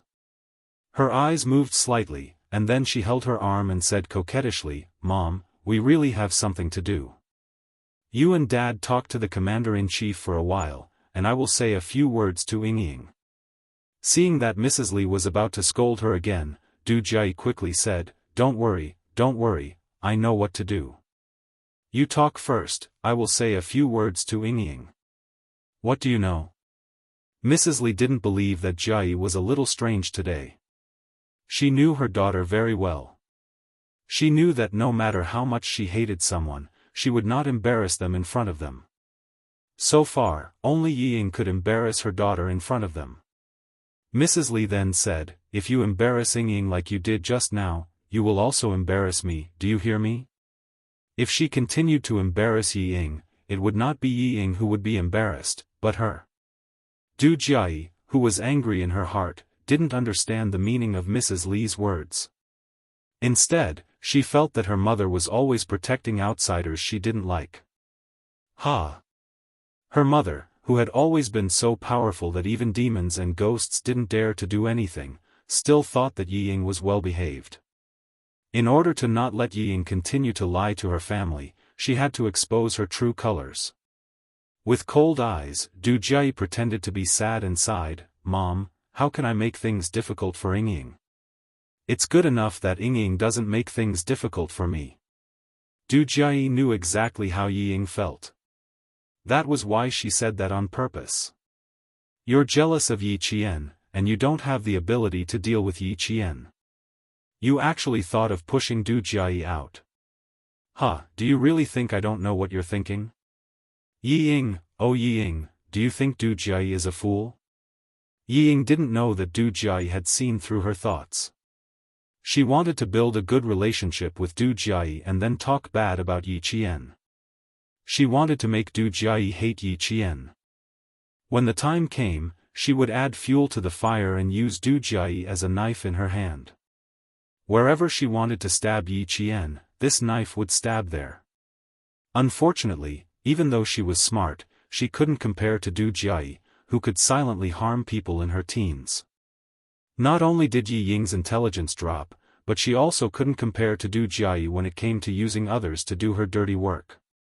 Yi Ying wanted to use Du Jiayi as a tool. On the surface, Du Jiayi pretended not to know anything. But in reality, she saw everything and remembered it in her heart. Madame Li, who knew her daughter well, had a serious look in her eyes. Then, she sighed, Jiayi, Ying has her own difficulties. You're her elder sister, so you should bear more responsibility. Alright, you two can go to the side and talk. Even though Madame Li nodded, Du Jiayi was still angry. Chapter 2163. How dare you protect such a small thing? When her true colors are exposed, let's see where you can hide your face. Du Jiayi was so angry that her face turned green. When she saw Yi Ying trembling all over, her mood improved a little. How dare you use Du Jiayi as a tool? Yi Ying, oh Yi Ying, you're really looking for death. Since you have the guts, I'll play with you. Did you think that things would end so easily? No, it really didn't. Both sisters were so annoying. How could she miss such a big show? One was a hypocrite, the other liked to show off. They better not disappoint Du Jiayi during the performance later. Yi Ying, who was almost scared out of her wits by Commander-in-Chief Xia, kept her head down. She did not notice Du Jiayi approaching her until she suddenly felt a hand on her shoulder. She was so scared that she jerked her head up. She saw Du Jiayi's enlarged face looking at her with a gentle gaze. She heard her say softly, "Let's go, Ying. Let's talk over there. Let my parents talk to the Commander-in-Chief first." Yi Ying was just about to leave. She thought that Du Jiayi was going to harm her. When she heard Du Jiayi's words, she quickly raised her hand to wipe away the tears on her face. She hurriedly nodded and said, "Okay." The more scared she was, the happier Du Jiayi was. After walking a few steps away, she stopped and said slowly, "Ying, don't be nervous. Just tell him everything you know. We're not nervous. A straight foot is not afraid of a crooked shadow. I've already told him everything for you. Why are you still hiding it? It's better to tell him directly in front of the Commander-in-Chief than to tell my dad." In order to see both Yi Ying and Yi Qian hurt each other, Du Jiayi patiently baited Yi Ying step by step. The Commander-in-Chief has already summoned Yi Qian. You see, once the Commander-in-Chief finds out that Yi Qian cheated in the military academy, he'll definitely be furious. Yi Qian will definitely be severely punished. Don't you want to see her be severely punished? Of course, Yi Ying wanted to. This was something she wanted to see even in her dreams, but she did not dare. She didn't dare. Because everything she said was a lie, a lie. She only wanted to make Du Jiayi hate Yi Qian, then use Du Jiayi to get rid of Yi Qian. It was only because Du Jiayi hated Yi Qian that the Deputy Chief of Staff Du and Madame Li could help their daughter to make things difficult for Yi Qian. This was what she wanted. It was a complete mess now, a complete mess. If she continued, it wouldn't be Yi Qian who was unlucky, but her. Yi Ying, who was a little further away from Commander-in-Chief Xia, clenched her fists tightly. She couldn't panic, she couldn't panic. She had to stay calm. Right now, he had to get Du Jiayi to speak up. Only if she spoke up would he be able to get Madame Li's support. With Madame Li's support, everything would be easier. Yi Ying, whose heart was in a mess, couldn't calm down at all. The idea she came up with in her panic was also the stupidest one. Even though she knew that Du Jiayi was trying to harm her, she still placed her hopes on someone who was trying to harm her. Without Yi Zhifan by her side, Yi Ying was truly foolish. Yi Ying raised her teary eyes and said softly, but, what should I say? Sis Jiayi, you have to help me. Didn't you say it so smoothly before? Why are you not doing it now? Heh, I really don't like a coward who hides in her shell after giving her a chance. Du Jiayi nearly couldn't conceal the disdain in her eyes. She quickly adjusted her expression and sighed, "If you really don't dare to say it, fine, I'll do it." I really don't understand what's going on in your heart. Could it be that you really have some difficulties like what I said? Chapter 2164. Du Jiayi, who was able to silently frame her best friend when she was in her teens, was the best at deceiving people. She wanted to deceive Yi Ying, so she even pretended to be very sincere and looked as if she was thinking for Yi Ying. Or are you afraid that if you say it out loud, people will threaten you? Don't worry, my dad and Commander-in-Chief Xia are all here. Look, Regiment Commander Zhong of your Beijing government regiment is also here. What's there to be afraid of? Du Jiayi lured Yi Ying into a trap.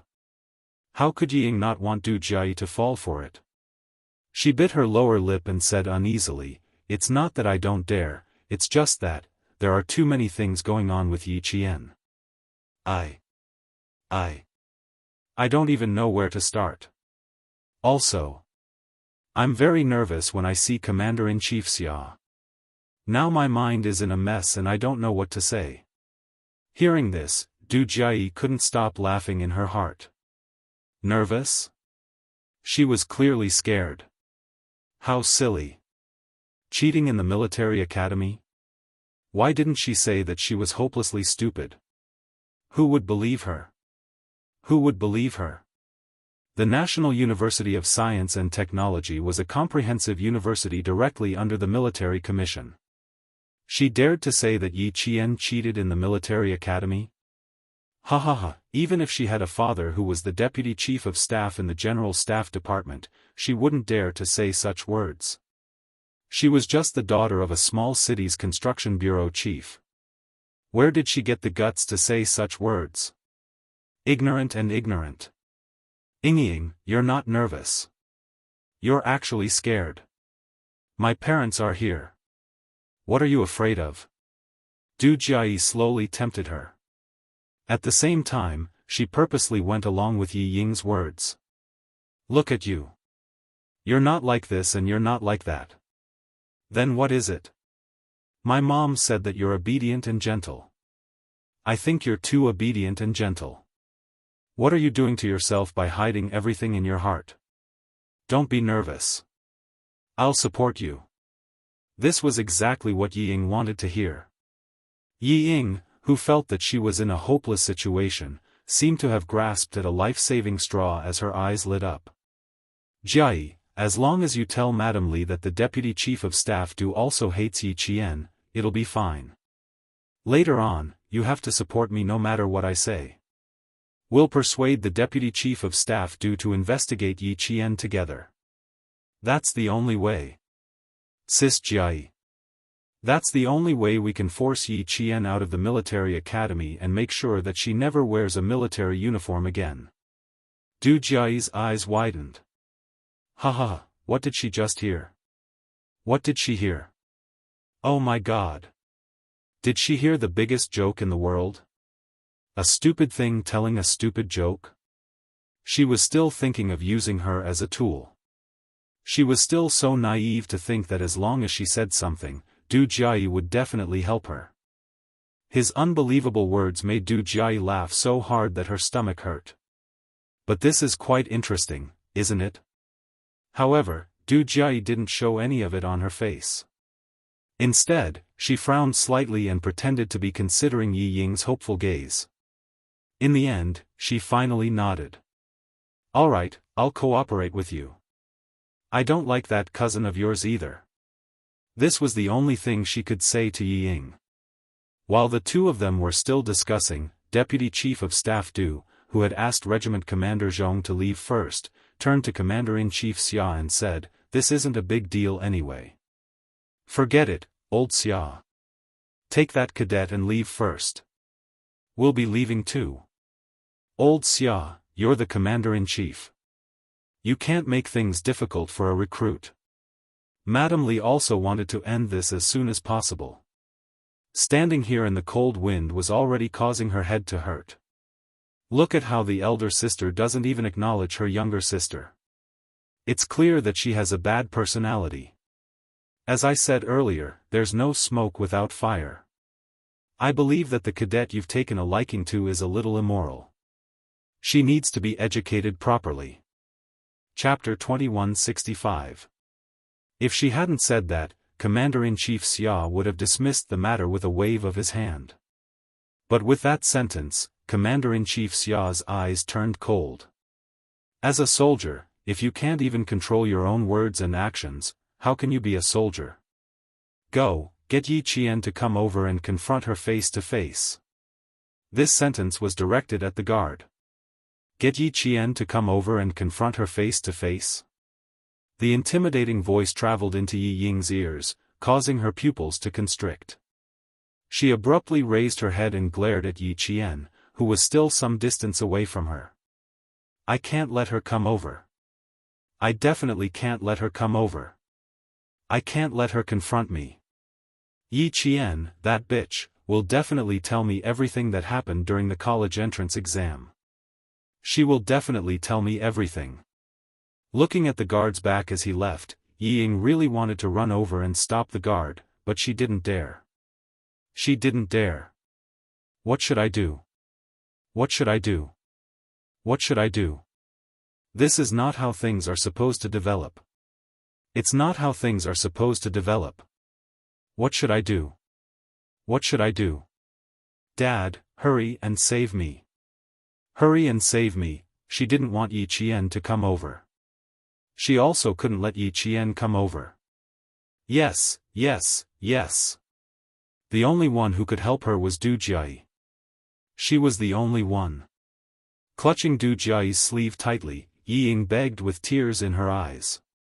She trembled as she said, Jiayi, please help me. I beg you, please help me. When Madame Li heard that they were going to confront her face to face, she was instantly displeased. Was Xia Xinhui not giving her an old do-any face? Fine, let's confront her then. When she was in the southern province, she had thoroughly investigated Yi Ying's character. There was nothing bad about her. Jiayi, bring Ying Ying over. The displeased Madame Li raised her voice. Yi Qian, who was afraid of confronting her, was so frightened that his vision turned black. No, no, no. She didn't want to go there, she didn't want to go there. Yi Ying knew very well what she had done. How would she dare to confront Yi Qian? Because she didn't dare, she wanted to use Du Jiayi to deal with Yi Qian. In contrast, Yi Qian was much calmer. She could vaguely sense that Commander-in-Chief Xia was a little displeased. When the guard came over, Yi Qian asked in a low voice, what happened? The Commander-in-Chief doesn't look too happy. Something unpleasant happened. Some people suspect that you didn't get into the military academy based on your abilities. The guard sped up his speech and told Yi Qian that he had seen Yi Qian before in the military compound. He also knew that this military academy student was the fiancé of the son of Commander-in-Chief Xia. Commander-in-Chief Xia was also very satisfied. He even joked with the guards and said that if they didn't train well in the future, his daughter-in-law would make them feel ashamed. Didn't he get into the military academy based on his abilities? Did Yi Ying say that? If only the deputy chief of staff Du was present, she would still have the guts to say it. However, Commander-in-Chief Xia was also present. She even saw herself sitting side by side with Commander-in-Chief Xia. With Yi Ying's personality, she didn't have the guts to do so. In this case, it was very likely that Yi Ying wanted to use Du Jiayi as a tool. In the end, she was used as a tool by Du Jiayi because she wasn't skilled enough. The problem was a little serious. However, it wasn't Yi Qian who was the problem. It was Yi Ying who was facing a serious problem. What kind of person was Du Jiayi? She was a ruthless person who didn't even bat an eyelid when tricking her best friend. Yi Ying actually had the guts to use her as a tool. For a moment, Yi Qian sympathized with the fearless Yi Ying. Yi Ying, who thought that she hadn't caused enough trouble, was really digging her own grave. Chapter 2166. Yi Qian walked over step by step.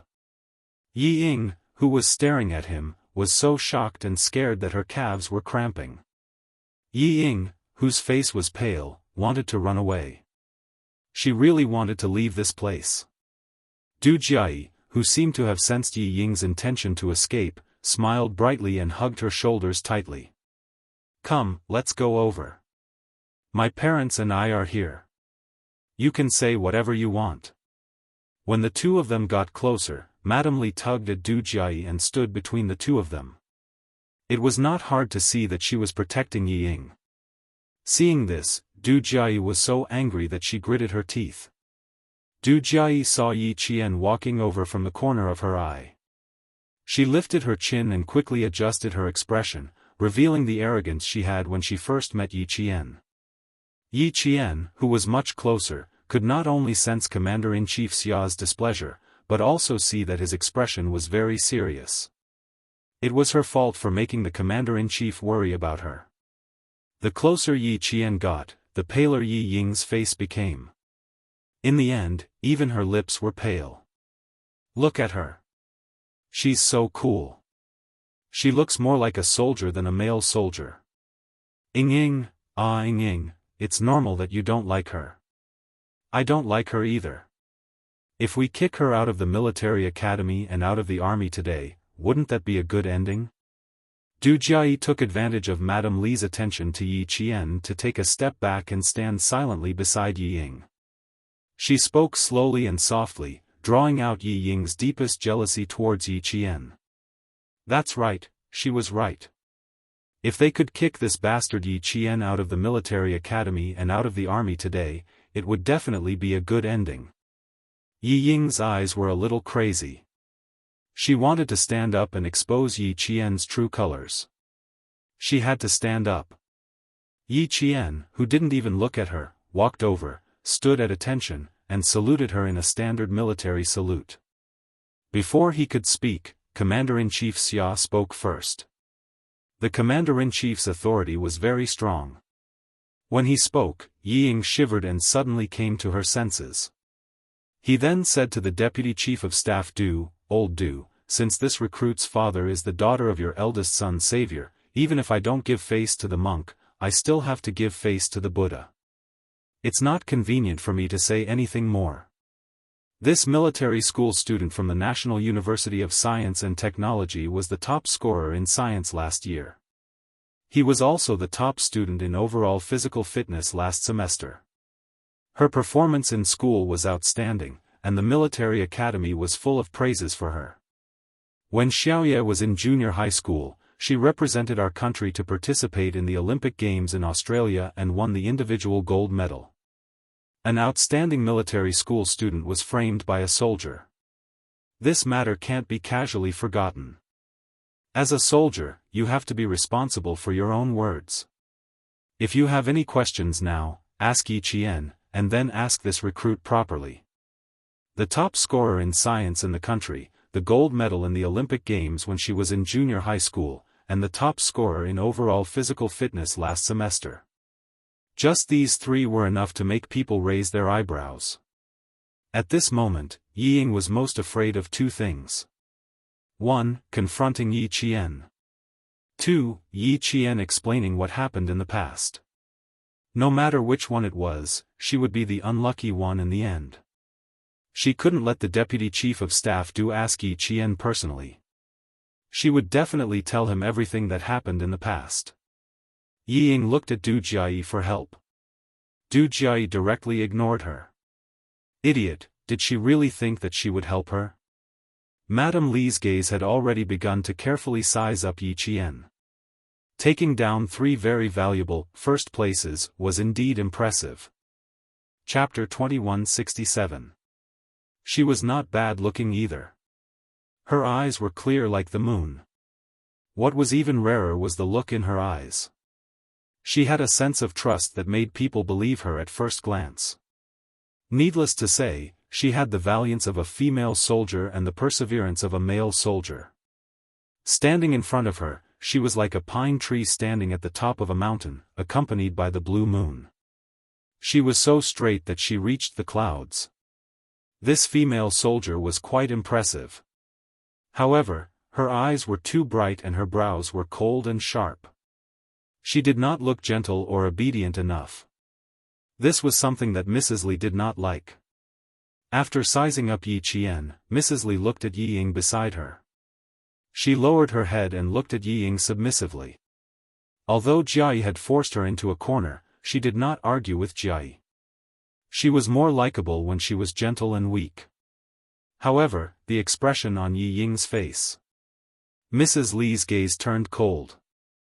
If she still did not understand what was going on, she would have lived for decades in vain. However, she had just praised Yi Ying and argued with old Xia. She could not possibly turn around and blame Yi Ying now. That would be slapping her own face. She smiled and said, "Two flowers bloom, each showing their own branch. No wonder you are both so slim and graceful. So you are cousins. Yi Ying, your sister is admitted into the military academy. Now that you have joined the capital political group, it's time for you to stop being a little girl. Do you understand?" Suspecting a military academy student of cheating to get into the military academy was indeed a serious matter.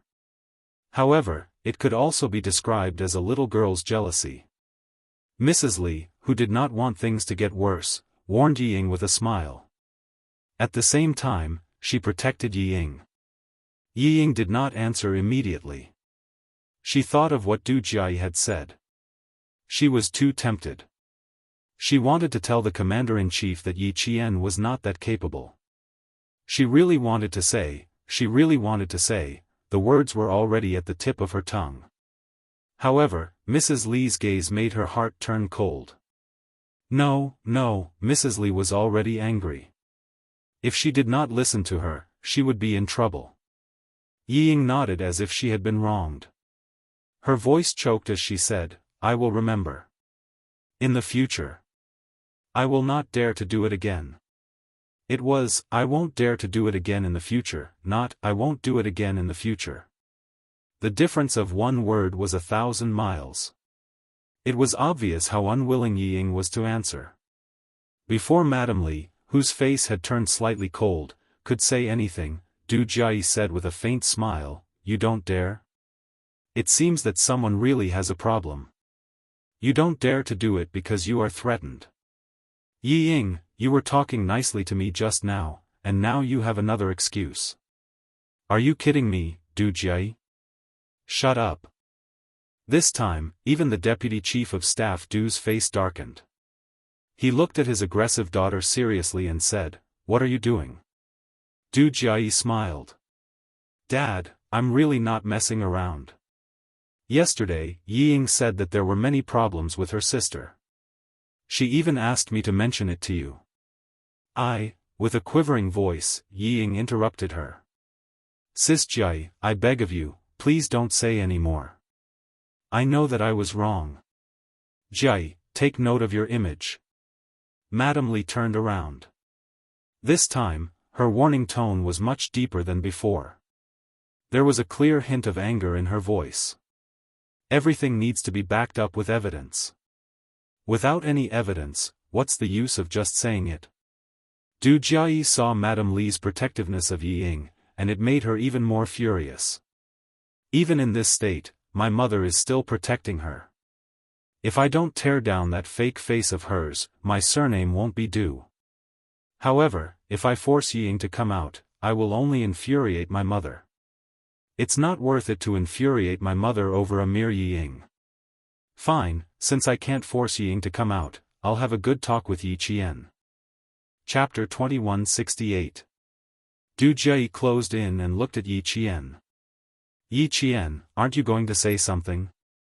Could it be that your results are just like what your sister said? They're all fake? How could they be fake?" Deputy Chief of Staff Du reprimanded her with a frown. "Du Jia, I'm ordering you to leave now. Do you hear me? Dad, why are you being so fierce with me? I didn't say it. Yi Ying said it herself."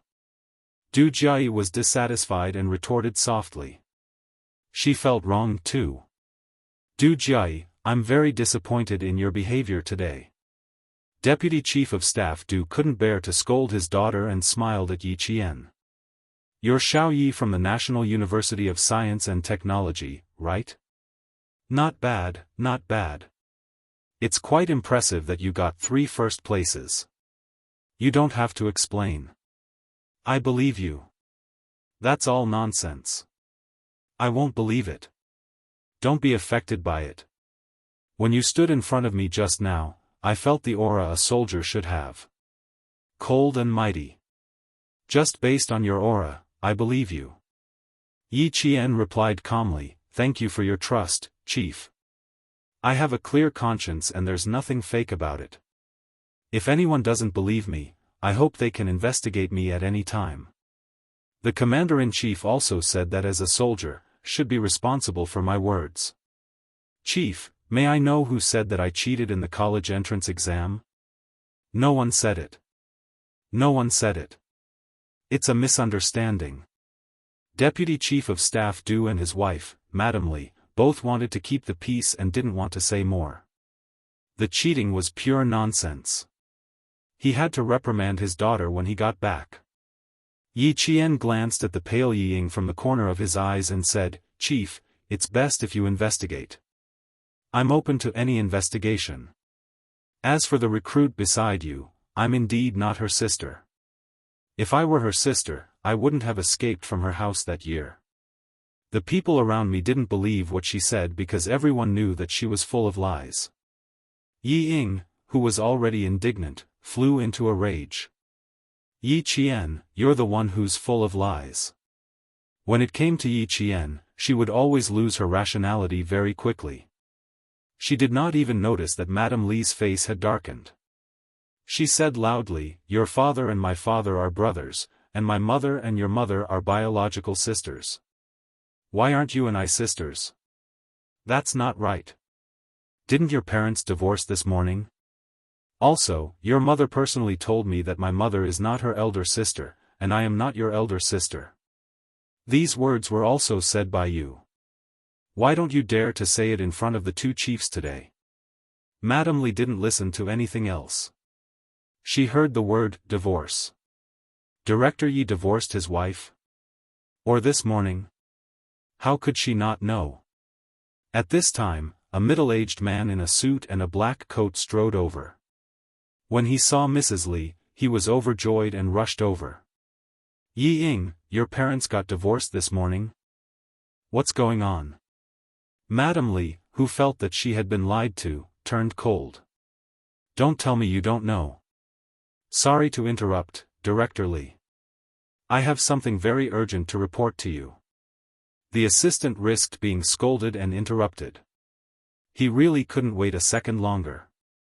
As he spoke, he even glanced at Yi Ying. Yi Ying, who was at a loss for what to do after being questioned by Madame Li, heaved a sigh of relief when she saw that Madame Li did not notice anything strange. The appearance of Tai Chi gave her a chance to think about how to answer Madame Li. Chapter 2169. Mrs. Li's face darkened because of her assistant's carelessness, but she did not lose her temper on the spot. This assistant of hers had never been so rash before. Other than that time when De Air was almost stabbed, he had never been so rash before. Thinking of this, Mrs. Li's heart skipped a beat. Did something happen to her eldest son again? What happened? Tell me. She said sternly. The assistant glanced at Yi Ying again and said softly, "Director Li, it's more convenient for us to talk over there." Deputy Chief of Staff Du was also surprised by the news from Yi Qian. Director Yi divorced his wife? How was that possible? When they had dinner the night before, he was talking about how his wife did not accompany him to the capital because of health reasons. How did they suddenly get divorced? He did not know, and neither did his wife. Knowing his wife's temper, he quickly said, "Chenglan, we are talking about the army now. It's not convenient for you to listen. Go with Yilin to deal with the company's affairs first." "Okay." Mrs. Li nodded with a sullen face. When she looked at Yi Ying, she was a little cold. "Yi Ying, come back later. I have something to ask you." Yi Ying's chest heaved up and down. She tried hard to calm herself down and nodded obediently. "Okay, you deal with your affairs first. I'll wait for you." She was afraid that Mrs. Li would say something she was afraid of, so she nervously added, "You don't know, Yi Qian loved to set me up since I was a child. He always pushed the blame to me when he did something wrong. Think about it, a person who even dared to cheat in the college entrance examination. What else does she not dare to do?" In order to make Mrs. Li believe her, Ying did not know that her words had made Commander-in-Chief Xia's impression of her even worse. She was full of nonsense and immoral. He should have stopped such a person from joining the army at that time. Very well, she would wear the uniform today and be kicked out of the army tonight. Commander-in-Chief Xia turned his head and whispered to the guard beside him. "You really don't know?" Mrs. Li asked again with a sharp look. "Ying, I want to hear the truth." Ying shook her head firmly and replied gently as usual, "Madam, I don't dare to lie to you. I really don't know anything." As she spoke, tears came out again. "You know me. How can I lie to you? I'll call my mom right now. I'll call her right now." After staring at her for a while, Mrs. Li's face finally softened a little. She nodded and said, "Okay, I'll believe you this time. Call him now and ask what's going on." The senior assistant, who was waiting by the side, secretly gave Ying a "take care of yourself" look and respectfully followed Mrs. Li a few meters away. Just as she turned around, the frightened Ying couldn't help but close her eyes and raise her hand to her chest to calm herself down. Fortunately, the middle-aged man appeared in time. Otherwise, she really didn't know how to answer. She knew that her luck wouldn't be bad. She was so nervous that she didn't know what to do, but someone immediately appeared to help her out. After taking several deep breaths in a row, Yi Ying's heart, which was beating wildly because of Mrs. Li's questioning, finally calmed down a little. Du Jiayi, who was surprised by the sudden good news, saw that Yi Ying hadn't made a phone call yet. She said coldly, "Yi Ying, why don't you call and ask? Is what your sister said true?" Yi Ying, who still had her eyes closed, suddenly heard her voice. She was so scared that she quickly opened her eyes and felt in her pocket. After a while, she remembered that she had given her mobile phone to the army. Chapter 2170. Use mine. Du Jiayi handed over the phone and said coldly, "I'll watch you dial." She really hoped that they would get a divorce. That way, she would never see Yi Ying's hypocritical and pretentious face at home again. Yi Ying, Mrs. Li would never choose a girl from a divorced family as her daughter-in-law. Yi Ying, who had been in a passive position, could only take the phone and dial Sun Dongqing's number with trembling hands. However, it was not Sun Dongqing's current number, but her old number, which was turned off when she could not get through. She was crying, but her brain was working fast. Find an excuse that the divorce was caused by her father's mistake? Find an excuse that her mother made a mistake? No, this excuse would only make his parents look ugly. Broken up? This excuse would work. She could totally explain that her parents' relationship with her husband had broken up long ago, but they delayed the divorce so that she could grow up healthily. She could also say that her parents saw that Mrs. Li was taking good care of her and felt that it was time to tell her the truth, so they flew back to Nan province without telling her and went through the divorce procedures with ease. She did not know that her parents were divorced. She did not hear anything about it before. If Yi Qian had not told her, she would not have known that her parents were divorced. She could not make the call now. In front of the Deputy Chief of Staff Du and Commander-in-Chief Xia, she had to say that Yi Qian was jealous of her joining the army and deliberately said that to make her sad. Thinking that she could embarrass Yi Qian again, Yi Ying could not help but smile slightly. Nothing could be difficult for her. "Yi Qian, do you think you can embarrass me like this?" "Bah, dream on." Yi Ying, who was happy in her heart, lowered her head and dialed the number again and again. However, she did not see the change in Mrs. Li's expression when she heard the assistant's first sentence.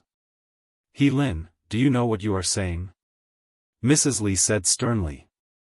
"Director Li, how can I not know? The senior assistant, He Lin, smiled bitterly. He was taller than Mrs. Li. In order to show his respect, he bent his back slightly. I've seen the content. Miss Ye's private life is very messy. As a middle-aged man, I am embarrassed to say the pictures in it. If you see it, you'll only get angrier. Madame Li never thought that Yi Ying, whom she had picked out of thousands of people and praised every time she met, turned out to be such a person. She didn't believe it, but He Lin was loyal to her and had worked for her for 16 years. She believed that He Lin wouldn't lie to her. She tightened her grip on the black handbag and asked in a deep voice, what kind of chaos? If she only had one boyfriend, she could still accept it. This. He Lin was still a little embarrassed. When Madame Li's cold gaze swept over him, he lowered his head and said some things. Both men and women were together. Miss Yi Ying had two men on her left and right. From the bar to the car. Staying out all night, staying in a room. There were also many used condoms on the ground. Madame Li was already fuming with anger after she picked out a few scenes. There was a ball of fire burning in her chest, burning her dignified face to the point of distorting. He Lin, who had to bear the brunt of his anger, bent his back even lower and answered in a softer voice, other than you and I, no one else in the company knows. But, knowing that she was furious, he couldn't help but speak more carefully. But since someone sent it over, I'm afraid, he was afraid that someone wanted to see the Li family make a fool of themselves and would release the contents of the videotape. That was why he was so anxious. Chapter 2171. Madame Li understood his unfinished words. She was so angry that her breathing became rough and rapid. Good, good, good. She didn't expect that she, Li Chenglan, would be tricked by a bitch. Do a few things for me now. First, find out who sent it. Second, Madame Li, who cared about her reputation, would not let herself be passive. The most important thing now was to deal with the matter that might affect her reputation. Madame Li was very angry. Yi Qian, who was looking at her out of the corner of his eye, calmly withdrew his gaze. The company's assistant did appear just in time. Yi Qian saw the small thing wrapped in newspaper in his hand, and noticed that the assistant glanced at Yi Qian twice when he was talking to Madame Li. Yi Qian, who had vaguely guessed something, slightly raised the corner of his mouth. It seemed that the assistant hurriedly came to find Madame Li because of the small thing wrapped in newspaper. Madame Li was so protective of Yi Ying just now. She would probably make things difficult for Yi Ying later. Be well-behaved, obedient, and follow the rules.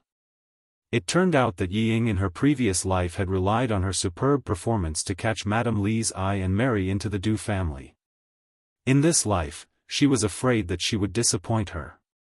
Yi Ying, let's settle the grudge between us for 2 lifetimes today. Yi Jian's eyes flashed with a hint of viciousness. Even the smile at the corner of his mouth was faintly cold. She had to ask Commander-in-Chief Xia to leave first. Commander-in-Chief Xia's identity was a personal matter, so it was not suitable for him to stay. She didn't want to implicate him and cause the Deputy Chief of Staff Du, who was already at odds with the family Xia, to ridicule Commander-in-Chief Xia. And Yi Ying, if she lost all her rationality, she would dare to say anything as if she had grown guts all over her body. Just now when she walked up to Commander-in-Chief Xia, Yi Ying's secretly hateful gaze seemed to be vaguely accusing Yi Qian of taking advantage of the situation to bully her. She didn't want to hear similar words because of her personal affairs and implicate Commander-in-Chief Xia. In his previous life, Yi Qian was used to being cautious. But in this life, he still took 1 step and thought 3 steps ahead. He would first think of all the possible scenarios that might happen, and then make plans in advance. She didn't want to implicate Commander-in-Chief Xia because of her personal affairs, so she planned to persuade Commander-in-Chief Xia to leave first. No matter how she persuaded him, she had to think of a way. Yi Qian saw Madame Li stop a few meters away. Yi Qian looked at the Commander-in-Chief who had a serious expression and was standing in the cold wind and said, "Commander-in-Chief, Yi Ying came to pick on me. I have to make her unhappy too. You can go back to the car first. I want to deal with some personal matters first. I'll deal with the rest later. Commander-in-Chief Xia was waiting for Yi Qian to explain to him. He was a little surprised that Yi Qian suddenly mentioned Yi Zhifan and his wife's divorce. It was a little inappropriate. Now that he had heard her explanation, especially when he saw her take a look at old Du's wife and tell him that she had to deal with her personal matters first before coming back to deal with other matters later, he understood what Yi Jian meant after giving it some thought. Dealing with her personal matters first was something that could only be done in front of Madame Li. It was indeed inconvenient for him to stay behind to deal with her personal matters. Moreover, this recruit was crying and making a fuss. If he stayed behind, he would only listen to some nonsense. But if he were to leave, he would definitely take old Du with him. Commander-in-Chief Xia then said to Deputy Chief of Staff Du, "Old Du, let's go back to the car first. They have to deal with their personal matters.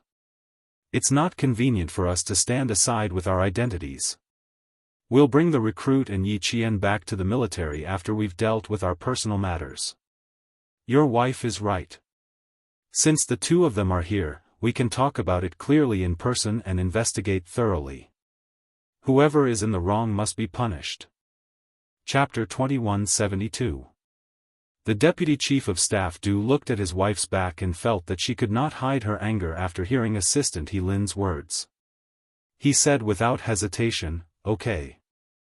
Also, the leaders of the military academy are here. Call them all to the military headquarters.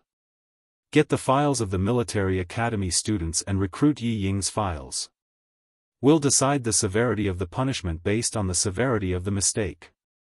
He then instructed Du Jiai, "You stay with your mother. Don't get involved in personal matters. Do you hear me? I know even if you don't tell me. Don't worry." Du Jiai nodded with a serious expression. "I'll stay with Ying first. I'll go home with my mother later." She didn't want to go home now even if they asked her to. "Okay." The Deputy Chief of Staff Du nodded and left a guard behind just like Commander-in-Chief Xia did. He then walked towards the garage. Du Jiai sighed as she watched her father leave. Sigh, what a pity. If Yi Ying had made the call just now, it would have been more exciting. Too bad she didn't. Although she wanted her father to stay with Commander-in-Chief Xia so that she could see Yi Ying and Yi Qian's true colors, she swallowed the words that were about to come out of her mouth. She was already being aggressive just now. It wouldn't be appropriate for her to interrupt. Moreover, the two of them had to go back to the military headquarters later. They would definitely quarrel again. The more they quarreled, the worse their impression of them would be. She decided not to join in the fun. Although it was a pity that she couldn't go to the military headquarters to watch them quarrel, it would be interesting if the two sisters quarreled in front of her. After the two big shots left, Du Jiai began to sow discord. She gently tugged at the corner of Yi Ying's shirt and said worriedly, "It'll be troublesome if your parents really get a divorce. My mother won't choose a girl from a divorced family to marry into the Du family. Ying, are uncle and auntie really getting a divorce? How did Yi Qian find out? Did Yi Qian say it on purpose because he saw that my mother likes you? Would Mrs. Li choose a girl from a divorced family as her daughter-in-law?"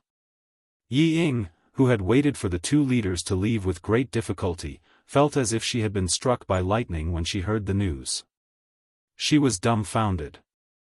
After a while, Yi Ying came back to her senses and replied in horror. "I really didn't know that my parents were divorced. That's not right. How could my parents be divorced?" she muttered. She quickly adjusted her expression so that others would think that she was shocked by Yi Qian's words, not by Du Jiai's. After muttering a few words, she suddenly turned her head towards Yi Qian. Xing widened her eyes and cried, "Yi Qian, what are you trying to do? My parents are fine. Why are you cursing them to get a divorce? God, luckily I didn't call my mother's other number just now. The god of luck is standing by my side again. Ying, don't cry. Let's talk nicely. Du Jiayi saw that the two people she disliked had finally met. She smiled in her heart and held Yi Ying's arm. She frowned and comforted her. How could Yi Qian know something that you don't even know? She must be lying. Don't be fooled. As she spoke, Du Jiayi secretly cast a contemptuous look at Yi Qian. Her elder sister was like this, and her younger sister was also like this. There really wasn't anyone in the Yi family who was worthy of being seen in public. With an idea in mind, and seeing that Du Jiayi was on her side, Yi Ying was suddenly emboldened. Yi Qian, you're too much. How could my parents get a divorce? You can't stop me from joining the army, so you're starting to play other tricks. Yi Qian, you're also a soldier. Don't do things that we all look down on. Chapter 2173. Don't think that you're so great just because you're in Beijing. Don't even think about defeating me. I, Yi Ying, won't be defeated so easily. Yi Ying said a lot of things that she thought would scare Yi Qian. However, Du Jiayi, who had been waiting for a good show, was disappointed. She thought that she would say something fierce, but in the end, all she said were words without any skill. What can't stop her from joining the army? Isn't that nonsense? How can Yi Qian stop her from joining the army? Do something that people look down on? Is saying that your parents are divorced something that people look down on? Play other tricks? Oh my God, Yi Ying, no wonder you can't win against Yi Qian. You can't even take down a 3-year-old child with your words. Why didn't she think about why Yi Qian suddenly brought up her parents' divorce? Why did Yi Qian suddenly bring up Yi Zhifan and his wife's divorce?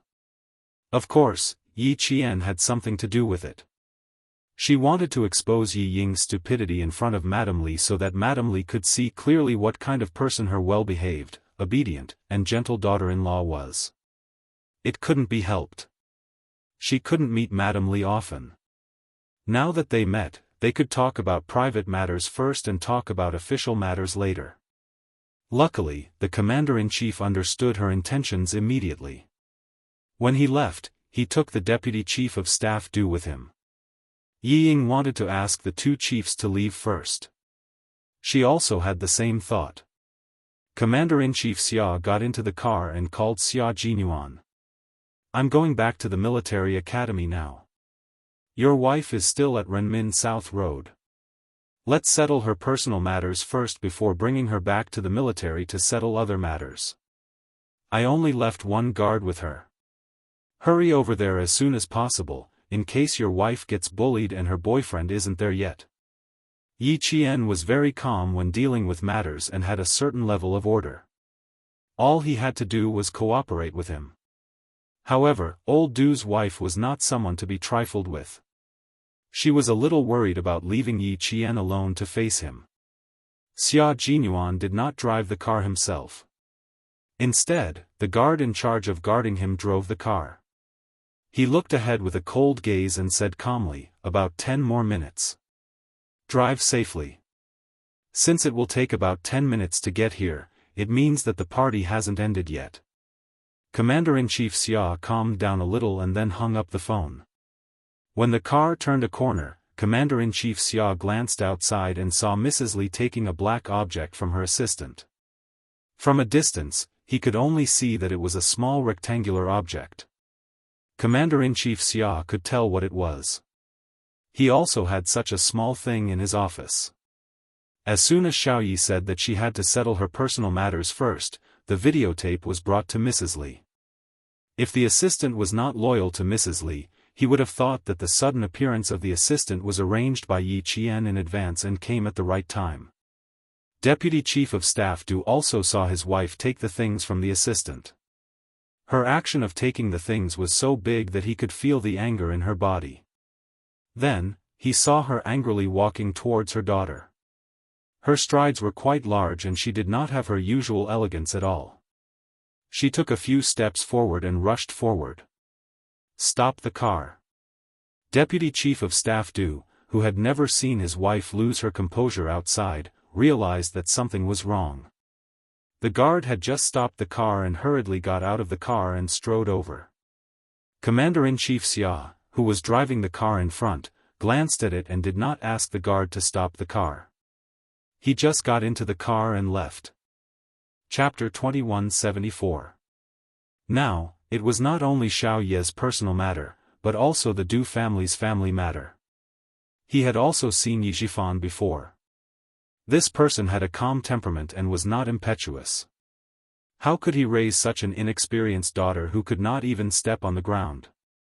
Old Du was so angry that even old Du himself was afraid. How could a little girl who was full of lies face him? Commander-in-Chief Xia, who closed his eyes and pretended to sleep, was not worried about Yi Ying.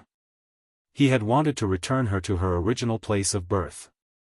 Who knew that in order to please old Du's wife, she would not hesitate to step on others' shoulders to help herself. This kind of person was not worthy of sympathy. Today, she had walked the path herself. What kind of ending would be caused by herself?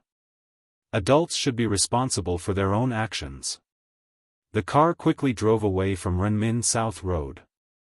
Night had fallen, and the street lights were instantly lit up, embellishing the already dark sky.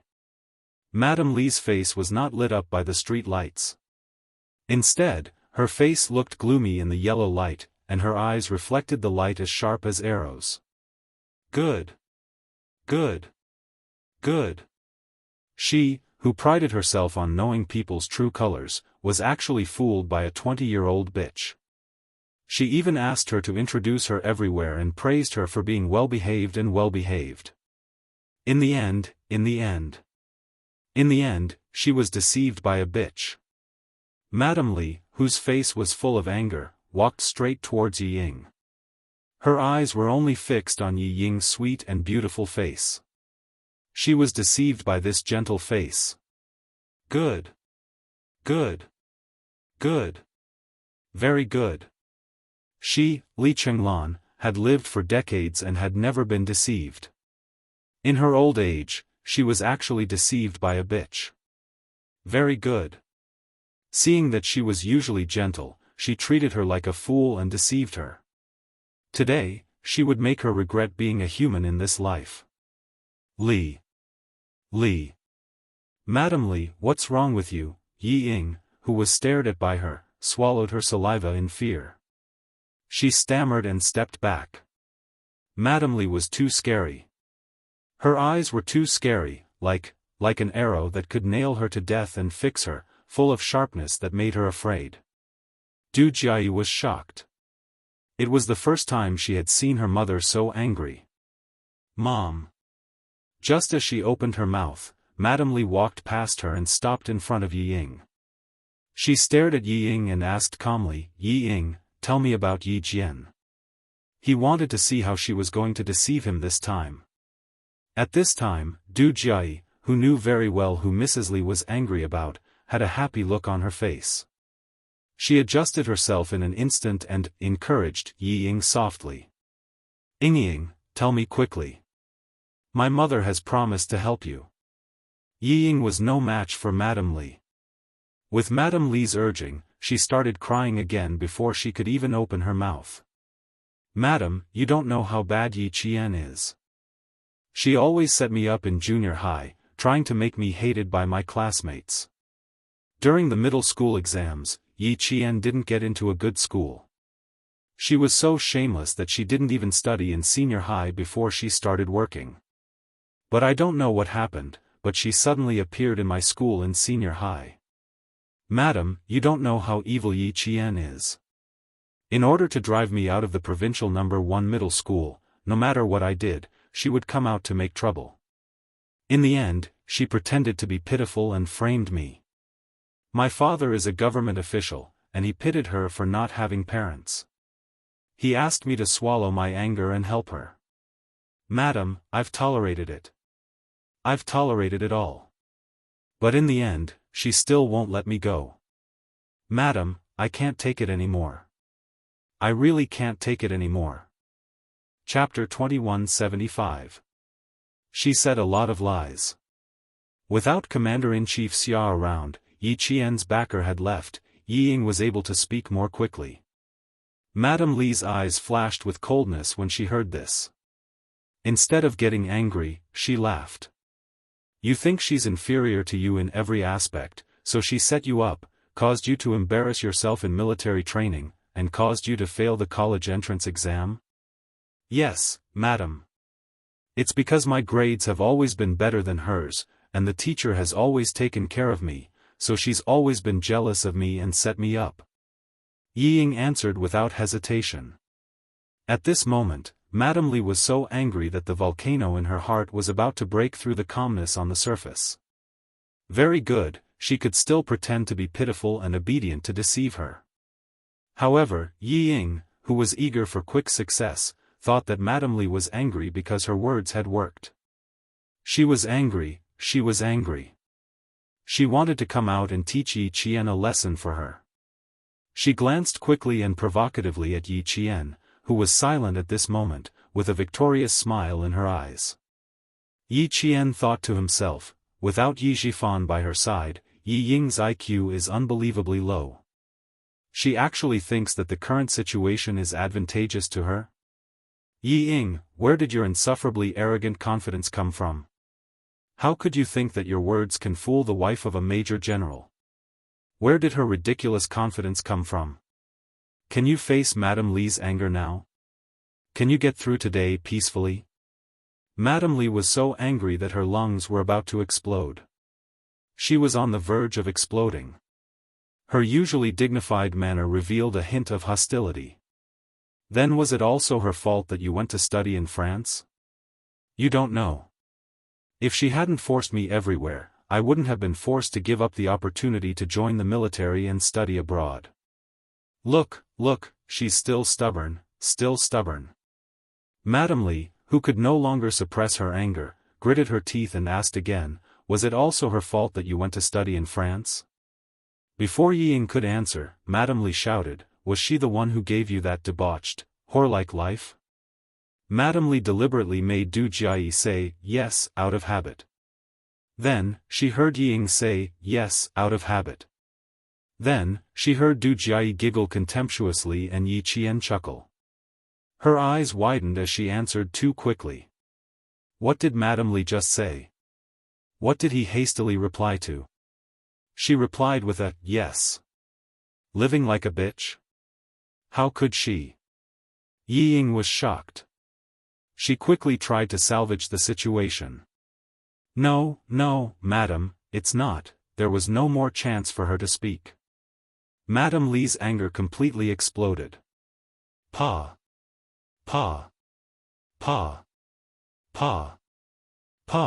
It was not just one slap. The furious Madame Li slapped her back and forth continuously. The sound was crisp and loud. Everyone was silent in an instant. Only the crisp sound of slapping could be heard. You hurt others and in the end, you hurt yourself. In the end, you wronged others and blamed others for their mistakes. Madame Li slapped her very quickly. Pa, every time she said a word, she slapped her. You've only been in France for 3 months. Like a bitch, you've been ridden by thousands of people and slept with tens of thousands of people. You still want to pretend in front of me? I'll let you pretend, Pa, even if